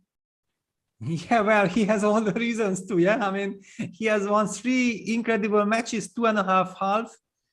stunning performance. You know, before the tournament, I felt like, wow, actually this major is a wonderful opportunity for Pragg to you know, learn a lot. Yeah, because he gets to play 7 big matches against the incredible opposition. But actually, in this regard, he's not doing that well. Yeah, because he's winning way too quickly. He doesn't get a chance to play game 4. Yeah, so really incredible what he's performing. Fantastic, stunning.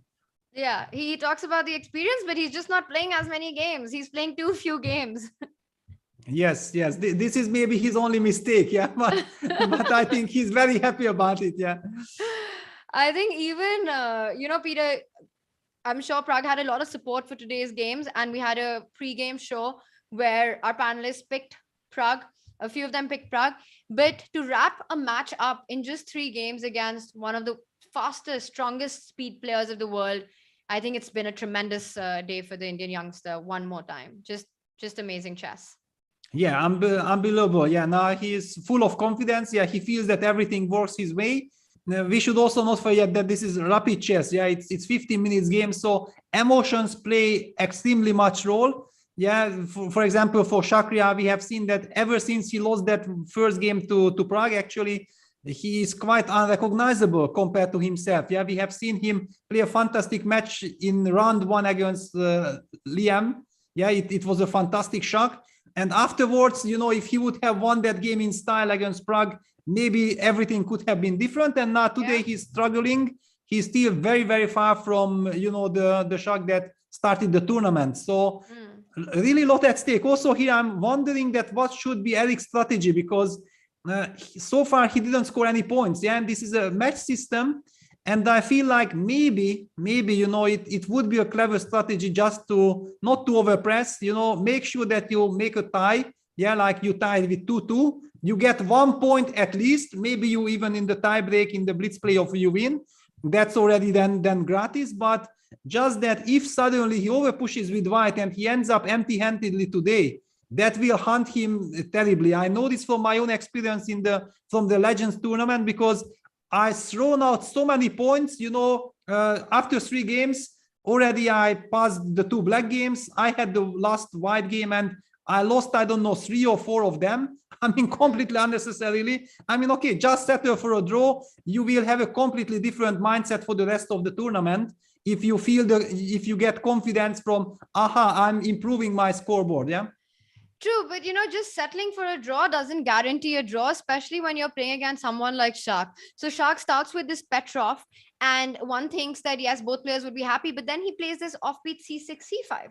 And suddenly, yes, it's still, of course, it's still game on, but and it might be equal and it might be easy, but it's not over. I mean, Eric still has work to do. I don't know if Eric might be okay taking it into playoffs, but maybe Shah still wants a game.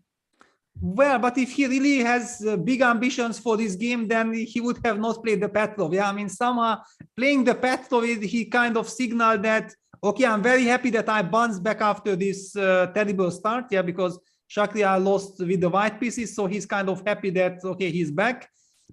He has things under control. I don't really believe that he's thinking about the result at the moment. Yeah, he's just happy that he got a chance to be back in the match. And okay, he takes it slow. If he suddenly gets some small chances, then definitely Shakhriyar suddenly will be very ambitious. But if nothing is happening, I think he will be also quite happy with the playoff. All right, well, we'll see how this goes forward. But Peter, let's take it from the top, because it was a Petrov, but we don't get to see c5, knight c6 so often. And also we saw Eric slow down a little bit. So maybe you can break down some of these opening ideas for us. Yes, so this is the classical Petrov, knight e5, d6, knight f3, knight takes e4. And here Eric played the move d2, d3, which is very uncharacteristic for the Petrov. Yeah, usually the main lines are d4, d5, bishop d3. That's how it starts, and then you have hundreds of systems with black.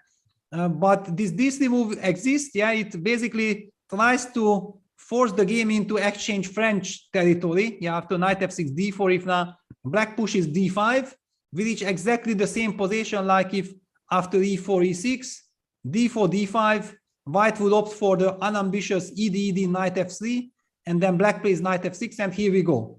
However, in this move order, then Shakhriyar already said like, All right. So I don't want to be I don't want to play symmetrical position tempi done. Let me just somehow unbalance the position. Yeah. So bishop e7, h3. It's a typical move to stop any kind of bishop g4 ideas. Castles bishop d3. So white is now really, if he slowly gets the chance to castle and activate all his pieces, white will get actually slightly better. So it's very, very thematic in this position to start hitting white with c5. Castles, knight c6. I do recall maybe there was a game Shankland against Mamedyarov. I think there was a game in Vaikanzi. I do recall something like this happening in their game. c3, bishop e6. I mean c3, h6, bishop, rook e1, bishop e6 happened. And yeah, keeping the tension. Yeah, dc5, dc5. So white is the one who releases the tension, goes knight a3. So he wants to get the knight to c4 next. Yeah, but knight c4 actually it's a little bit loose construction. Yeah, for example, if black would play the move queen c7, then I don't think that white really wants to go knight c4. Yeah, because suddenly black will get very active with rook d8 or b5. But that's kind of the big question, that after queen c7, maybe a move like bishop c4 if you want to be super solid. But that's the way how to get into trouble by trying to be super solid. Let's leave it to Eric, because I'm basically not a fan of his handling of the situation, but I also understand him. Yeah, that he doesn't know, he doesn't want to take too much risk, but he also doesn't want to make a draw. Yeah, those are the things which are the most dangerous. Yeah, when you don't know exactly what are you fighting for. And what do you think, Peter, if this was to go into playoffs, into tie breaks with that blitz 5 minutes with a 3-second increment, do you think that would favor Eric more or Shah to go into a shorter time control? Well, the point is that I know Shakhriyar, but I don't know Eric well. Yeah, so I know exactly that Shakhriyar is extremely tricky. He's very fast. So if you ask me, Shakhriyar is a very, very dangerous blitz player, but I don't know. Maybe Eric is the same, and Eric also has a lot of experience. Yeah, exactly. I think that's a very key point, because you know, with his streaming background, is just, I think the shorter the time control, the more it suits Eric. Yeah, it could easily be. I mean, over the board, I definitely would immediately pick Shakhriyar. I know how quickly he plays, and how, you know, also his presence over the board is already kind of putting pressure on his opponent. In online games, yeah, maybe actually Eric has much more experience playing fast time control. All right, Shah having a long think here, Peter, in a position where it's sort of not really sure what he's thinking about here. You know, there are moves that can come naturally to him. What is going on? Can you tell us what are the moves that he's thinking about? The candidate moves here. Why is he taking such a long think? Rook e8 finally. Yeah, finally rook e8. I think the point was that he has quite a big choice. Yeah, for example, this queen c7 move is very tempting to stop any kind of bishop f4, but it does run into some knight b5 business. Yeah, knight b5 was the move that irritated me, because it kicks the queen and then white will get bishop f4. You might be regretting giving white this tempo. Another move that I considered maybe logical exactly for this reason, to start with a6. My point being that if you play a move like bishop f4, which is very logical, I'm gonna play b5 and I try to kill your knight on the rim on the board. b5 and maybe eventually some rook a7, rook d7 idea might also appear. It could easily be, because white is having some coordination problems. But maybe something disturbed Shakhriyar, and he felt like, okay, let me also play a professional move, rook e8. Maybe his next move is bishop f8, just very nicely harmonizing his forces. Time is not really an issue. I, in fact, you know, like much more when players are spending some time in the opening phase. I feel like with 15 minutes, there is just no reason to rush. And this is what we also see in Prag's games. And I'm really loving it that he takes control of his games. Yeah, he takes control, and he is even willing to take the risk of eventually being low on the clock, but he has a good position. Yeah, and he knows that actually he's very, very good with little time on the clock. Then there is no reason, there is increment, there is no reason to be afraid of. Yeah, and he goes for quality. And this is what impresses me the most, and I like it a lot. Yeah, that instead of rushing and trying to flag the opponent or try to put pressure on the clock, Pragg is actually putting pressure on the board, and this is what impresses me the most. Very interesting stuff. And it must be a bit strange, no, right now for the players. I mean, it's the only match going on. All 3 other matches have wrapped up in 3 games. And then suddenly you're the only 2 players in this stunning arena by yourself. And you've got this one more game to play, and everything sort of relies on it. Yes, it's not easy. You already know that the other guys are eating some sushi, yeah, enjoying life and so on. Yes, I saw the picture. Yeah, I saw the picture of Duda, I think, enjoying his sushi after this big blitz play of yesterday. Yeah, there's apparently a sushi restaurant and a sushi bar within the playing venue. So I think it's sort of the official food for the event. And I remember seeing Anish's interview where he mentioned that sushi is super popular in Norway in general. Every second restaurant is a sushi place. So you get some good sushi there. Peter, what about you? Do you enjoy sushi? Yes, absolutely. I mean, I feel like, this tournament is just too good, yeah, too beautiful to be true, yeah. I mean, the players are having extra room, yeah, with all the seconds and so on, able to prepare for their games. Once the games finish, then they have all this fantastic food there with sushi. I mean, this is just unbelievable. Peter, if there was only one cuisine you could have for an entire tournament, okay, just one kind of cuisine, which one would it be?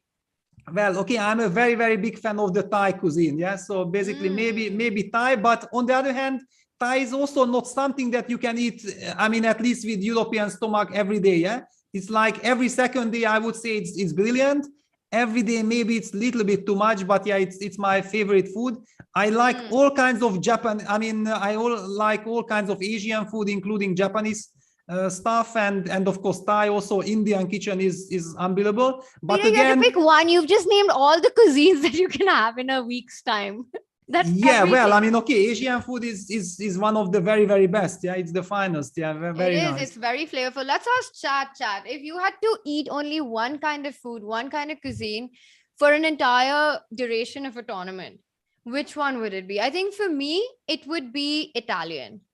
I think I could live on Italian food for a week. Yes, it's of course a very good choice. By the way, also the Spanish kitchen is fantastic. Yeah, I played a lot of Linareses and I mean all this because I'm a vegetarian who eats fish. Yeah, so for me this is kind of a very important combo that I feel comfortable with, and of course Spanish kitchen also with all their fishes are just paradise for me. Unfortunately, I didn't play too many tournaments in Italy, but of course I have been to Italy and I know that their food is just unbelievable. So I'm really enjoying. So good. So good. Sadaf, as you're saying, gotta love pasta. A lot of Indian food. Turkish food is really delicious as well, no? Yeah, well, I mean, okay, basically every kitchen is fantastic. Everybody has their own favorite, but yeah, it was like a tricky question that during the tournament, like every day, then probably Italian is a very safe choice. I think Italian because there's pizza, there's pasta, there's also these grilled dishes, it's good salad. I think Italian is a safe choice. I think Thai every day. I love Thai food, but it would get very repetitive every day. I don't know if I can do it for like lunch, dinner, 7 days straight. Yes, exactly. That's the trick. But I also know, that in Dortmund, there is one of the very best Thai restaurants ever, in my opinion. I have been all around the world, tasted Thai food. I never been to Thailand, but that restaurant in Dortmund, is like, okay, paradise. Yeah, complete paradise. Yeah. Dortmund, I haven't played there in a while now. It'd be nice to go back and play there. It's a nice place for chess. Yeah, absolutely. Yeah. But okay, we have chess here, and I feel like, if we look at the position, I would feel like black is the one who making the progress. Yeah, because suddenly knight d5, queen f6. Looking at the evaluation bar, actually computer says that hang on. White is the one who is getting chances now. Let me see what's the progress on our which cuisine question. How's chat doing on that? A lot of people saying Indian as well. Of course, Indian's just a great pick, but you have to imagine having it every day, right, chat? Every day for like 8 days, for lunch, for dinner, and then sort of decide. Lots of mixed options. But for now, we know that it is sushi time in the Champions Chess Tour. That's what the players are eating. And I see on our chat, let's see what the poll is like. Turkish is awesome. I agree. It is. But once again, is it awesome every day? Wow, Indian wins, hands down, 53%. Well, it maybe also means that we have lot of Indian viewers, That no? is true. It could be that. Also, it could be in Prague support. I mean, Prague's having this amazing performance. Yes. So it just could be a mix of many things. Yes, of course. But okay, now, this position, it started peacefully, but I really feel that it heats up because lot at stake. Now, Shakhriyar is, true to his style, actually is trying to spice things up. Yeah, without kitchen. This is now Shakhriyar's kitchen, trying to spice things up. But at the same time, he's also willing to give his opponent chances. Yeah, we might be in for a very, very exciting time trouble phase. So bishop e4 plays, so at least black doesn't have these tricks like bishop takes h3, hitting that knight on f3 anymore. So it fights that. Bishop e4, also rook d1 coming in next to finish the development. Can black actually jump with the knight to f4 right now? Yeah, that's kind of a very, very double-edged move. Yeah, I feel somehow that it's very much in the spirit of what Shakhriyar is intending, because okay, bishop takes c6, b takes c6 should play into white's hand. Wow, just a6. I mean, okay, in such position, imagine, of course, knight takes h6 is a threat, but just bishop lands on d5 and it's very, very bad news for white. And Shakhriyar plays a6. Why exactly? a6, he wants to stop this knight from jumping into b5, but it wasn't really doing anything on b5. Yeah, right? but hang on. Yeah, so it means that after knight f4, actually had a lot of respect for knight b5. Straddling knight c7 fork, and of course the bishop on e4 is the soul of white's possession. We will never give this bishop up. Yeah, maybe that was not only the a fork, it's a triple, yeah, because it also hits the bishop, and black also needs the light square bishop as well. All right, so a6, a prophylactic move, a nice move, stopping knight b5, hinting at knight f4 in the future. Peter, if you had to make a prediction right now, whether we'd see a playoff in this one or not, what would it be? Well, my feeling is actually that we are getting far and far away from the playoff, because black is taking lot of risk. I mean, this whole knight d5, queen f6 maneuver was. First of all, it let white get his bishop to g3. Yeah, I was talking about that. I don't really want to allow this bishop f4, bishop g3. Now the bishop is here. Bishop is on e4. So it seems to me like Shakhriyar is taking too much risk and gives too much freedom for white. And in this regard, he needs to, show all his creativity finally to somehow save the game. I'm wondering if any kind of knight b4 sacrifice is somewhere. It seems like it does not work at the moment, but definitely something to keep an eye on. Yeah, for example, takes. The queen is attacked. There is a pressure on the knight, but white probably just simply can retreat with the queen to c1. The bishop on e4 covers the d6 square, and its piece is a piece. This does not work yet. So if this doesn't work, knight c4 on the board, there are also... He's gone for knight f4. So the move that we were looking at on the board, I like this, mixing things up, playing for it now. Knight f4, Peter, what is white's direction? Does he trade on f4 before going in with his pieces? I'm not sure, because this knight on f4 doesn't really threaten anything. It's more like we have to deal with this threat on our knight on c4. Yeah, that's kind of the big question. How do we do that? And you don't want to go knight b6, because after rook d8, that knight on b6 is just cut off from the rest of the game. Yeah, unless you can use it with some knight d5 or justify with some trade on f4 and knight d5 and occupy the light squares, but it's not the case. So yes, definitely not. Actually, it's not easy to find a square for that knight on c4. Well, there is some argument for knight e3, yeah, keeping the tension and eyeing the d5 square, because after all, the d5 square is a weakness. And then trying to go, yeah, you go, for example, rook a8. I'm going to go, for example, rook d1.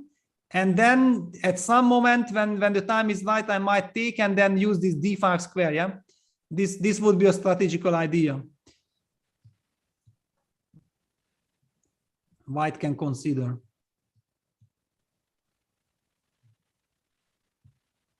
There is, of course, another idea that, for example, after knight e3, rook a d8, white can actually also play a move like knight g4, kicking the queen.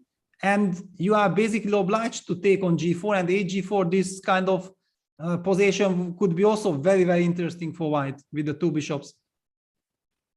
Very dynamic Yeah, position. knight e3 on the board. Knight e3 on the board. You don't expect this kind of an outcome out of the Petrov. Suddenly, it's a position with so much fire. I'm looking at our chat and I'm getting very hungry. Yes, me too. We also didn't really get a chance for any break. Yeah, we usually always had at least 2-3 minutes break after like every second game, every second round, but not today. Not yeah, today. Knight e3 on the board. So rook d8 looks like the normal move. Peter, let's just have that position on the board. Rook d8. And you mentioned rook d8 d1. and I'm going to go knight g4 then. Knight g4 directly, yeah? Yes, I really want to clarify that you have to take and then, okay, we get this structure. Yes. And is there time for black to try and take advantage of this structure? Can black ever try to make moves like c4, knight d3 here, or is that too committal? Well, after c4, I will probably use the moment that your knight on f4 is hanging. So, for example, I can take on c6. By the way, rook d8 on the board. So important moment for Yes. Eric, whether he decides to go rook d1 or knight g4, both very tempting options. Yes, I mean, yeah, on one hand, I like knight g4 because it clarifies things. At the same time, yeah, knight g4 on the board. I mean, Ooh, it knight should be g4. slightly better for white. Yeah, should be slightly better. This c5, c4 might be the principal move. Yeah, there is a lot to calculate after c4. But there was one line like c4. It's also very hard, you know, to give up my bishop. I'm of course destroying your pawn structure, but still, it's so hard to capture on c6. But how are you fighting with this idea of knight d3? I mean, you have to go bishop f4, right? Yeah, bishop And f4. then your g4 pawn is hanging as well. Exactly. This You is don't my have time to problem. go bishop f5 because there's g6, which is going to win the g4 pawn. So you have to give up your bishop on c6. Yeah. I mean, but this I'm already not so happy about. Yeah, because of course I have queen f5. It's a move, but somehow I feel that it should be fine for black. I have also weaknesses, not only black. b2 is a weakness. b2 is a weakness, but maybe I'm slightly better. Maybe I'm slightly better actually here after queen f5. Because let's suppose, yeah, in fact, not clear how do you play. g6 on the board, yeah, g6 taking away all these ideas of bishop takes c6, queen f5. So still holding on with c4, not going for it. g6, and what does this give white time to do? Does he go rook d1 now, bring the last piece into the game? Yeah, definitely looks like white has lot of very interesting tempting options. I just feel like, yeah, this Shakhriyar after, I mean, he started the tournament so bad. You remember we had his interview, he was saying how much he enjoys, and I felt like he really gets inspiration from this wonderful venue. And then this game against Prague somehow changed everything. I don't know what happened, because also in this game, he's just too shaky. I mean, this is not the Shak that we usually know. But of course, he will be fighting and he will be sharp once things are heating up. But for the moment, I felt like strategically he didn't play nicely, not good enough for his standards.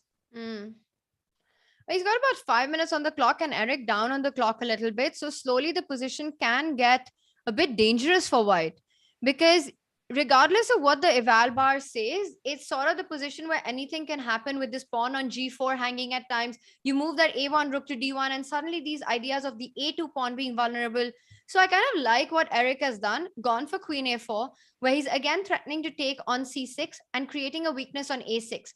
Watch out for the a6 pawn. Watch out for the discovered threat on the f4 knight.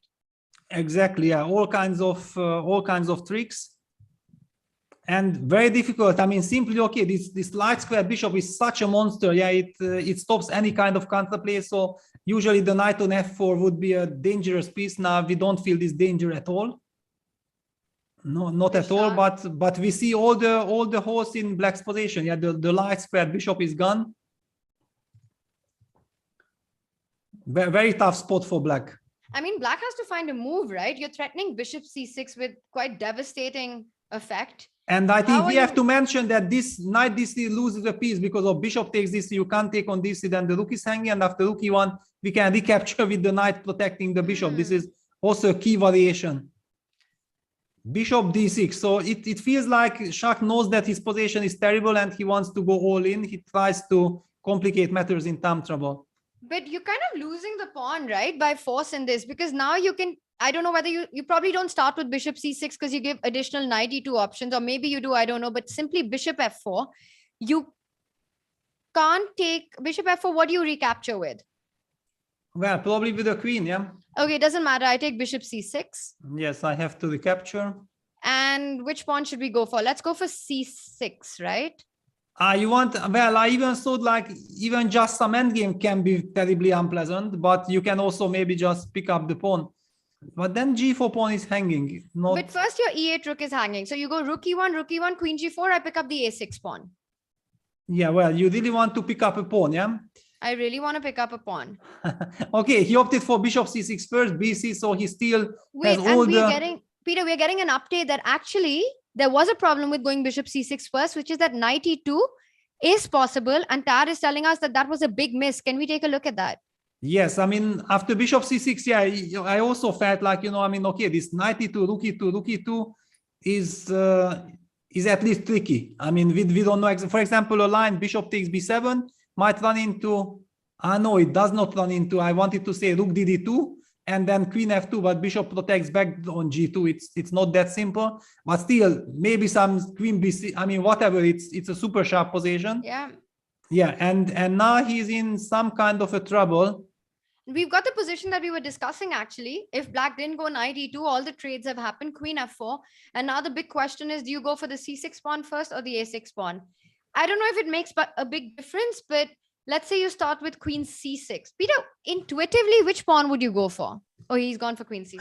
Yeah, Eric. Well, I mean, I would have also taken the c6 pawn because, okay, I'm putting pressure on the e8 exactly. Yes. But okay, so for example, rook e1, queen takes g4, at least I want to eliminate this pawn. Yeah. Also, let's just ask chat a quick question, Peter. What happens if white tries to get too greedy and goes for rook to d1 here? Let's just back up a moment because rook d1 pins the bishop, but there is a big flaw with it. Let's see if chat can spot it. After rook d1, black to play, guys. And of course, this didn't happen. While chat tells us why it didn't, Peter, let's take a look at the current position. Queen takes a6 was picked up instead. And to me, it just looks like a healthy pawn. Yeah, Eric is playing in your spirit. Yeah, you called this action 5 minutes ago. Yeah, that you are taking this pawn, and I was ever since thinking like how I will try to create some play. All right, so well done. Of course, chat is super sharp, even though it's so late in the day. Amritanshu, Kapitan Mostarda, Bishop H2, Sadaf, absolutely right. The discovered attack is correct here, which would win the rook on the spot. And even after knight H2, you just win the rook. So it doesn't matter what you recapture with. So queen A6 was picked up and queen F4. The queen comes back to a nice square. And the idea, A4, A5, A6, A7 queens. Yeah, well, it's basically that, yeah, you have total coordination, still all the light squares. Yeah, of course, black is dreaming of some G5, G4, I mean, or H5, H4 counterplay, but it's not going to happen. Black's position is just too vulnerable. I mean, G5, G4 looks like a plan, no? Now that you mention it, because you're trying to hit the knight, but I think white will always have queen E4. Yeah, you have queen E4 also with the queen on the diagonal. You always have G3 as well. Yeah, solving all these problems, and also G5, G4 weakens then black's construction. Yeah, king G7 kind of makes sense. Yeah, stepping out of all kinds of checks. Queen E4 comes back. Queen F6. Shakhriyar will keep the queens for sure. Yeah, queen F6 on the board. And now it's the time for A4. Yeah, just push. with this queen. It's kind of hard to imagine Shah coming up with a counter play in this position with the black pieces. Okay, Eric first goes G3, very professional. He wants to go king G2, making sure that he covers all the dark squares on the king side. This is Eric is so close to scoring his first big win in the event. Once again, defeating one of the top seeds. It's been a tough tournament so far for Eric, but he is looking at his second win in this match. Rook D7, so watch out for Rook E7 ideas. You can also, he goes King G2, keeping things under control. Yeah, this G3 King G2 is very professional. I like it. It would have been also my preference because, okay, A4, A5, we keep it in the pocket. Yeah, we keep it in reserve. Yeah, black will anyway feel the need to weaken himself further with G5. I mean, he needs to create some counterplay. G4 is not his idea because then white will have knight H4, of course. It's not a threat. Yeah, now white goes for A4. Rook E7. And now watch out, because for example, a move like Queen D5 could be a losing blunder due to G4, yeah, and suddenly you lose material. Oh, wow. Yes. That's actually a really nice move. So even Queen D3 runs into the same idea. So does that mean that white has to go Queen G4? Is that the only move? Yeah, it feels like, yeah, white has to be careful and avoid any of this or Queen C4, but yeah, Queen G4 looks so much more natural. But he goes Queen C4, yeah, that's the other option. Yeah, very nice, because okay, you control the things. Rook A7, trying to stop the A pawn, advancing further. So no more A5 possible. And how can he insist on this? Does he now reroute the knight, knight D2, knight E4? Exactly. I mean, this knight going to E4 might even go to E3 and then to F5. I mean, or to D5. I mean, whenever the knight reaches E3, the game is automatically over. Rook E3. Shah's only hope is Eric's clock situation right now. Yeah, Eric played the move Rook E3. What does it signals? First of all, it signals that my opponent, please make a move, yeah, because your position is compromised. Bishop on D6 is terrible. I mean, he is hitting the B2 pawn, so he has a threat right now. Yeah, okay, Rook E2 back. I mean, the problem for black is that this construction with C5 pawn and bishop on D6, it's just absolutely terrible.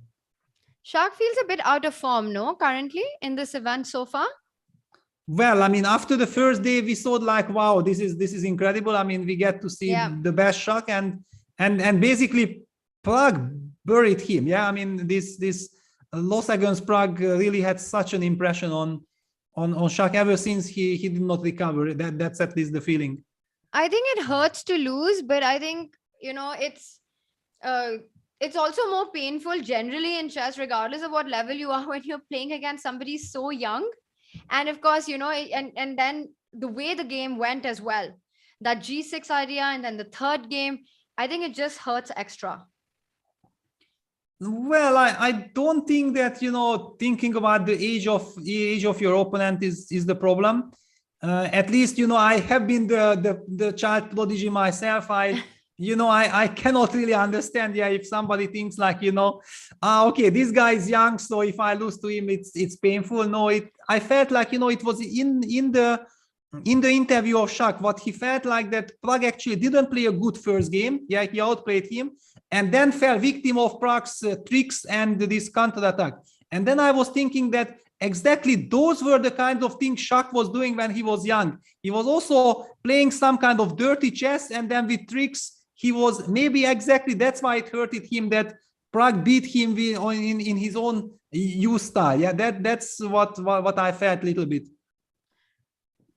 I get it, but I think, Peter, you know, everything said, it's like it would hurt a lot to, let's say, lose to somebody, maybe more, if you were to lose to somebody who's 10 or 11 years old compared to, you know, the same way the game went to somebody who's older. I don't know why, but I think chess has this whole intellectual aspect to it. And I remember reading a tweet a couple of days ago around this, that losing to somebody who's so young, it's kind of hard to take that. And of course, this is not the exact case, because Pragg might be 16, but he's an absolute monster on the board. But, you know, in general circumstances, it's sort of never pleasant playing kids these days. Yeah, of course, especially because they are so good. Yeah, that's the They're problem. so good. Yes, that's the problem. I mean, the reason why I started playing chess, because I was also very, very talented in football. Yeah, so it was a big question that will I become a professional football player or chess player? And I had to decide at the age of 9. And the reason why I chose chess, because it was so attractive that it doesn't matter if I'm 10 years old or no, it matters how good moves I'm making. Yeah. And this was the main motivation. I knew that in football, I mean, before you get physically strong, yeah, you basically can't compete on really the highest level. And this was the main motivation. And that's why for me, this argument that somebody is young, I mean, okay, he plays good or not. Yeah, that's the only criteria. You know, whenever I'm at a tournament and a pairing comes up, after seeing who I'm playing, my second thing is to see how old they are. Ah, really? Yeah. Okay. This. Okay, maybe not the second thing, maybe the third thing after checking the lines and everything. Maybe the third thing. But it's definitely happening at some point.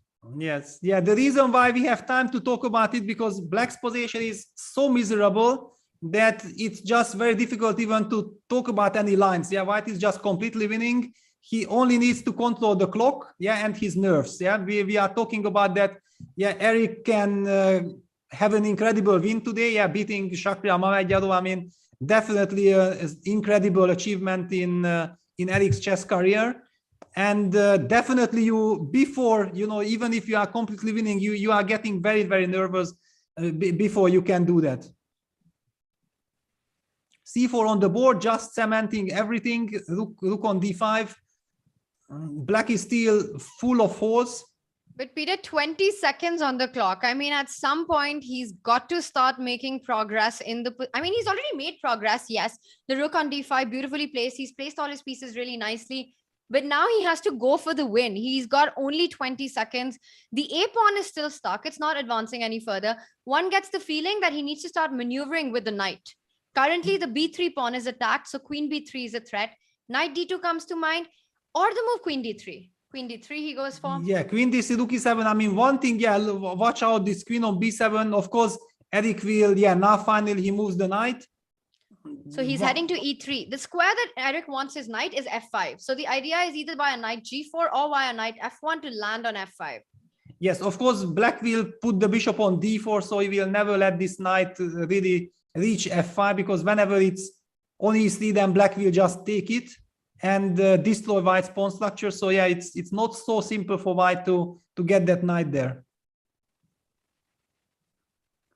But he's also combining ideas. He probably wants to go queen f3 as well, yeah, to release the problem of the pin, maybe knight g4, and then create also some mating ideas against black's king, if it's possible. Not to mention, after queen f3, he can already start threatening the c5 pawn. Rook c5 would be a threat, so bishop will need to land on d4. He goes rook e1, so Shah trying to create these swindling moments where maybe the queen will come onto the last rank and some checks can happen, Peter. You know, queen b4, queen a3, queen a1. Somewhere he's trying to create ideas here to attack white's king. I think this last move, knight f3, shows how nervous Eric is, yeah, because he is not, I mean, it's not a nice conversion. Yeah, it's a very shaky conversion, just showing that how much it means to Eric. But maybe he can also go for rook d7. Yeah, rook d7 played, but still and queen c6 after queen d5, then some threat, rook c3 eliminating the b3 pawn. It looks bad, but there is some fight. Also, after trade of queens, maybe some g4, bishop d4 ideas are still there. So it's still not over, despite Eric's position looking absolutely gorgeous. Queen coming on d5. Black has his own trumps, his own counter attack. The pawn on f2 can be weak in certain positions. That said, I like the move rook d7 because otherwise black could have created some counterplay with queen b4. Now queen d5 is a big threat, so you have to keep the queen on this diagonal. Yeah, and also rook c3 was kind of a threat. Yeah, and then queen takes b3 is coming.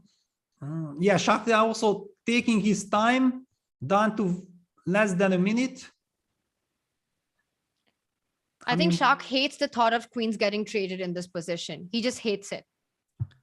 Yes, he hates it, but I mean, he can't really stop it, yeah?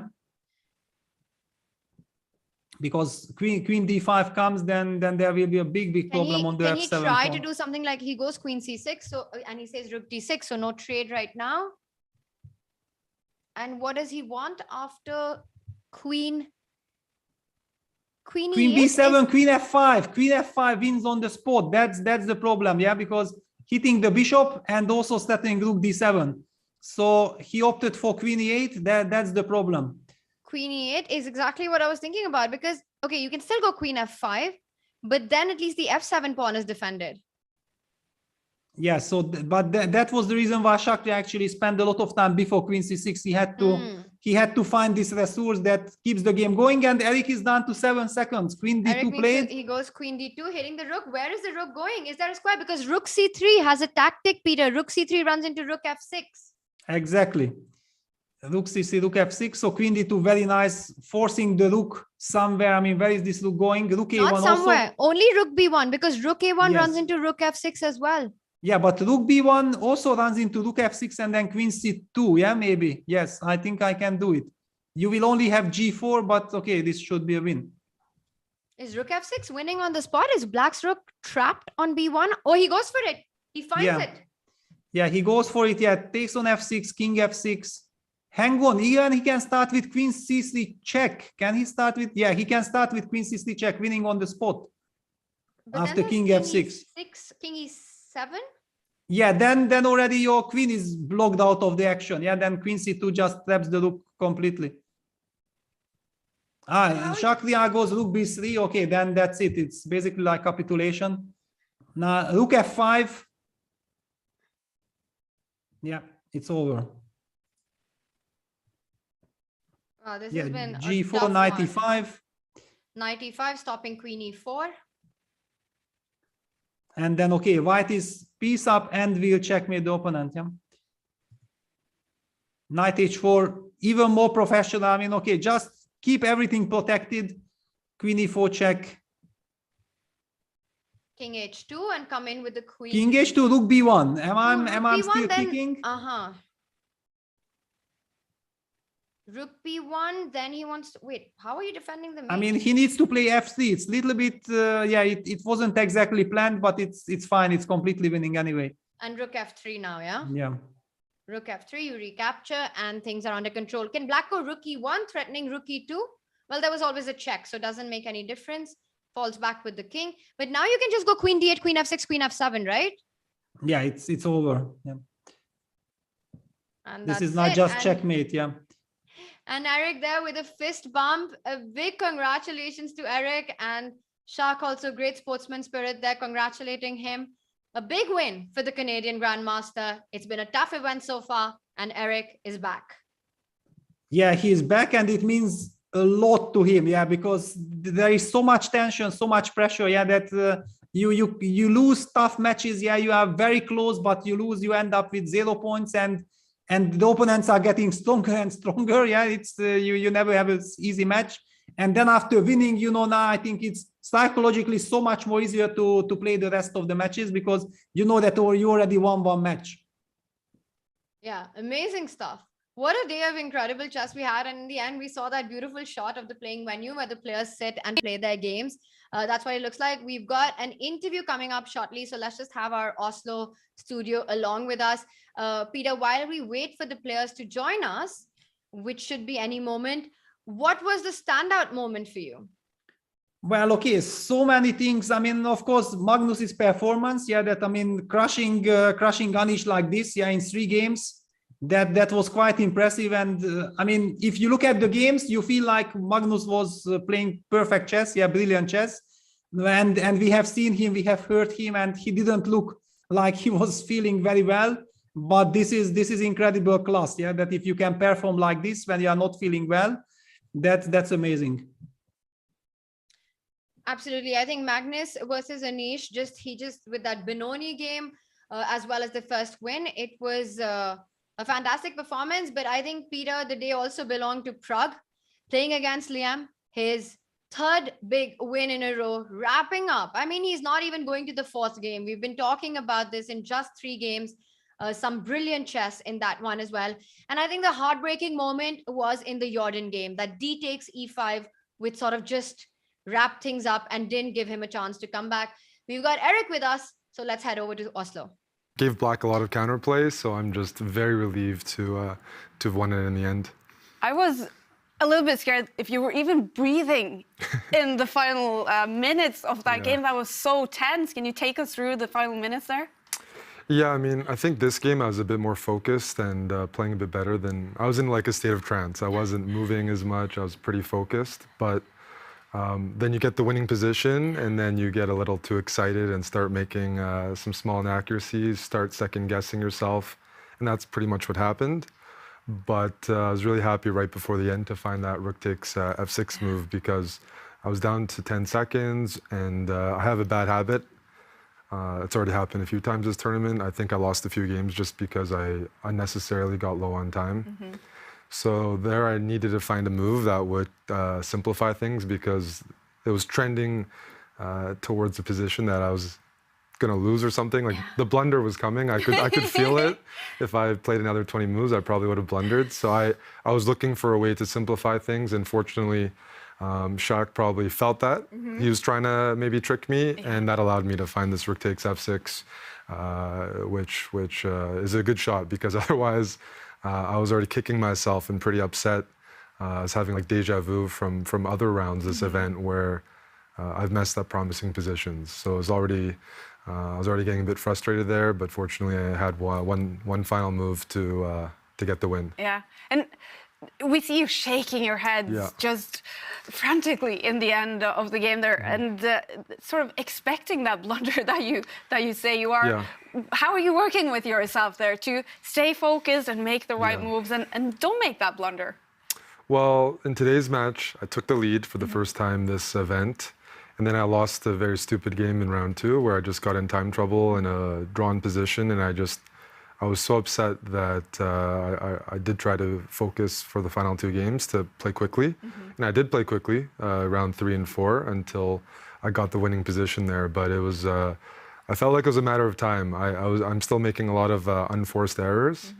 But today, in the end, finally all came together for me. I've had mixed results here. Like I've lost both matches, but I've won a couple of games. I've had a couple decent moments, but hasn't translated into any result until now. So I mean, one thing I've been telling myself is I'm here for experience. I'm the lowest rated, and I feel like I'll get stronger as it goes on because it's a new experience for me, playing top players, four games a day for 7 days. That's more intense than the other formats we've done so far. So I'd like to think I'm getting better no matter what happens result-wise, that the experience is going to be very beneficial for me and I can build on that experience each day and try to be better.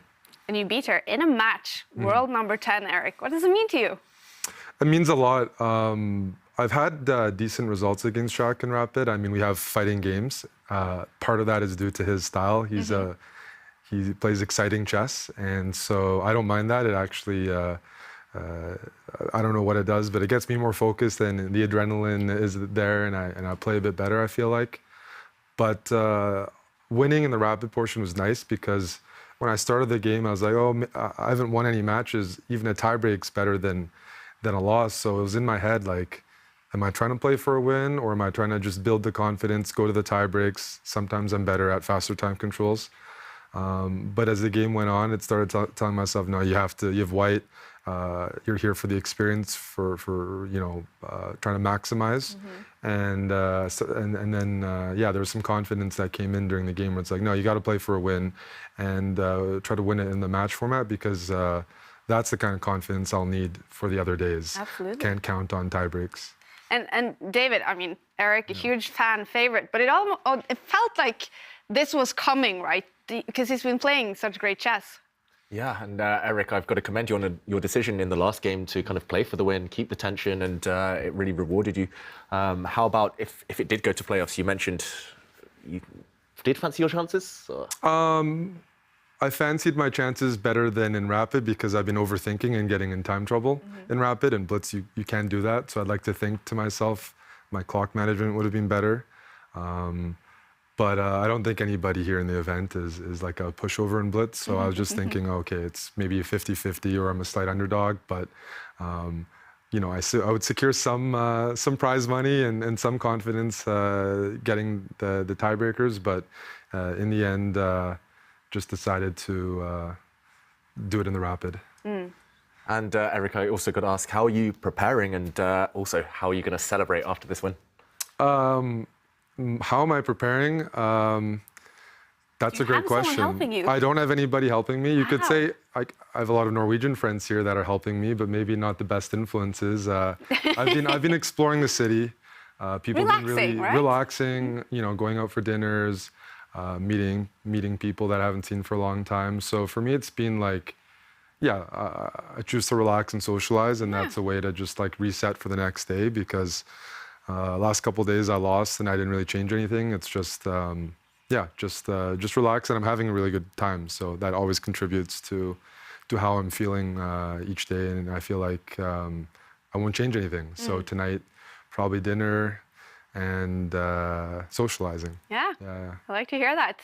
Now, Eric, we were talking about it a little bit in the studio today. So you're turning 30 in a couple of months, but now finally... 1 month. Yeah, that's coming. It's a big day. It's, I don't want to think about it, but you're right. You're right. This is my last tournament as a 29-year-old. Really? Yeah. Well, it's going quite good for you right now, right? And with online chess now becoming a big thing, and the Champions Chess Tour, where you are really showing some amazing chess, do you feel like sort of your chess career at now almost 30 years old is sort of skyrocketing? I'd like to feel that, but honestly, when I was first invited this year for the Air Things Masters, I was telling myself, I don't play well here. I don't really deserve to be playing these events. There's a lot of really, really good players. So getting wins like today or doing well in the events, that would give me motivation and be like, okay, I am getting better. But it only comes with the results. The invitations are the first part, which I'm super grateful for, but I don't want to just be the guy in last place. Don't want to just be invited as a streamer, let's say. I can compete with the guys, but I really need to, I feel like, show that I belong here, and I'm hoping that the games I'm playing are going towards that, and so it still remains to be seen, but yeah, for me, I definitely do put a lot of pressure on the results in terms of figuring out, is this going well for me or not? Because I'm still very competitive, and these are all the strongest events I've ever played in. So I had a lot of mixed thoughts. Today, winning this match was good because it's such a strong tournament. Even if I lose every match, 2.5, 1.5, I'll have 0 points, and I've never finished, with such bad scores. And so I wanted to be competitive. That's what I was like. As soon as I'm not competitive in chess, I'll stop playing. So that's a very important benchmark for me, and I'm feeling like I am being competitive. So far, so good. Absolutely. And now you do have 3 points, and you definitely deserve the spot here, Eric. Thanks so much for the entertainment, and congratulations again. Thanks, Kaya. All right, we're going to also hear from Shakhriyar Mamedyarov losing the match today too, Eric. I'm here with Mamedyarov. It was a game that got slightly away from you there, Shakhriyar. I just played a very bad game. Very bad game.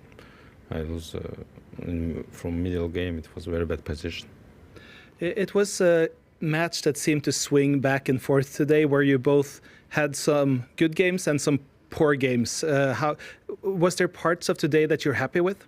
Okay, I just miss him in every game. For this reason, to lose is normal. I played just a bad match and I lost. But you're still inspired for tomorrow?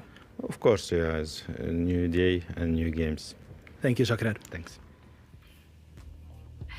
The day is finished. Round 3.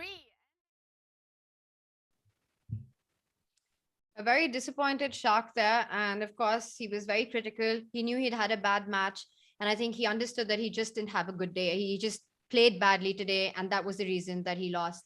But Eric, on the other hand, Peter, the much needed confidence boost, the much needed win. He looks relaxed now. He was talking about how he wants to, go out with his friends, have a nice evening, and it was nice to see him in this cheerful mood. Yeah, absolutely.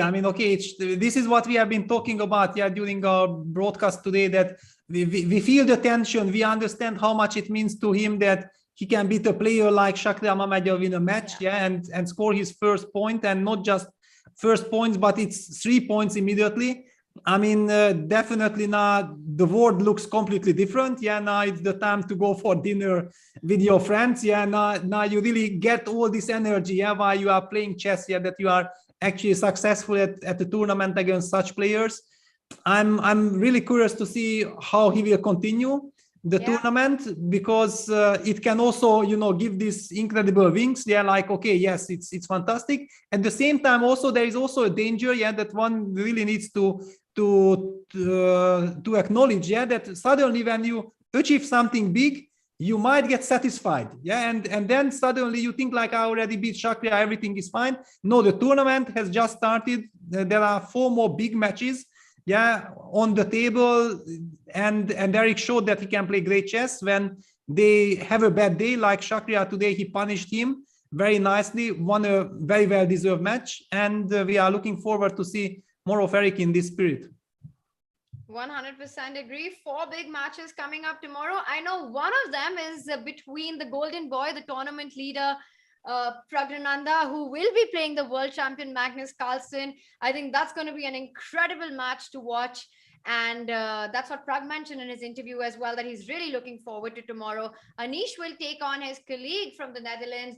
It's a face-off between the 2 Dutchmen, Anish versus Jordan. Anish had a tough match against Magnus today. Jordan also a very unfortunate loss in that last game against Duda, while Duda will play Shah. Shah struggling in the event so far.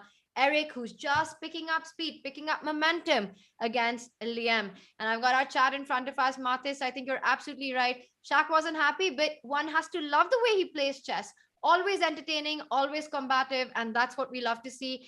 I have no doubt that despite today's performance, that's exactly the kind of chess we're going to witness from Shakhriyar Mamedyarov tomorrow as well.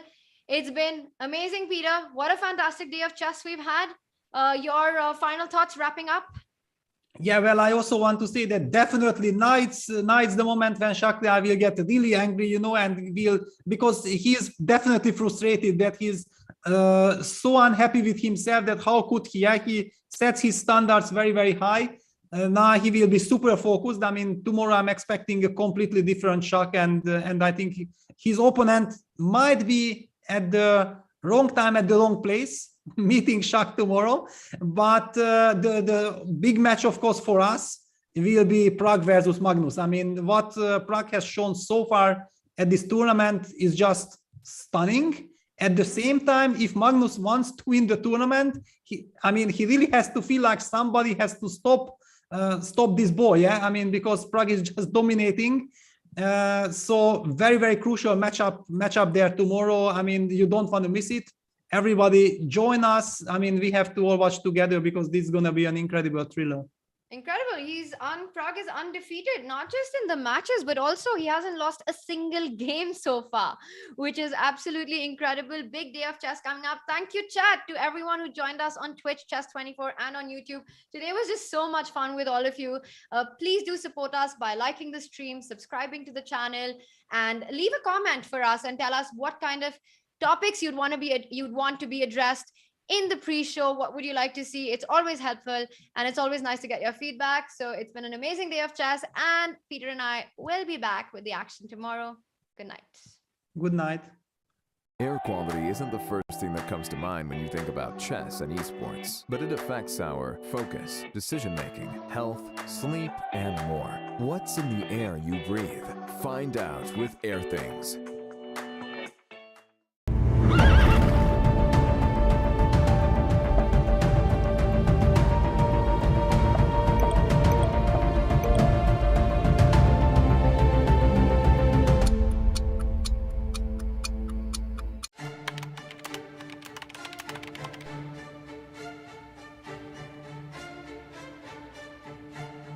Hi everyone, welcome to our new video series. My name is Jan-Krzysztof, and I'm thrilled to be reunited with fellow Magnus Carlsen's trainers, seconds, Peter Heine Nielsen, Magnus Carlsen's head coach, and Laurent Fressinet, Magnus Carlsen's French coach, are both here, and we will be going through the World Championship match 2021. Our experiences with it, the games, what we prepared, where we felt things went well, where we felt things didn't go well. Peter, we have different perspectives because we were in different locations. Very much. I'm looking forward to talking to you guys about it because you were in Thailand during all the match and I was in Dubai with Magnus and his non-chess team. So I see some kind of debriefing where we will discuss what was the mood in Dubai, what was happening in the technical department in Thailand, and we got to sort of basically compare notes and get the two kind of inside looks from the match. Very much so. And Laurent, we are actually in your private home. Thanks for having us. It's a big pleasure to welcome both of you, and I'm sure it will be interesting to talk to you guys about the match. Likewise. So we hope you guys enjoy the series with our behind-the-scenes insights. See you then.